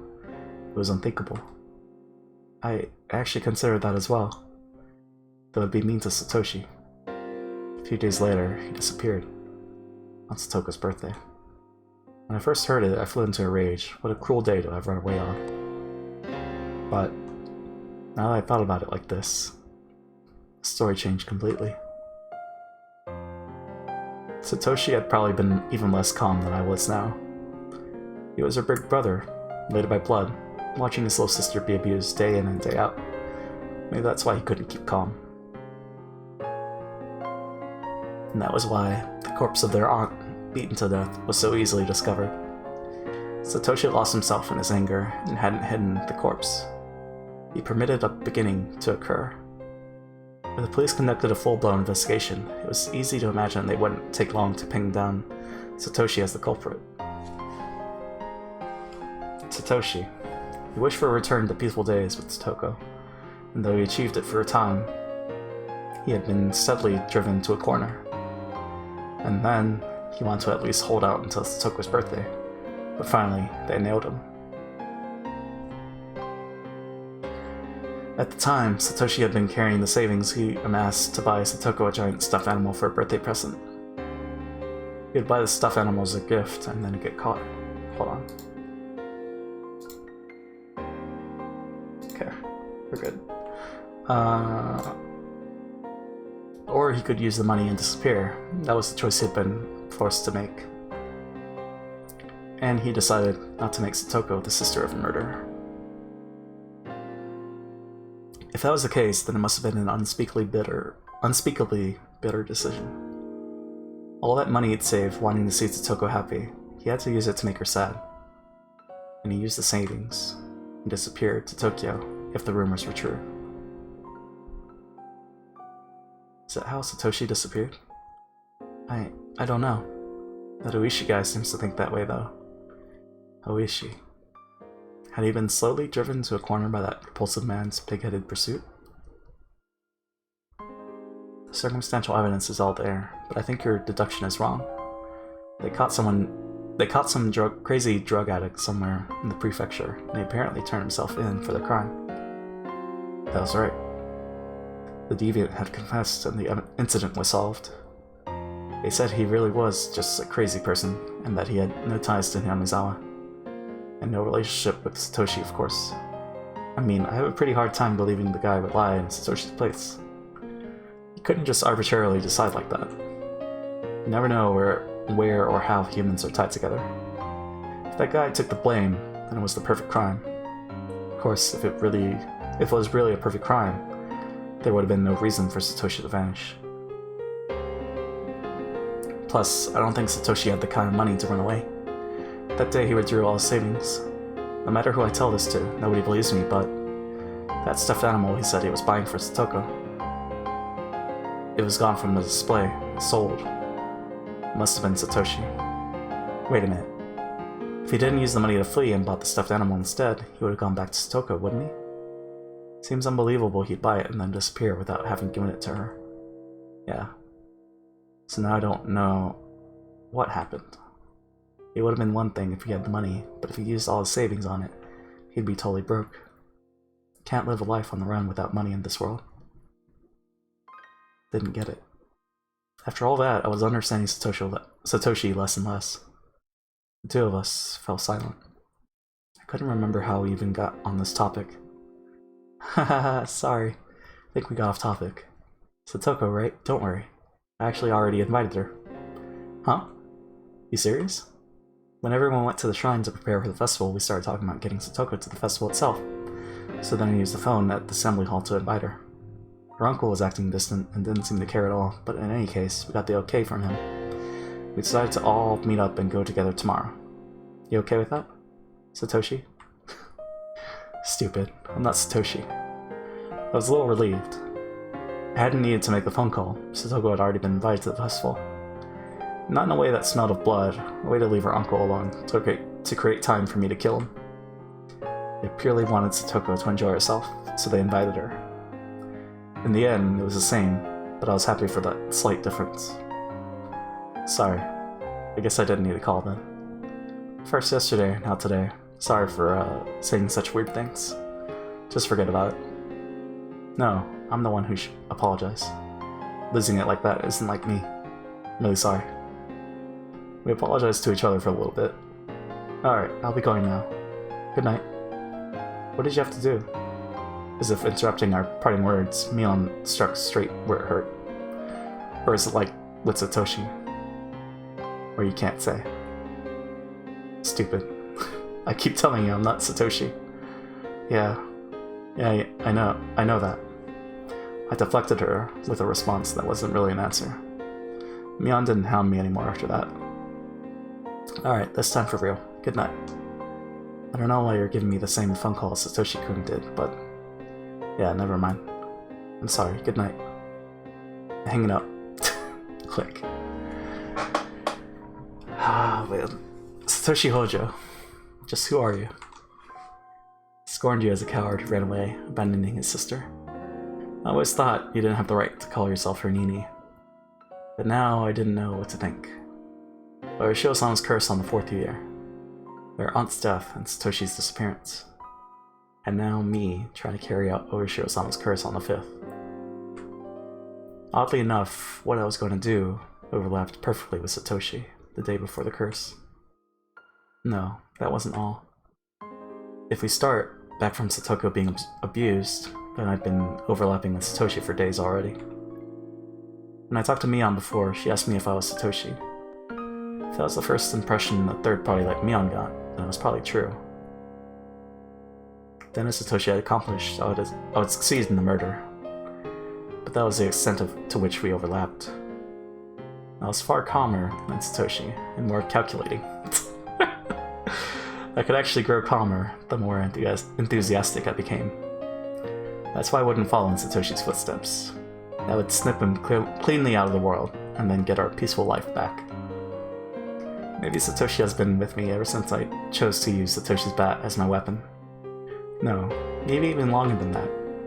When I decided I'd be her Nini, maybe Satoshi had been residing within me then too. Satoshi, were you really a coward? Or are you a true Nini, even now, the kind worthy of Satoko's love? I'd never met him, never spoken to him, didn't even know his face, and yet I felt so connected to him. Never felt that way before.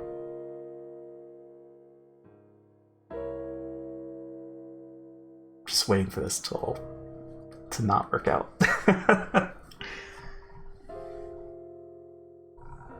But if he has a girlfriend, what is he gonna do? Kill the girlfriend too? No. You have received new tips. For the attention of those on the housewife slaughter incident case. Possessed. Okay. Let's read the tips and then we'll do the 5-minute BRB. Actually, what are we gonna listen to? Alright, that plays is done. I was thinking Nier Automata, but nah. It's probably not for the best. No, I guess this is fine. If it plays this is fine. Okay. New tips. The attention of those on the housewife slaughter incident case. July 1982. Okonomiya Police Station First Investigative Division. Chief Takasugi. Prefecture Police Headquarters for the Eradication of Drug-Related Crime. Shishibone Branch Head. Regarding incident designated as undercover investigation. This message is to inform you that a section of the testimony records of an incident under this police headquarters jurisdiction has been found that is thought to be related to the undercover investigation of the incident in question, Okonomiya Police Station X, Namazawa Village Housewife Slaughter Incident. During investigation of suspect, who was arrested for possession of illegal drugs, there was testimony related to the crime in question, and as part of it, we learned that the criminal had information only he could have known. Therefore, this record of testimony, duplicate attached, will be provided to you. If this testimonial is to be believed, then there is an extremely high chance that suspect was the culprit behind the incident in question. In addition, the head investigator on the case received this report and inquired as to the incident with the Okonomiya police station, but the responsible party at Okonomiya station, who responded to the designated undercover investigation, announced by the Prefectural Police's General Director on July 1st, 1982, Osamu Fusakane B112, misunderstood and did not explain the incident's existence to the head investigator on the case properly. Because of this, the case's head investigator was not aware of the importance of the testimony as it related to the case in question, and as a result was negligent when combing the scene. We apologize for having left it in the dark until now. In addition, there was a postscript stating that suspect died while in confinement yesterday on XXX. So the drug addict died. Interesting. So we didn't talk more, I guess. Huh. Well then. That's a pickle. Alright, well let's do the 5-minute rear and then I guess 2 more hours. And that'll be it for today. Until maybe later today, but we'll see. Yeah, rear.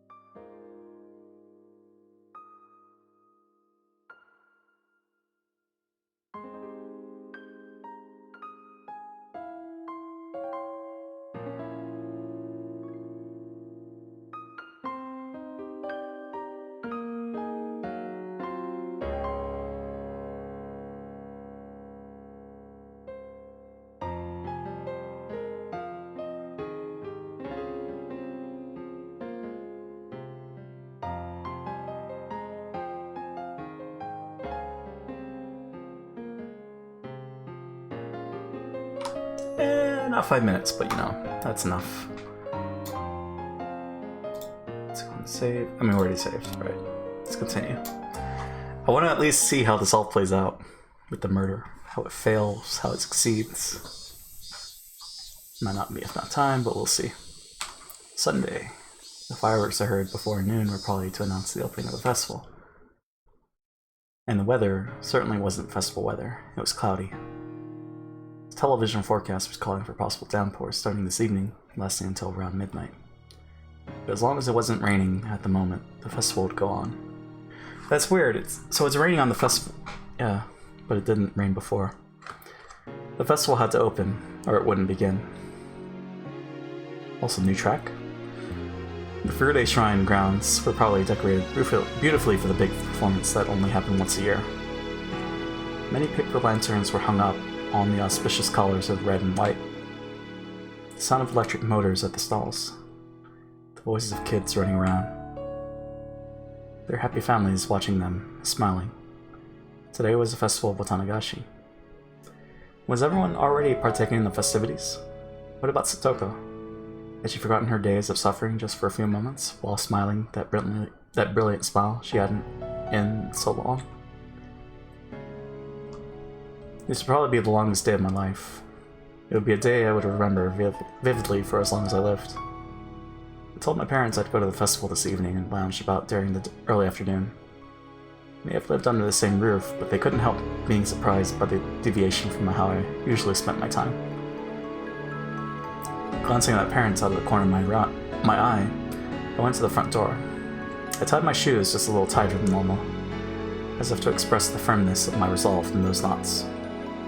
When it said to murder Satoko's uncle, I was in such a state of excitement I almost went crazy. And when I was planning out the act of a murder which went directly against all the morals fostered in me thus far, I was in such a state of calm I almost thought I had lost my emotions.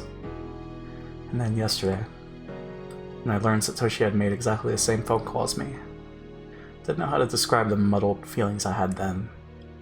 Now, entering today. Right now, I lacked all the emotions I'd possessed until now.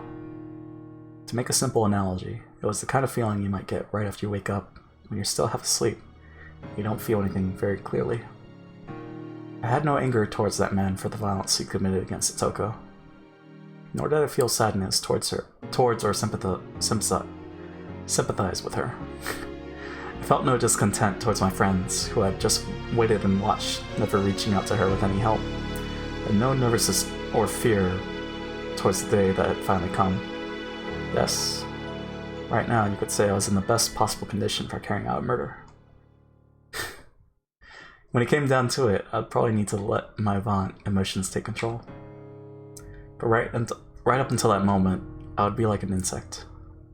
I would slowly, surely, and silently move towards my one objective, and then, when I had my prey, I'd attack like a bullet. There was no emotion in that, just the creeping mindset insects possessed. That sort of sneaking feeling was just the best. I would kill Satoko's uncle like he was a worm. I had to laugh a little at thinking that way, thinking like an insect. Tug. Tightened my laces one more time and walked out the door. Brought the shovel out of the front storeroom. I would need it to dig the man's grave. The shovel was a convenient one made for camping. If I twisted it like so and split it into 3, I could easily hide it in my bag. I twisted the shovel and dismantled it. Even though I'd done it countless times before, I had trouble for some reason. Like I was suddenly clumsy now. I knew why. It wasn't because I was nervous. My weak-willed self, deep within me, was hesitant. I knew that the act of dismantling the shovel was the first step I'd take to become a murderer. God. The last twist was conspicuously difficult, but it finally submitted before the strength of my determination. The area around Satoko's house was outside my circle of activity, but even just riding my bike in the middle of the day like this might seem suspicious to an observant person. I definitely want to avoid meeting and talking to someone I knew. With that in mind, I chose the route to my destination carefully. Didn't mind going the long way around. With how long this day would be, I could never be too careful, after all. Still, I was fortunate enough not to run across anybody on my way to the planned site of the crime. I wasn't superstitious at this point, but it was a good omen. The place I would dig the hole was in this grove, a little further into the woods. I was worried I might not make it to the same place as before, since there were no signs to guide me, but I arrived there smoothly, and as expected. I took another look around. Not even a hint of human presence. The air was a little bit damp, it was comfortable in the cool shade of the trees. I took the disassembled shovel out of my bag and began skillfully putting it together. Then, I stuck the tip of the shovel into a soft-looking patch of ground and pushed on it with my foot. The shovel would split into the earth if I put some strength into that foot. The act of doing so seemed awfully like the point of no return and made me hesitate. I was just digging a hole with a shovel, but it made me gulp hard. Calm down, Ch.3. Let's do a countdown. Get it done on the count of 3, okay? Alright. 1, 2. I couldn't do it on the countdown, despite it just being sticking the shovel into the ground, and I had to count down 5 or 6 times. Damn it, just digging a hole. This is pathetic. As I thought that, I put strength into my heel like I was stepping on something unpleasant, and split came the sharp noise. Whew. Whew. It was only soft at the beginning. Roots and stones quickly got in my way, and informed me just how hard it was to dig a hole big enough for a person. No decent person would ever come here anyway. Maybe be enough to cover him up with some dirt. Every time a naive thought like that crept into my mind, I bit down on it with my teeth and dug even harder. I've dug enough now. I could hide him like this. Every time I thought that, I would go down into the hole, grow disappointed at how shallow it was, and return to digging. A thin layer of sweat on my brow eventually formed into drops and fell to the ground. My back was in even worse shape. My damp shirt adhered to my skin, and it felt so disgusting. The things I couldn't stand the most were the mosquitoes. Maybe they were attracted by the scent of my sweat. The white and black striped mosquitoes would cling to me whenever I let my guard down. It was hot. It was disgusting. It was sticky. I was itchy. All those uncomfortable feelings surged through me in waves. Damn it all. So what? Are you telling me to pack it up and go home? Is that it? I hadn't yelled at anyone. It was me talking to myself. Me telling myself something. Why was I feeling this way? Digging a hole all the way out here? What benefit would digging this hole give me? What harm would there be in not digging this hole at all? Wait, in the first place, who ordered me to dig? When I thought it over, maybe ever since grade school, even before that, my whole life had only been me doing what other people told me to do. Didn't mean it was somehow constrained, living a life just based on the commands of others. I didn't mean I was too lazy to try and find my own road in life. Metaphorically speaking, yes, it was like a road.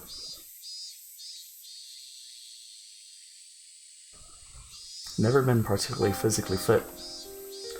Didn't hit puberty very early, and if all my classmates and I got in line, I'd usually be on the shorter end. My scores in jump rope competitions and marathons were the very picture of average. And it wasn't like the captains of the dodgeball teams would have a passionate rock-paper-scissors contest to see which would get me. During those kindergarten and grade school years, it felt like someone was only worth how fast they grew and how fit they were. Looking back on it now, it was really uncomfortable for me. The thing that turned all that around was just a few words from my mother. Keiichi, would you like to go to cram school? You'll better grasp what you're learning in school and it'll be more fun. The very first test I took at cram school was kind of like a game. It was a lot of fun. It wasn't like the test with the same exact problem dozens of times in a row. Every question had a picture to it. Almost like one of those puzzle books that came with manga magazines. If my studies at school had been like this, it would have been way more fun. Several days later, I went to the cram school again with my mother and the enrollment paperwork. Mom and the person at the cram school had a really long, heated discussion, so I accidentally dozed off and missed most of what they said. But I clearly remember one point. Mom had made a loud groan, surprised at something. By 61, do you mean his average score was 61 points? No, not at all, Miss Maybar. The mean deviation of cram school all across the country is 61. He's showing rare numbers, even if it's just a simplified intelligence examination.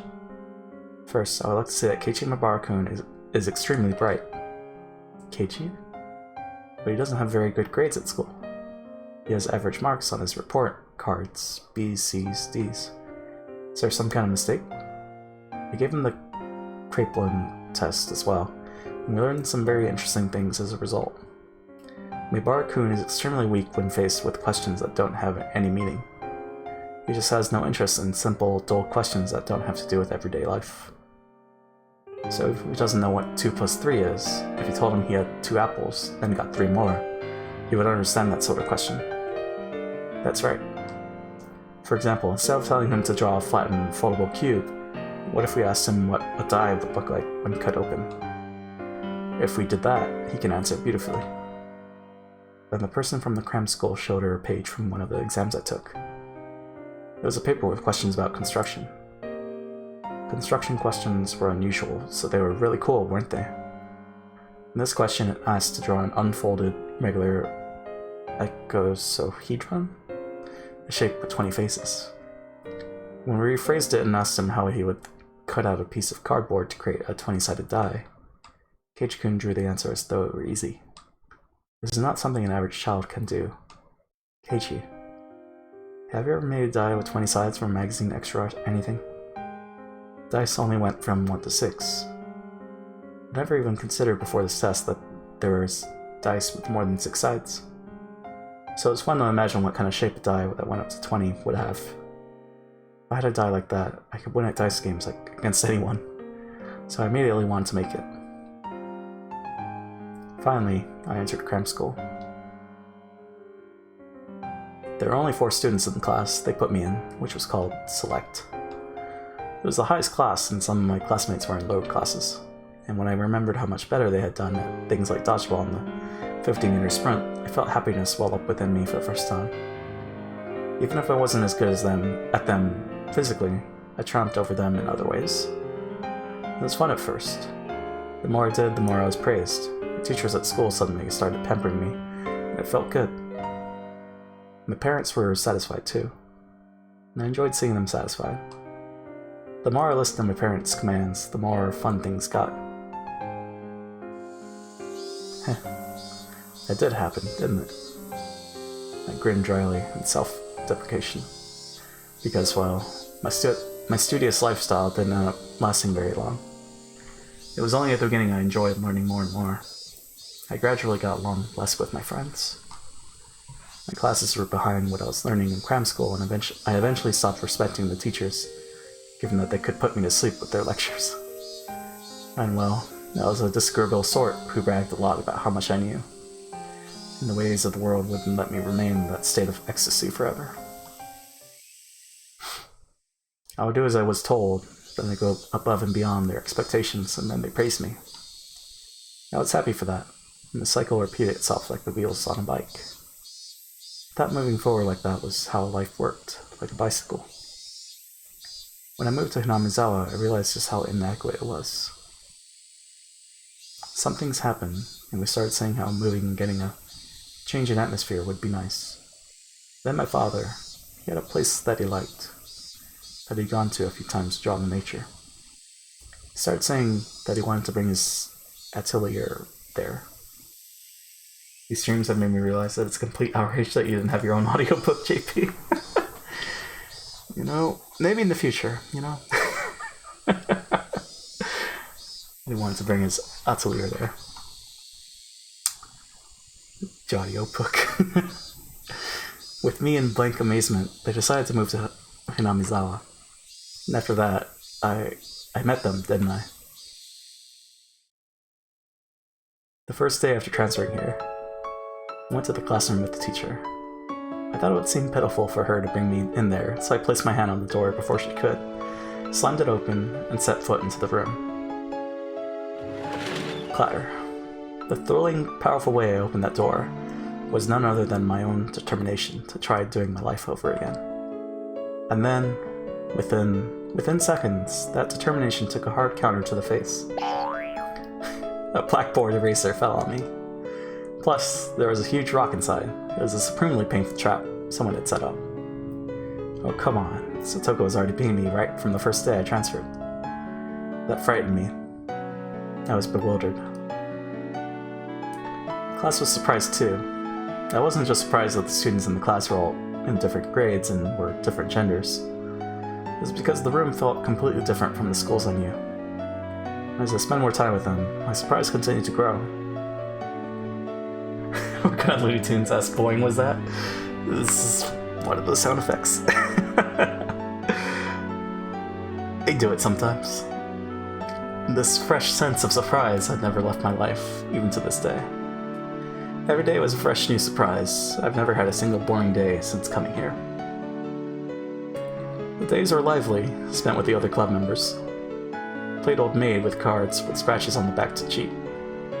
We let all our passions go wild during the games. We went all out as regular participants in tournaments at the toy store in town, and many more things.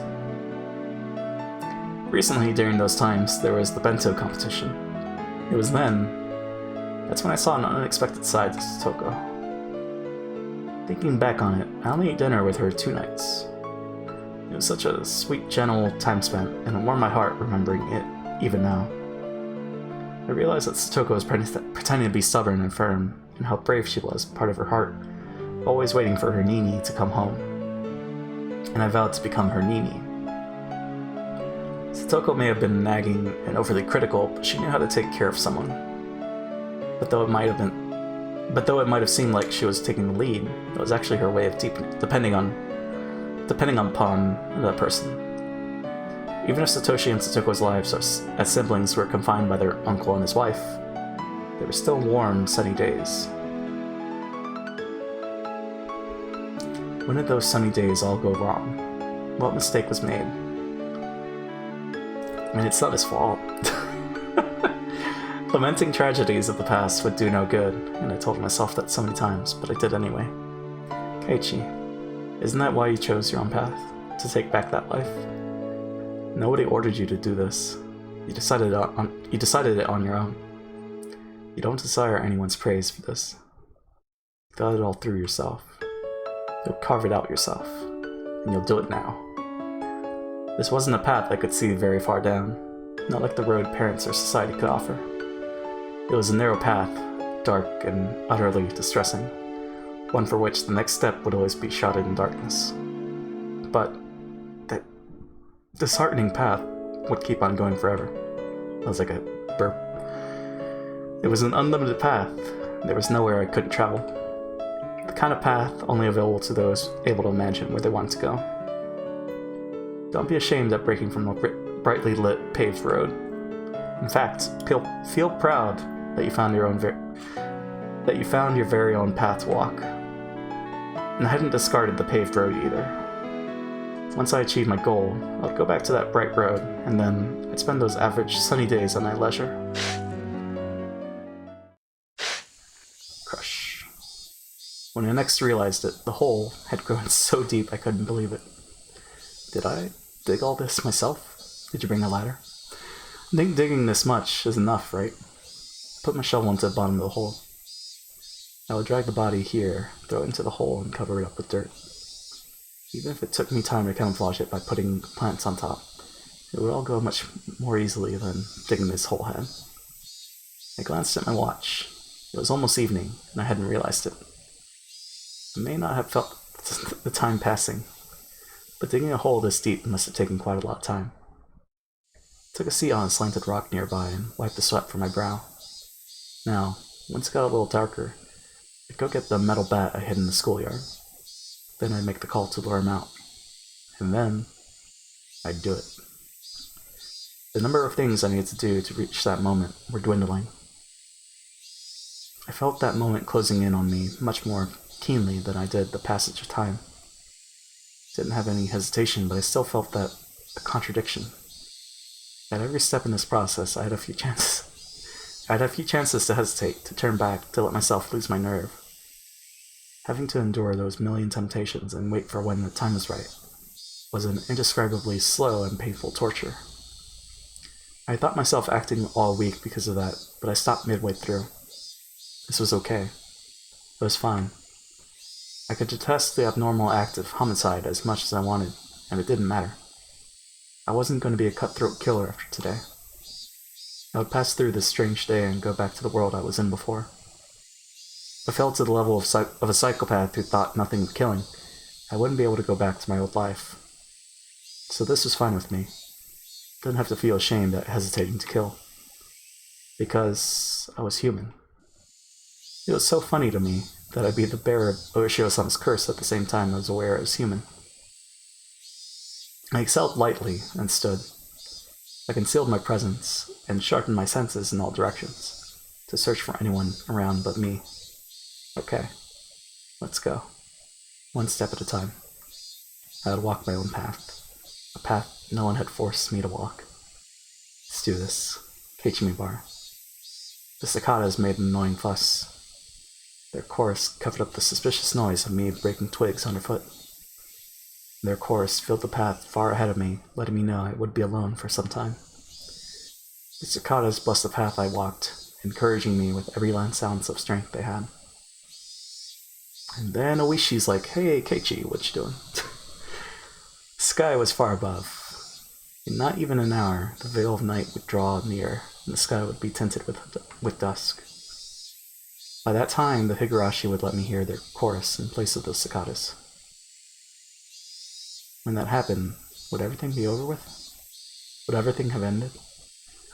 I said something along those lines when I left Satoka's fate up to a public agency, but this time was different. I would do it. I would carry it out. I would end it. Oh god. It would all be over very soon. Everything would end. Yes. When the Higurashi cried.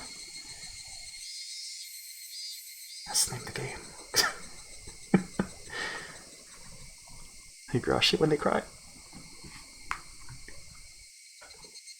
That was creative. Oh man.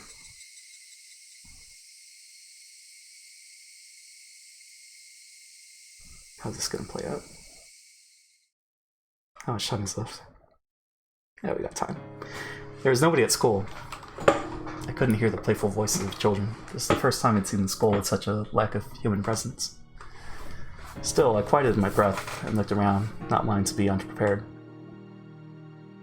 It had gotten darker outside, but it was almost like my eyes could see more clearly now. I made absolutely sure of my safety, then walked to the heavy construction machine I'd hidden the metal bat behind. I had a tinge of worry, a premonition, that someone had found the bat and hidden it somewhere else as a prank. If that happened, would I take that as an opportunity to desist? If it really wasn't there, then the sensation of chilled metal, it was still here where I left it. It hadn't run away. Satoshi hadn't run away. He waited here patiently for me. Sorry for the wait, Satoshi. It's been a long time coming. You prepared for this? Feeling a touch, Satoshi grins at me in my mind. That's what I should be asking, you know. I did this last year already. You should be more worried about yourself. Right on, Satoshi. But show him bad time. Satoshi's bat got lighter and lighter, and fit into my hands like I was being absorbed. Didn't feel wrong to swing this. I could move it around so naturally it was like an extension of my own right arm. Of course it felt like that. Satoshi and I were holding one bat together. Next, I'd make the call to load the man out. It wasn't a bad time for it. My friends were doubtlessly parading happily through the stalls. I hadn't considered where to make the call from. My house and Satoko's were pretty far apart. If I called from my house, I wouldn't make it. Couldn't I use the school phone? But as I thought, the room was locked up and I couldn't get in. Shit. So naive. Should have at least figured this part out. Couldn't call him.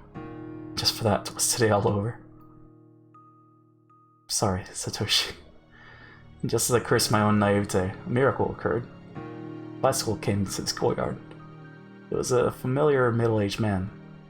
The one from the Forest Service field office. Why? Wasn't today Sunday?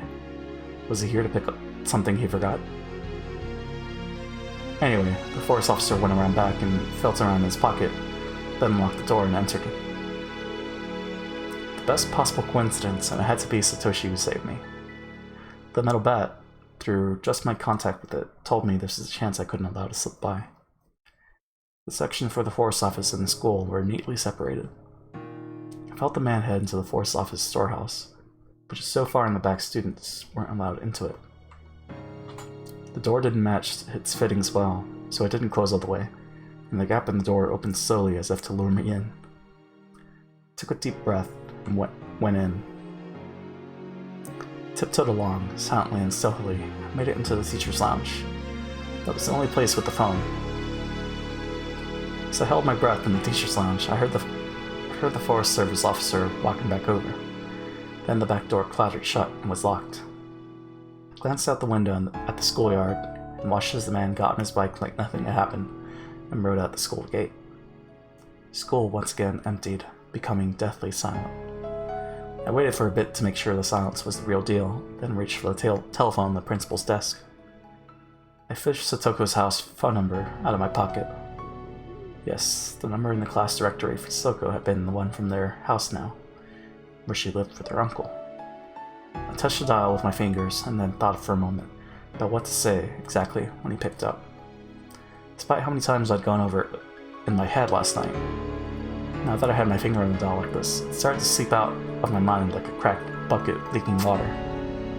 Simple would be best. More importantly, to say it straight and not sound suspicious. I counted off 3 heartbeats and spun the dial. The call sound. Did Satoko's uncle pick up? Now, of all times, the hope that he wouldn't pick up and the feeling of doom and the knowledge that I couldn't save Satoko if he didn't whirled around in a vortex. Hello? It was the voice of a grumpy man, like he had just woken up. He picked up. Hello? Say your name so I know you're Hojo, you asshole. It'd be terrible if I got it wrong. I made up my mind. I had all the initiative on my side. Here we go. This is the Shishibone Okonomiya police station. Am I speaking to the Hojo residents? I was changing my voice, but did he really think I sounded like an adult? Would he believe I was the police? Oh, yes. This is Hojo. We currently have your daughter, Satoko Hojo, here with us. What? Satoko? What did that brat do? He fell for it. I could tell by how tense he was that he didn't doubt my words.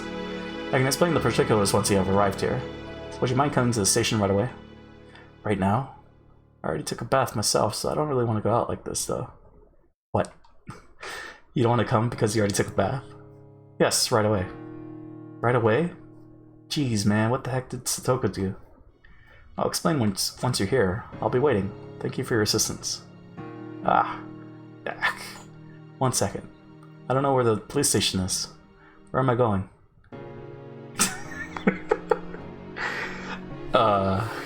You moron. What the hell? The Okonomiya police station? I don't know where it is either. Aren't you from around here? Why don't you know that? Greasy sweat came over my body. Eventually, just as I was about to choke, he spoke. Oh, next to the fire station, right? That's pretty far. Thank goodness, he remembered on his own for me. Didn't care where the police station was. Concern. This is... No, he's a lucky guy. So long as he left his house to get there. Then we will be waiting here. Oh, wait. Who am I asking for once I get there? What is your name? Top of that, he wants to know my name? Just leave your goddamn house already. Jesus. Meibashi. Excuse me. That was close. I almost thoughtlessly told him my real name. Managed to change the last syllable of it, but put the receiver down like I was running away. My fingers were trembling, and I was soaked with a tepid sweat. I wasn't just nervous about the phone call. With that call, everything had finally been put into motion. I left the school. It was locked before, but it was easy enough to open from the inside. But I couldn't lock it again after I left. In terms of being thorough, I wanted to lock it, but I couldn't waste time going back to the teacher's lounge and looking for the key. I needed to rush back fast as I could and ambush him. I zoomed back to the scene on my bike. If Satoko's uncle got out of town before I got there, everything would be over. We learned that there was no one at the station named Mibashi, and things would get pretty messed up. As I returned at full speed, I passed a family wearing yukatas. They must have been on their way to the festival. Many people in Hinamizawa knew my face, though. I didn't know theirs. Even just passing by them like this made me uneasy. But I didn't generally come around here, so those living in the area might not have known much about me. That didn't matter right now. I needed to get back as fast as possible to control my breathing and to ambush the man. Well, it's a small town. He's the only stranger. New face.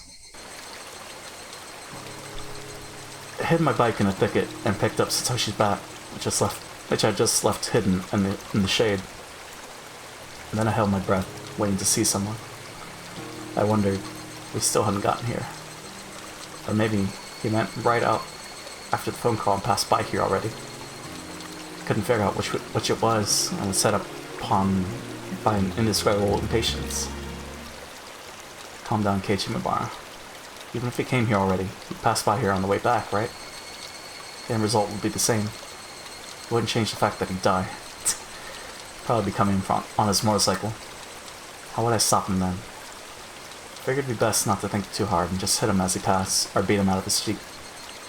The path was made of pebbles. If I hit him as hard as I could and made him lose his balance, he wouldn't be able to help falling. And then, the chorus of the Higurashi stopped. The sound of a bike approached from far away. Couldn't tell what sort of motorcycle it was from its sound, but I'd seen it parked before, so I'd know. He was getting rapidly closer. It was almost here. If he just went a little farther, crosses that thicket, and appear in front of me. Take a moment to make sure it was him. Then when I had, I put my plan into action. The motorcycle appeared. A few easily identifiable characteristics told me it was Toko's uncle's bike, without a doubt. Was it really him? Was it really Satoko's uncle? I wasn't making a mistake, was I? I looked at its characteristics again. Its color, shape, and most of all, the man's clothes and face. Those last feelings of hesitation, I did away with them. Satoko, now, your Nini will end it, okay? Closer, closer. The bike came closer. Let's go. Satoshi. Yeah. Whoosh. I jumped out of the thicket. Used my shoulder to basically tackle the uncle on the bike with all my might. Whoa. Ah. He gave a dumb shout as his bike completely lost its balance. Finally it fell, the bike scattering clouds of sand, and after spinning it stopped. Her uncle, tossed to the ground, didn't understand what had just happened, and groaned for a few moments, crouched on the ground.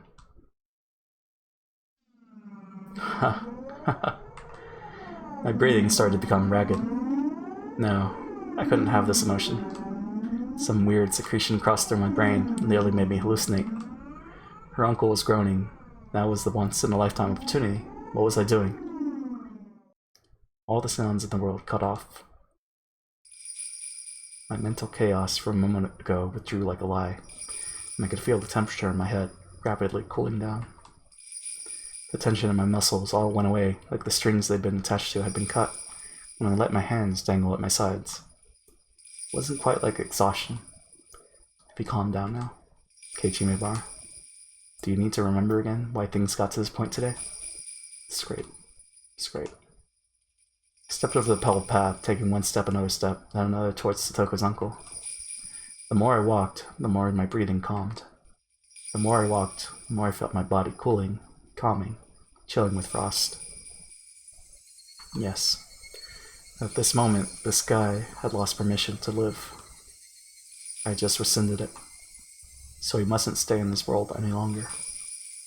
If he lived any longer, if Satoko's misfortune continued, it would be my responsibility for having allowed him to live.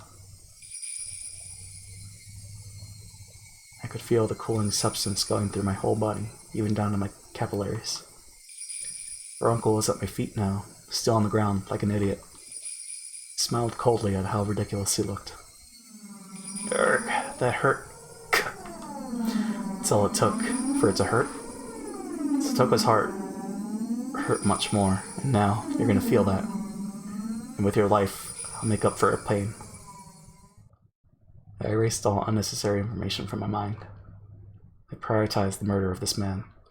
Execute, execute, execute. Wham.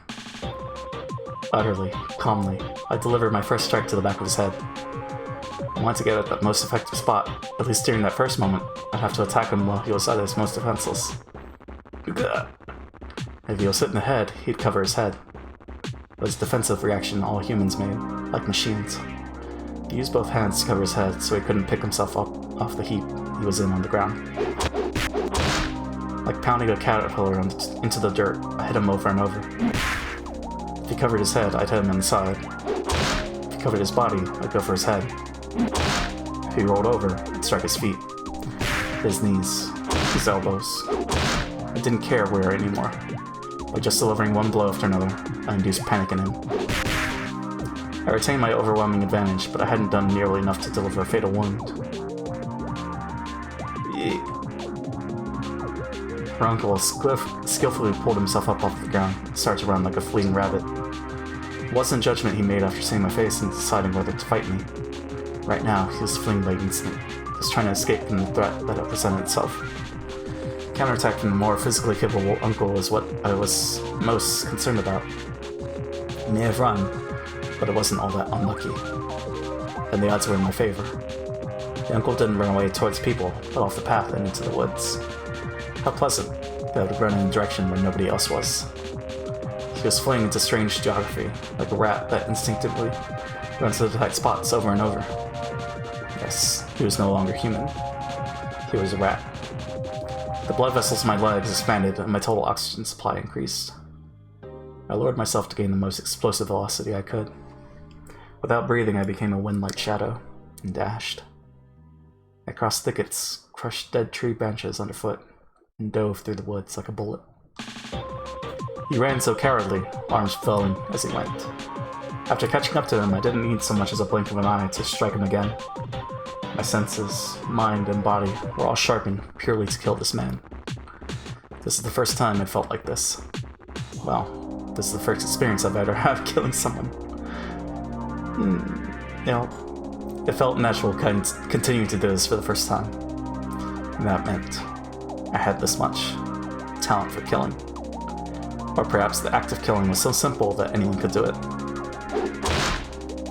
I didn't struggle or grow tired at all chasing the clumsily fleeing uncle. No matter how much he ran, it was like trying to get away from his own shadow. He couldn't get away from me. I could easily aim at his back and his shoulder and his head, even from this unnatural stance. Each time I struck him, he wailed in pain, begged pitifully for forgiveness, but it didn't disturb my mind. I was neither excited nor plagued by hesitation like before. I felt sharp. I felt like a carnivore. Of course, so did the uncle, who was trying to run away because he didn't want to die. Didn't want to be eaten, like a herbivore, running with all its might, trying to get away. Despite all the attacks, despite all the hits, he kept on fleeing without even staggering. And despite the bad footing in the forest, he impressively never tripped over anything. But there was no need to admire that fact. It was simply proof that he was no more than an animal. If he was chased, he would run. If he was going to be killed, he would run. He bared his fangs at the weak, but couldn't oppose the strong whatsoever. He was lowly, vulgar, a diminutive animal. Such an puny little creature had harmed Satoko. Scar after scar to her body and mine, deep wounds that might not ever go away as long as she lived.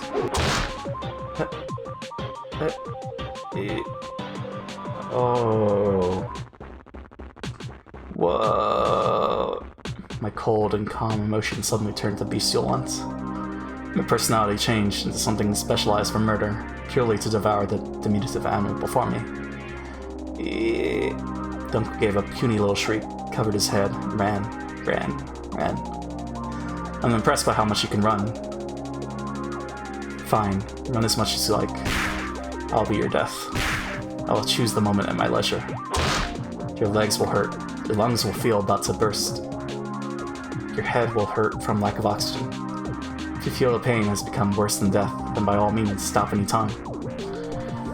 Without turning back, suffocating on his terror of the approaching death, he just ran shamefully onward. He ran, but was chased, his head bashed with a metal bat, sweat and drool flying everywhere, blood clinging to him. From his mouth came the sounds of coarse, irregular breathing and high-pitched screaming that verged on crying. And pleas for forgiveness to someone, I didn't know who. Each and every second was a second of atonement that I granted him. Now, run, run, run, run, run, run, run, run, run, run, run, run, run. Then fall and moan and die. Where did you even crawl out of anyway? You were never here before. If you were never here, you never should have showed up. If you never showed up, our lives would still be fun and enjoyable. We would have gotten to today's festival, waited for each other, and gone to the shrine, laughing. We would have been playing amongst the stalls right about now. We'd be browsing the strange food stalls you only saw at festivals, trying to get prizes from goldfish scooping, ring throwing, or target practice. Neon would surely make it into a competition, and we, as a club, would have a grand time.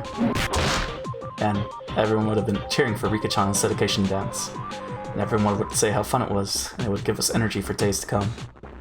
Fun, enjoyable, and funny, warm time spent with friends. And that would have happened, but it didn't, and now it was all smashed to pieces. There was no doubt that'd be what the world was like if you never showed up. You were the obstacle, the mistake, the heresy in that world. But I would correct that mistake now. I would erase you and make it so that this last week never happened. Tonight was the Watanagashi Festival, the holy night. We're taking just one life as permitted in the name of Orisho-sama's curse. Looked like the Higurashi stopped crying at some point. When the Higurashi cried, everything would end. And the Higurashi silenced. Lowly one, the hour of atonement is at an end. The Higurashi have stopped the crying, thus it is the end. The end, the end, the end, end. You don't have to run away anymore. Die, with those dirty brains of yours smashed everywhere. Whoa.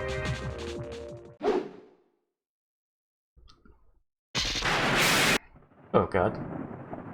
Lightning and thunder struck like an explosion.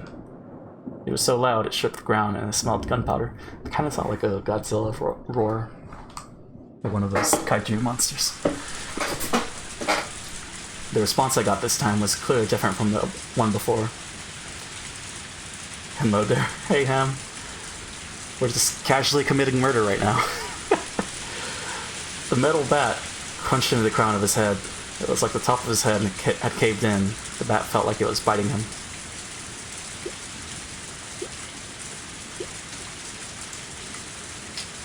Murder, yeah. It had been the final killing attack that visited him, and I didn't overlook the opening he left as his knees gave out under him. I remained alert for a few moments, then thud, thud. I planted both knees in the ground, and then fell forwards, burying my head in the ground. Ha, ha, ha, ha, ha. I've been holding back my ragged breathing, but now it all came out of me like a dam bursting. My head was dizzy. Well, so I was doing it like laughter, but yeah, whoops. My head was dizzy and light, and unable to maintain my balance. I leaned against a nearby tree. My uncle didn't try and guard his head any longer. After a disgusting sort of spasm, he stopped moving. Did I get him? Did I get him for sure? Oh lord, yeah. I fought back my exhausted urge to fall over where I stood, and drew towards him carefully, bat still at the ready. It was possible he was faking it and trying to wait it out. Should I check for a pulse? I realized right away, though, how unnecessary that would be. If I thought he might be faking it, then I would just have to keep pummeling him until I was satisfied. Fought back my ragged breathing again, and then I swung my bat far above, and brought it down. Clunk. His body leaped like a bow, but he didn't try to cover his head. Pasta. What did it? Copy that? Pasta that? Copy this? Pasta. Then once again, I aimed for his head and swung. His reaction was the same this time. Jesus.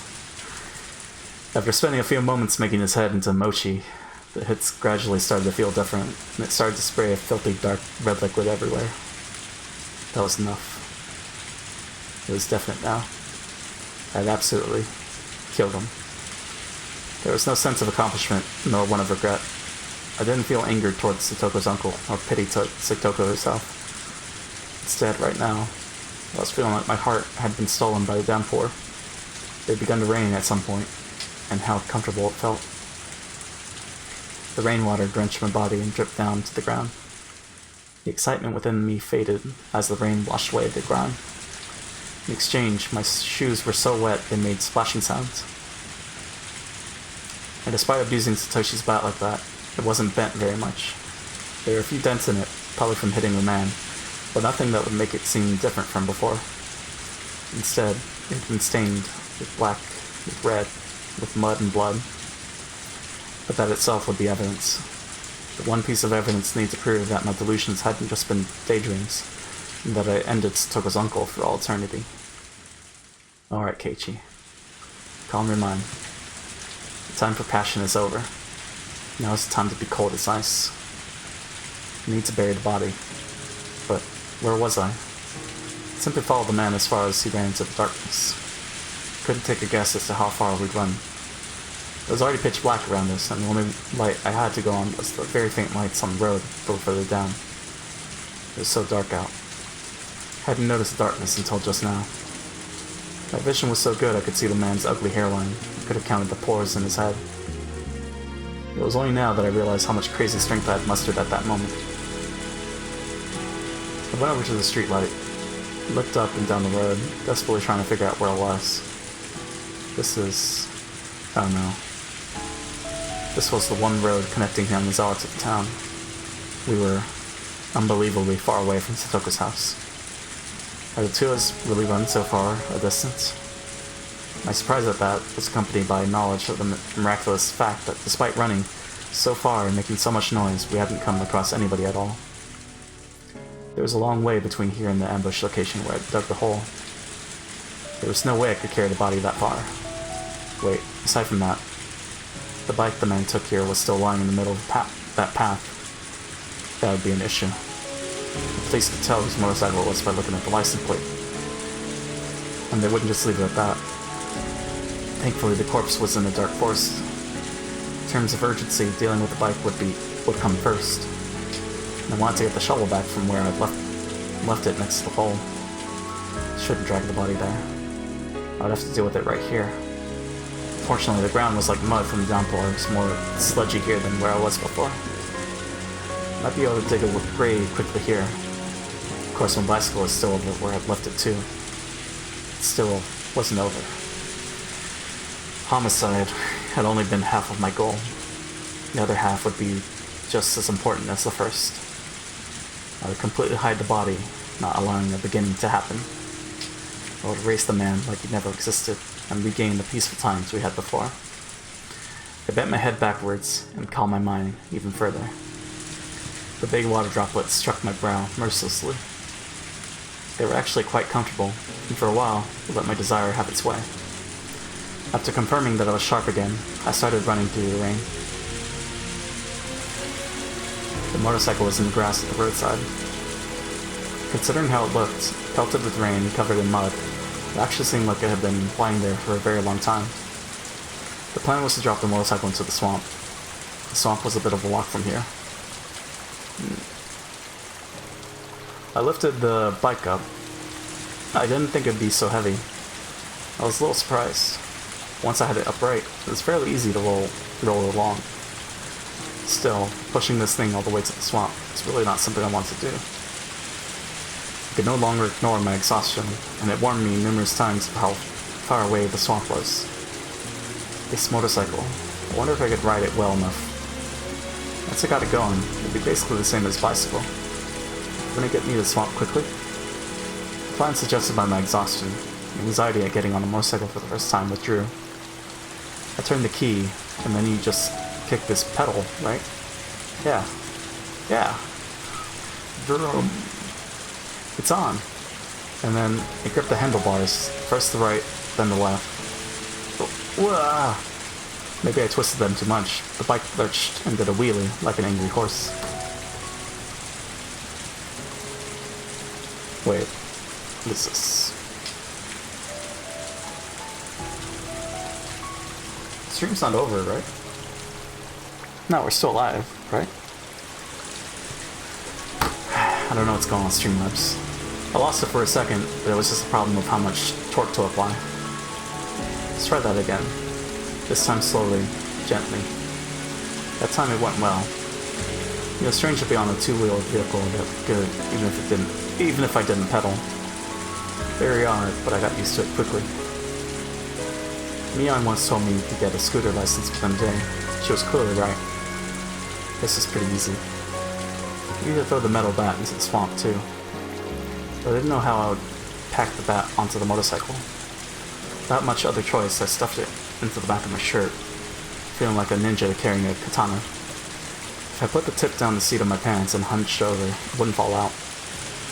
I got back on the bike, and this time got going without any difficulty. Carefully pressed the button labeled light, and a rather strong light came on, illuminating the way forward. Probably really shouldn't have turned it on, but I didn't have any way of seeing at this point, and had zero confidence I could ride through this darkness.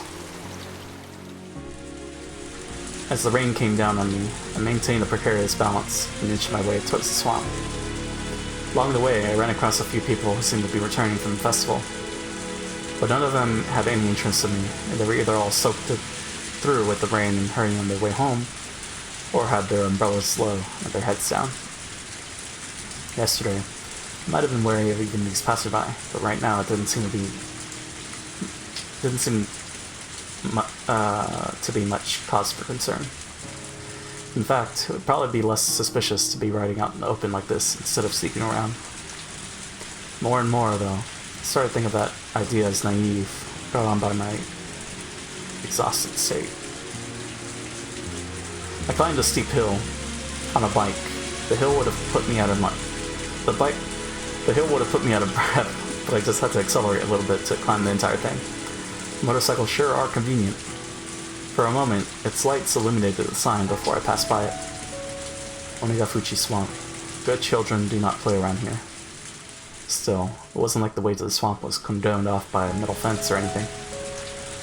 Parents and teachers would get mad at you if they found out you were playing at the swamp, but some of the bad kids in my class apparently snuck out here, sometimes to see the giant crayfish in this place. I talked before about how they'd go to the candy shop and buy some pickled squid, then just tie it to the fishing line and throw it, and all the crayfish would come running. Crayfish? Once I got up to the bank, there was a tiny ritual shrine and traditional ropes on one of the trees. And as it swallowed the damn poor hole, the blackened swamp had waited for me. If I slammed on the accelerator from the cliff-like stop I was on now, the thing would fly straight into the middle of the swamp. I had to be careful not to fall in with it. I drowned and disappeared. Man, what a stupid ghost story that would be. On the night of Tatarigoroshi, Satoka's uncle corpse was found in a thicket by the road leading to town. Ch.3 went missing. People would whisper that I'd been demoned away. The fifth year's curse would be a half-baked one. I got off the bike and twisted the accelerator as hard as I could. I let go just when it seemed like it would drag me forward. The bike shot off the cliff and was swallowed down to the swamp, leaving a far fainter splash than I had imagined. The surface was being pummeled by the downpour, and the muddy, filthy water was flowing into it. Couldn't even make out the motorbike I'd just thrown there. It's pretty heavy after all. It would be quickly engulfed by the soft mud at the bottom of the swamp, and it would be pulled deeper and deeper until it reached hell itself.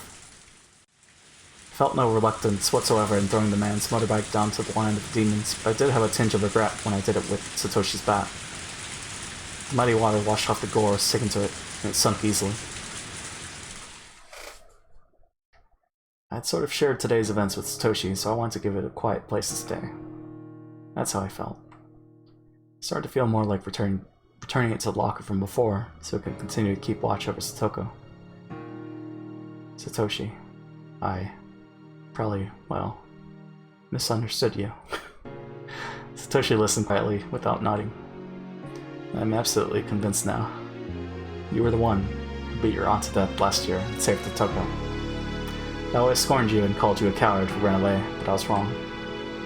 To the rest of the world, some deviant was behind that incident, but I know. That was something you did for her. And then you disappeared. You finally got back that peace and lost it within days. So, I swear to you that I will live life to the fullest from now on. Live it enough for the both of us. I will live on as though this week, this day, never happened. But I will never forget this short time we shared together, for as long as I live. I didn't know what expression Satoshi made as he listened, but as someone who had protected the same girl, I felt he had smiled and given me his blessing. And then, my hand moved of its own accord, and the bat I had hesitated to throw away left my hands and flew through the air. It traveled its parabolic path, spinning all the while, and the swamp absorbed it without a sound. There weren't even any ripples when it hit the surface. That surface was tempestuous because of the downpour, and the bat was long gone. For a moment, I regretted having thrown it, but I realized that might have been what Satoshi had wanted. You're right. I still can't let myself give in to the emotion just yet. I'll return for my shovel and get on my bike, dig a hole to hide the body, and bury it. It seemed like a simple sequence of events, but I felt extremely exhausted, and I had to do it all tonight. Satoshi left me with only the advice that I needed to finish this up soon. Then fell silent for eternity, and disappeared at the bottom of the demon's abyss.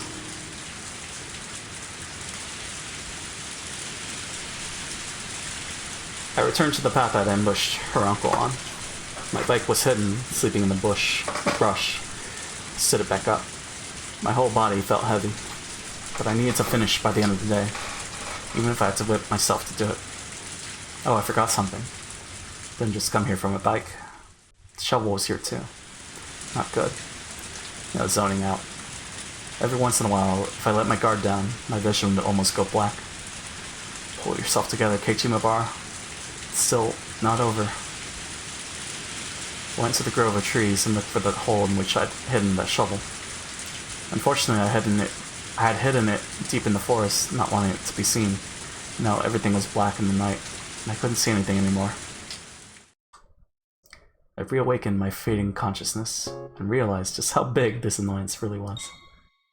Wait, you can't be serious. The sweat the rain washed away before came back up to my skin. Deep in the forest, where the streetlights could never reach. The fact it would be so pitch black had been completely uncalculated. With this much darkness, even if I had been able to kill him right away, like I had planned, I didn't know if I could still could have buried him without its problem. What should I do? I simply couldn't find the shovel tonight. If I forced myself to go deep into the forest, I'd lose even my sense of direction, and might actually get lost in there. That might have been an exaggeration, but it was fully possible I'd trip over a tree root and sprain a muscle. Oh right, my house's storage room.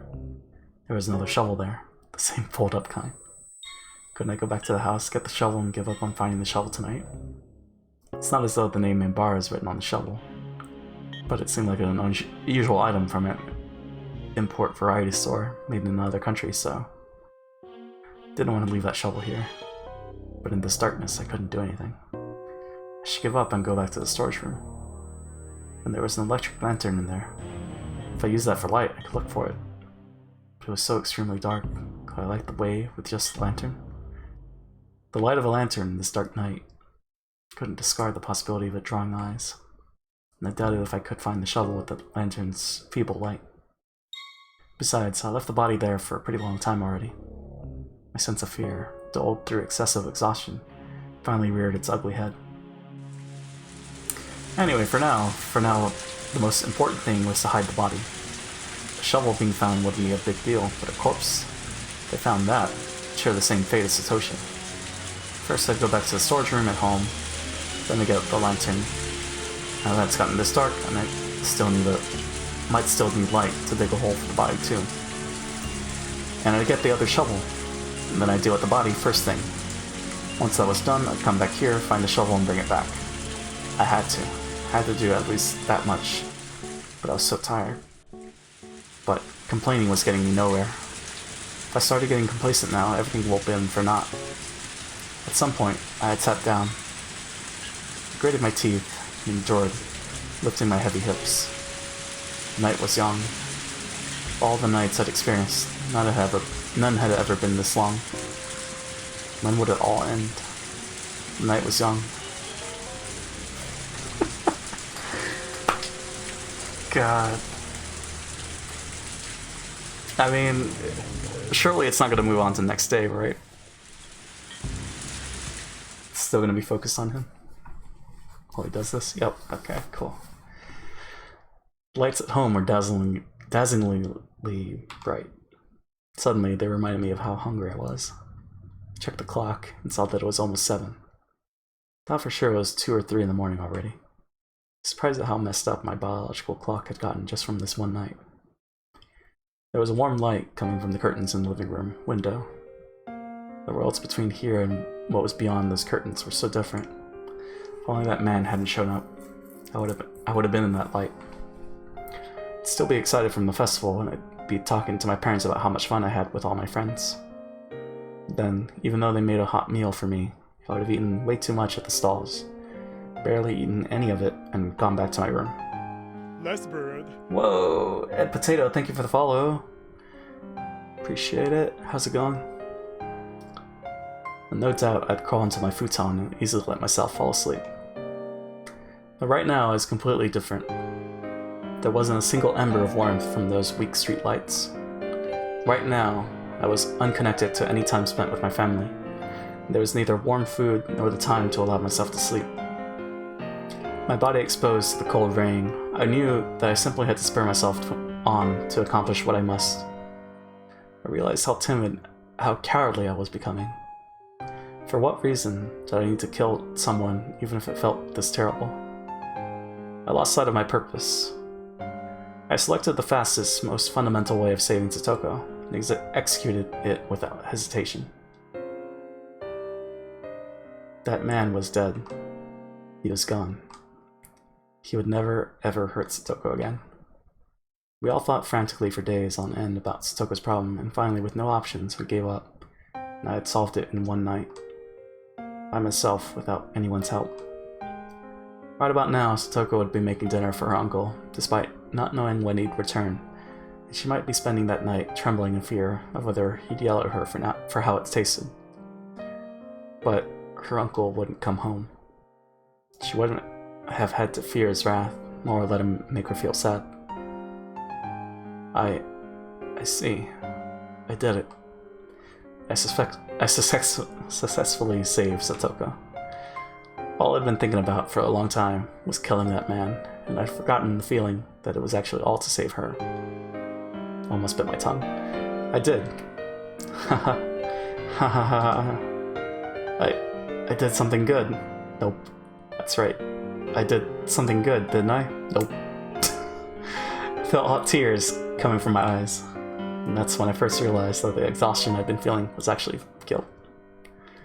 The blade of guilt, for a while now, had just been scraping away with its tip, hurting my heart. It hurt so bad I couldn't stand it. It was throbbing painfully. It hurt so much, it was so painful that I cried. I cried tears of joy at saving Satoko. I didn't know why, really, anymore. I just cried.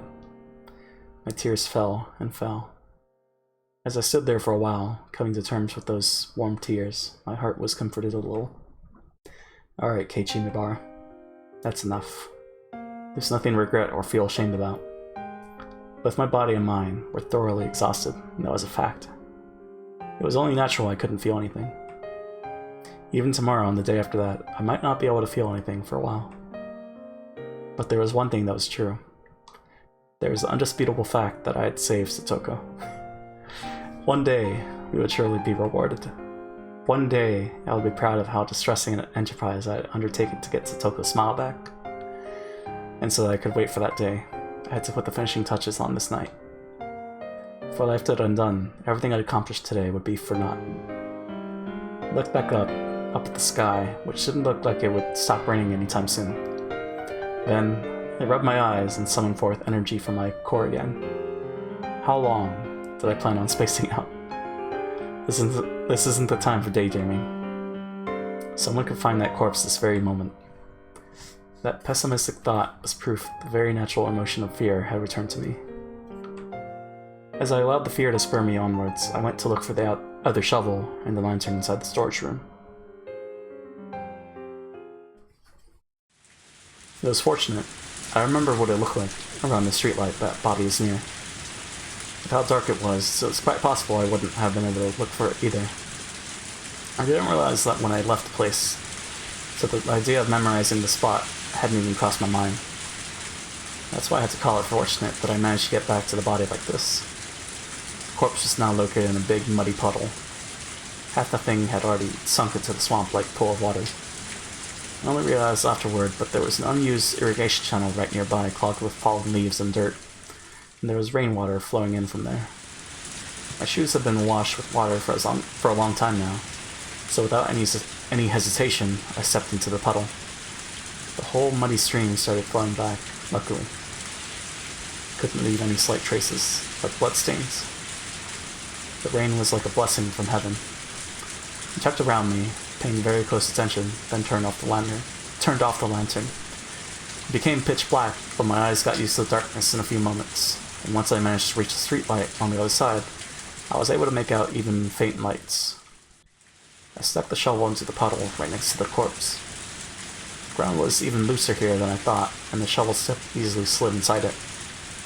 I had to hurry and dig. If I took too much time, I might lose my energy and strength again. I felt almost like digging a hole in the sand at the beach. It was easy to dig, but no matter what, the muddy water kept flowing in, covering the hole. The digging wasn't going as well as I'd hoped. I dug, and the water would go in, so I couldn't get a sense of how deep it was. The only way for me to measure it was to bury my own foot in the mud. I'm digging just fine. It's alright. Don't be disheartened. Dig, dig, dig. Occasionally a car would come by on the road, and I'd hurry to hide myself in the trees. Everyone was only passing through. They wouldn't have their eyes peeled in this kind of darkness. I understood it logically, but I still couldn't help but hide. What I was really scared of wasn't quite that one of those cars would coincidentally happen to witness me here. It was that the distance I could spot cars from was getting gradually shorter. At first I noticed the splashing sounds from really far away as cars drove through them. Started noticing them less and less. With the car that just passed by, I didn't notice it until its headlights were upon me. I felt my senses growing duller by the second. If someone were to take a peek in secret, as I was burying the body, at the worst possible time, maybe I wouldn't even notice. The moment I thought that, I took a good look all around me. I roused all my half-asleep senses and searched for signs of presence nearby. What if I found out someone was spying on me from the trees? Carnivorous feeling snarled at me, glaring. If there was, then I would dig another hole. I've come this far already. But he doesn't have a bat. In order to achieve perfection, I didn't care how much I had to pay. Didn't know what kind of face I was making at the time, but it was definitely a fervently glaring one. I guess he has the shovel, but my five senses reached the conclusion that nobody was present. Didn't breathe a sigh of relief. How long had I been digging this mud out of here? It was deep enough for it to go up to my knees. Maybe this was enough. Maybe I'd throw the corpse in as a test. I swallow, getting my breathing under control. Despite how much I'd beaten him, I was afraid of touching the corpse. So instead, I dragged it by the feet to the hole. It took more than just a waggle and a tug to do it, but of course it did. Considering this man's weight was easily 80 kilograms.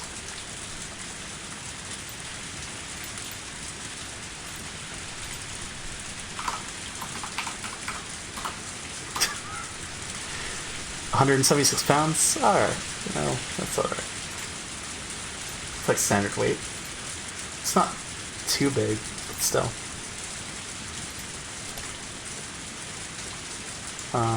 Okay. Rallied all my strength and dragged him. At this point, my groundless fears that he might suddenly start moving again had vanished long ago. His body fit perfectly into the muddy hole. It was more than deep enough. Alright, let's bury him. Quickly, quickly, quickly. If I did a perfect job of burying it here, everything would be over. I would hide it in the hole and none of this would have ever happened. When I realized I only had a little farther to go to finish everything, I was racked with pointless anxiety, like I was in a race against time. It was like I was absorbed in a delusion that if I didn't bury the body quickly, it might come back to life. In any case, in a great rush, I poured mud and dirt into the hole. If it didn't work efficiently, someone might find me here. Until now, I figured if someone saw, I'd just kill them, but not anymore. I was arrested with such absolute fear that if someone saw me, it would all be over. As I finished the work off, it was a total mess. Splish splash, swish squash. I drew the surface of the shovel across the ground, trying to make it flat. I was completely covered in mud at that point. The rain washed the mud off my body, but not off my now blackened clothing. My body and mind were caked with panic, with fear, with rain, and sweat, and mud. My shoulders heaving, threw down the shovel and sat down in the mud. I was so exhausted that I wanted to lie down right here and sleep. Nope. Don't do that. It was over. This time. For real. It was over. The man was now on the bottom of the wet dirt. Right this moment, there were traces that this place had been dug up, but the rain and flowing muddy water would completely cover it all within moments. Yes, it was over. What about the other shovel? I did it. I did it. I did it. You motherfucker. And then I fell over backwards, face up in the mud. Raindrops pelted my face without mercy, but I didn't care. After staying there for a while, resting my mind, I got up again. It was over. So let's go home. You already buried the whole thing. So now it's like it's never happened. Never happened, so there's no reason for me to stay out here and get rained on. I wobbled to my feet. I wouldn't use the shovel anymore. I considered disassembling it, but I didn't have the strength in my absolute exhaustion. I didn't really need to take it apart anyway. Dragging the shovel behind me, I headed towards the light. I stood at my bike, then laying in the grass by the road. Didn't know how I was gonna get the still assembled shovel into the front basket. Put the shovel down the back of my shirt like I'd done with a baseball bat. Unlike the bat, the corner of it was on my back, making it very painful. Plus, if I relaxed my posture even a little, it would fall out behind me. I ended up having to carry the shovel in my left hand and ride my bike using it on my right hand. Not only was I in a state of total exhaustion, this was a downpour. One hand on the handlebars. I was swaying to and fro like a drunk. But I didn't care. Even swaying like this, I got a little closer to home every time I pedaled. I saw two lights swaying slowly in front of me. A car was approaching. Oh no, I need to get out of the way. From far away in the shadows of darkness, a car appeared. Dazzling lights washed over me. The driver made a short honk on the horn to inform me I was in the middle of the road. I had to get out of the way. I kept telling myself that, but not only was I riding one-handed, I was exhausted, so I couldn't do anything. Oh god. Wobble, wobble, wobble, wobble. I meandered about, not going to the right or to the left. The driver decided to swerve out of the way, right in front of me, and without lowering its speed much, it steadily came towards me. Its outline grew larger in my vision, telling myself again that I really needed to get out of the way. I jerked the handlebars in one direction, but I lost my balance and fell over, bike and all. My whole body splayed out, and one foot got caught in the bike. This was seriously bad.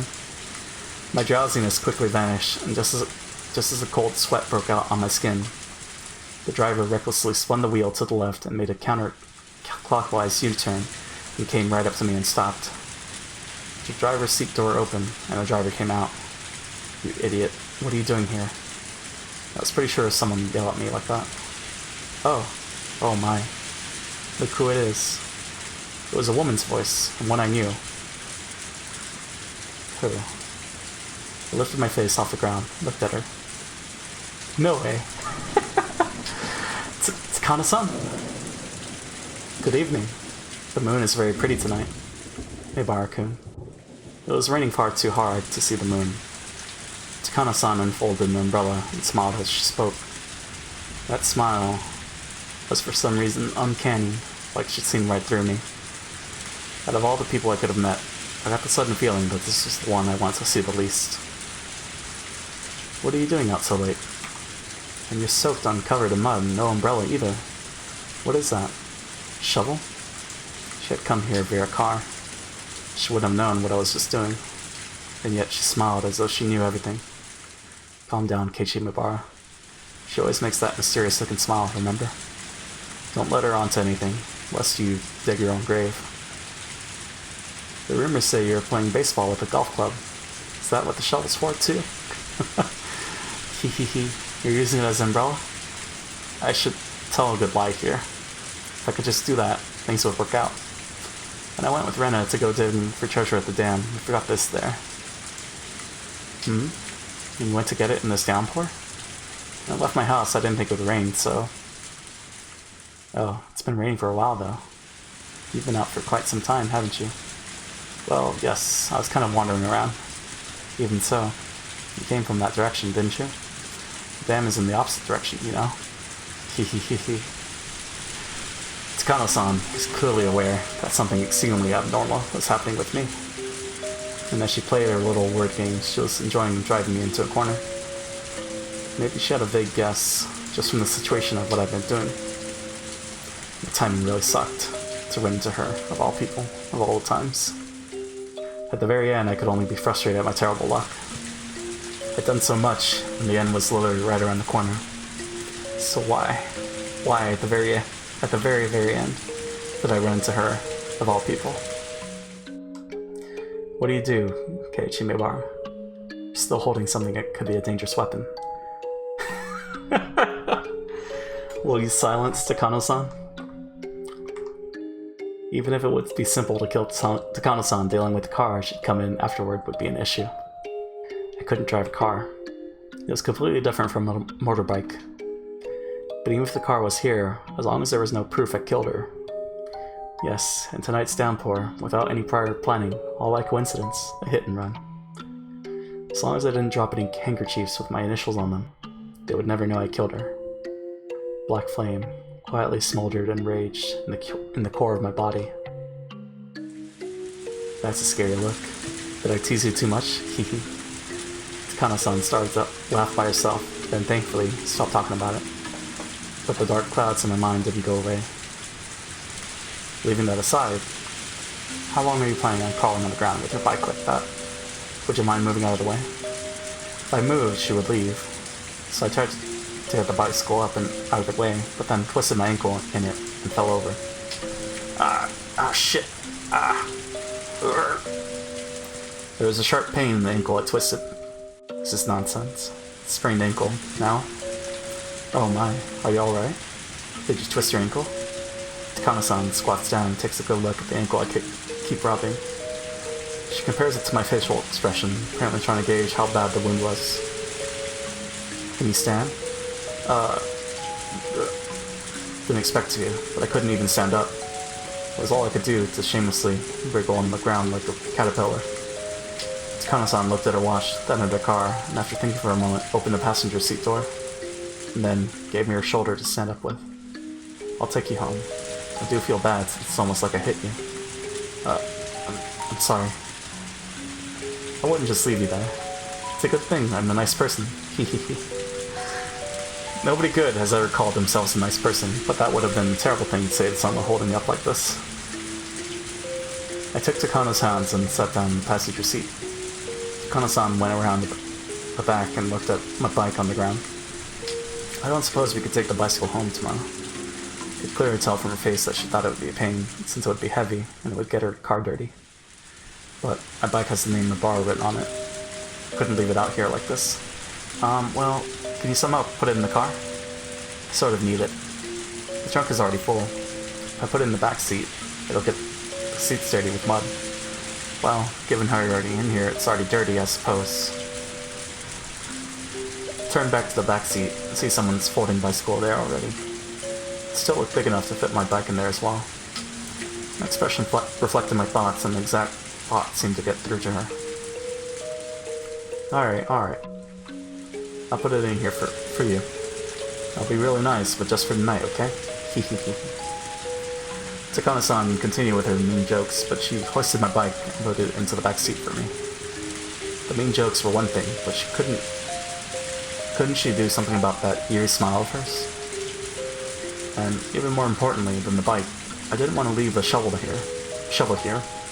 Shovel could be directly connected to the buried body and to me. Sorry to ask another favor, but could you get my shovel too? Takano-san gave me a clearly dubious expression. Your shovel? That's fine with me. Is it important? The more I talk, the worse it gets for me. That's how I felt, so I didn't force myself to answer her. Eventually, outlasted by my silence, Takano-san gave a short shrug and sighed. Alright, I understand. You need your shovel, right? You don't need to make such a mean face. Takano-san brought over the shovel that was lying in the middle of the road. Clutched it like I'd never let go of it again. Takano-san watched me with a puzzled look. Okay, let's be off. Mibara-kun, you live at the Mibara Mansion, don't you? Why does everyone call my house the Mibara Mansion? Because it's actually a mansion. Must be nice to be rich. As she spoke, Takano-san pulled a handbrake and stepped on the gas. After making a skillful U-turn using the shoulder of the road, she steadily increased in speed.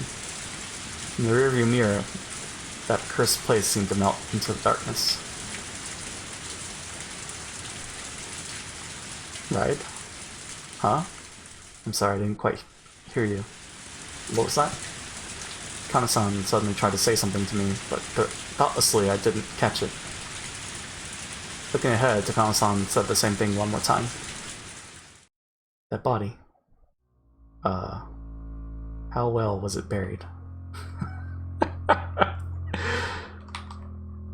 thought my heart might be out of my chest, but I didn't let it show. But my lungs were squeezed tight and I couldn't breathe. What are you talking about?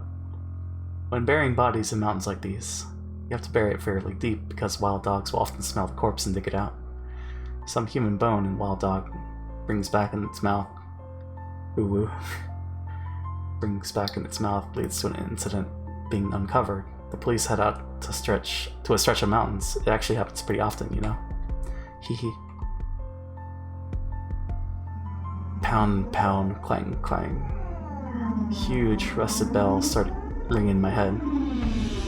Had I buried it so deep that I could say it was absolutely wouldn't be found? The answer was no. I was in such a rush to bury him and get it over with that I couldn't deny having possibly buried it too close to the surface. No, wait, that's not... Wait, anyway. This woman, how does she know? She just passed by here in her car by coincidence. And we ran into each other by coincidence. She had been watching the entire thing from the trees, and once I left, she came back in her car. It didn't make logical sense. So then, why? Keiichi Mibara. That's it. You need to kill her. My entire body reawakened, and I could feel my pupils dilate. I couldn't possibly beat her to death with a shovel on such a small car. Then I would use my hands and strangle her.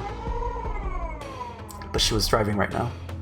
If I strangled her, we might get into an accident. Then, suddenly, Takano-san turned and looked at me. What? Nobody to tort? For a moment I was surprised. What was she talking about? It would seem we're not a very good match. Takano-san said, disappointed, returning her gaze ahead. I repeated the words she said a few times in my head and finally realized she meant it as an off-color joke. Didn't know whether it was really a joke, but I wouldn't be able to fool her, no matter how many lies I told. Right now, with her driving the car like this, I couldn't kill her. I would have an even harder time doing it when we got back to my house. That moment we met, that had been my best chance. and to have missed it so easily, it hurt. After that, Takano-san didn't say a single word. The car was completely buried in almost suffocating silence. What kind of woman had I run into? With everything that happened today, I managed to pull it off, and at the very end of it all, I just had to go home and go back to sleep, with bad luck. As my sleepiness gradually overtook me, the anxiety I felt steadily started to matter less and less. Is this alright, Kichimi-bar? You probably should not leave this woman alive. Right now, I'm tired. She stepped on the brakes, and I jerked against my seatbelt. That woke me up. I thought I must have fallen asleep by accident. I looked out the window, and there was a big building with faint lights on. It was really dark out, but I knew immediately it was my house. I'll go get your folks for you. Would you mind the place for a few moments while I'm gone? Hehehe. Don't make fun of me, please. Besides, look, I'm fine now. I can walk by myself. Oh my, you were in such pain before that you had to get me to carry you. Did you just want a pretty lady to be nice to you? Hehehe. As Kana-san spoke, she left the car and opened up her umbrella. The sound of falling raindrops was fierce as always. I carefully reached down and rubbed the ankle I twisted. There was still some pain, a little weirdness, but they weren't that bad anymore. Other than being happy about how light the wound was, I first regretted this whole thing. If I hadn't twisted my ankle, I could have still taken the option of killing Takano-san right then and there. There probably wasn't much doubt that Takano-san was convinced I was involved in some sort of crime. If she knew about everything happening with Tsutoko, then she might have even guessed I'd killed somebody. Good click. Takano-san opened the passenger side door for me. You sure you don't need my shoulders? I wouldn't mind doing it for you again. Hehe. I ignored her and answered by getting out of the car by myself. The rain was still pretty intense. I got my bicycle out of the back seat. I was a bit curious who the other bike belonged to, but that didn't matter right now. I let Takano-san hold the umbrella over me, then pushed my bicycle up to the front door. Thank you very much. I'll be fine now. My ankle hurt so much earlier, and it still did, but it aggravated me that it hadn't even been that bad. It was really, seriously, terrible luck. Alright, I'll be leaving then. Keep it a secret that we had a nice evening together by ourselves, okay?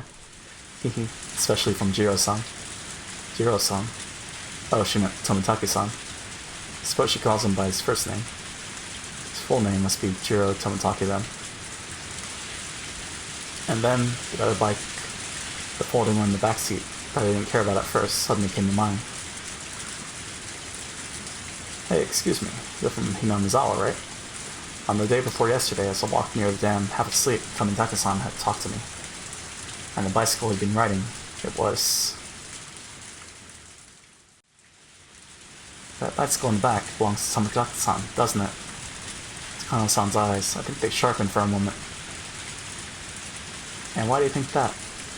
I saw it when I met him before. The frame stood out to me. But wouldn't that be bad? Wouldn't that be odd? Do you think it's possible for this to be Jiro-san's bike? Odd? Huh? Takano-san, her hair elegantly fluttering, peers into my eyes. Well, there are no bed and breakfasts in Hinamizawa, are there? Jiro-san would need to be staying in town. Is that so? Well, I guess that's right, huh? Can't really walk from town to Hinamizawa, can you? And there are no buses either. You at least need a bicycle. She didn't need to tell me that. That's why Jiro-san was riding a bike. For Jiro-san's bicycle to be stowed in my car, and him not in there, that would be strange, wouldn't it? It would mean Jiro-san was in Hinamizawa without a bike. I'd have to have left Jiro-sama. I'd have to have left Jiro-san somewhere and put his bike in the car, wouldn't I? It wouldn't make sense. As she spoke, Takano-san made eyes like a hawk. Unfortunately, I didn't really understand. What was so odd? What about that is odd? Aren't you and Tomitake-san friends? I don't really think it would be strange for there to be some reason you had his bicycle in your car. But it would be. What I mean is, Jiro-san and his bicycle being in different places in Yamazawa wouldn't make sense. And for those reasons, it means this bicycle can't be his. Do you understand now? Takano-san's roundabout way of talking was hard to comprehend, but that eeriness I could feel, that vague dreadfulness, I didn't like it at all. But the most wild, instinctive part of me warned me not to pry. That's my bicycle. Jiro-san picked it up for me, though, so I can't deny that it looks alike. Ah, I see now. I thought it looked similar. You and I never saw each other tonight. And now she was talking about something completely different. What are you talking about? You and I never saw each other tonight. I stayed there, not knowing what to say, and Takano-san repeated her eerie, succinct phrase to me again. You and I never met this night. You and I never saw each other tonight. Something cold and unpleasant crawled up my spine. I knew because I'd killed a person with my own hands before. Before I came to the conclusion that I only had one chance to beat this woman to death to keep her quiet, I couldn't hesitate, so I could tell that she'd arrived at the very same conclusion. My instincts swarmed me again. I wish I'd never met this woman. The faint sense, like a rotten smell, drifting from this woman was no doubt the exact same sense that I was giving off right now. The very peculiar aspiration, the lack of uncertainty at taking a human's life for a purpose, one that only those who have risen above everything had. Actually, maybe I should have called it anasha. It meant, and I didn't know how to explain this very well, but Takano-san was the same as me. In other words, someone who shouldn't have been here. Someone I couldn't have let anybody know who was here. Someone who nobody would have wanted to see.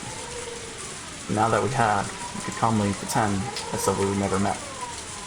Yes, which meant that, just like I wanted to have nothing else to do with her, she didn't want anything to do with me either. And she too wanted to make it so that we'd never met. Both of us wished for the same thing. Our desires were the same, which meant Takano-san's suggestion was extremely practical, that I couldn't outright refuse. If that's fine with you, then sure, whatever. You and I didn't meet this night. You're right. That would be best for you too, wouldn't it? Why do you think that? Are you seriously asking me that? You can't figure that out on your own, boy? She cut me off with the condescending word boy. Right in front of my house, in a place most unsuited to killing. And yet, there was a frozen thirst for blood coming from both of us. I would be killed right here, right now. Yeah, but I should have definitely beaten her as we passed each other. Damp, greasy sweat broke out on my body. That's fine. If you want me, you can come anytime. When I made up my mind, she shook her hair elegantly and turned on her heel. Good. I'm a kind person after all. What was good? How? Because she was a kind person? Was that it? I didn't get it. Takano-san got into her car. We didn't exchange any words of parting. I performed a massive feat, the killing of Satoko's uncle, and yet I didn't feel any accomplishment. On the holy night of Orishido-sama's curse, on which the taking of another's life was allowed. On the terribly rainy night, when the demons wandered, as agents of Orishido-sama's will. The demons were never supposed to meet, but suddenly they did. The demons parted ways triumphantly. There was no reason for them to fight. Both their objectives had already been accomplished. With the rain hitting me like a waterfall, my eyes met with Takano-san's through the car window. The female demon, her mouth twisted into a distorted, fearless smile. It was too late to kill her. Far too late. That first moment, the very first moment we saw each other, had been my best chance. Now that we had parted like this, I was acutely aware of it. I should not have let her live. She beeped her horn quickly, then her car drove way into the deluge. The one woman who knew what really happened tonight disappeared into the dark. As long as she was alive, this night would never really end. Just get into an accident, I thought to myself. In this downpour, slip on some mud or something, and fly face first into a tree, and die. That wasn't a delusion, a wild flight of fantasy. It was an earnest wish, yes. It was a command. Die. Die. Keep your mouth shut for eternity, because I have no doubt you're wishing for me to die all the same. My curse upon her faded emptily as Takano-san's tail lights disappeared into the outer darkness. The car's lights were completely out of sight now. Even the sound of the engine faded into the sound of the heavy rain and was inaudible now. I too turned on my heel to draw the curtains on this insane night. To open my front door, I knew it all. I began walking towards the front door. I was covered in mud and made a squishing sound with every step I took. Squish, squish. Don't worry, Ch.3. Squish, squish. She'll die. Squish, squish. Her end will be as miserable as she is. I'll throw her into some flames alive and let her dance until she's burnt to a crisp. Burn her to ashes in the fires of hell itself until she's roasted as much as she deserves. I wish. I really do. Squish. Huh. Just now. I hadn't taken a step. And yet, a footstep? Without emotion, I turned around. There was a footprint there that wasn't my own. Then it was obvious someone else was behind me. Somebody else there. I was sick of this. Whatever it was, I was sick of everything tonight. This time, I would kill them. Kill them without a second thought. Wouldn't hesitate to turn around and dig another hole. But, fortunately, there was nobody there. I wasn't going to have to kill any more people tonight. This night, I couldn't handle any more of it. Even if I heard an extra footstep each time I stopped, I put it down to me just being tired.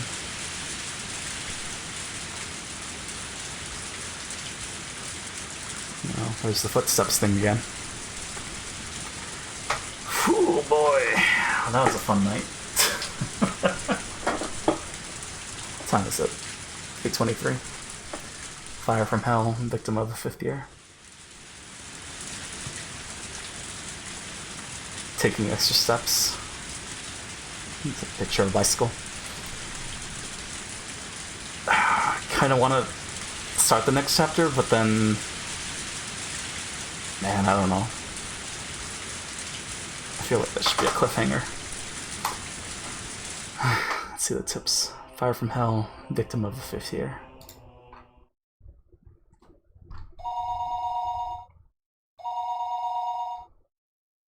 Hello? Do you need the hospital or the fire department? Or the fire department? Is there a fire or some other accident? Please speak slowly and calmly. I think it's a fire. This is the rest area on the highway. I can see a ton of fire and smoke coming up from the mountains behind us. Nobody goes back there, so I don't know why anything got lit on fire. Anyway, I figured I should let you know. It could turn into a forest fire. I understand. I need to know exactly where you are, so please tell me your name, a phone number we can use to get in touch with you, and the exact location of the fire. Notice from the fire department headquarters. We have a report of a suspicious fire on the western slopes of the... what was it, like Gifu Mountain? Given its distance from the road, it could be a couple's bonfire or some unlawfully burning trash. The location is deep in the woods. No homes in the area, but the fire could spread. Immediately go to the site to verify. This is the fire station. This is the District Fire Department branch. We arrived moments ago at the reported area. Fire confirmed to be a burning oil drum left in the mountains. Fire is calming and there is no chance it will spread. And, well, in the oil drum, I think it might be a person. Like a person burned with kerosene or something. Well, I think maybe we should get the police over here. There's no mistaking it.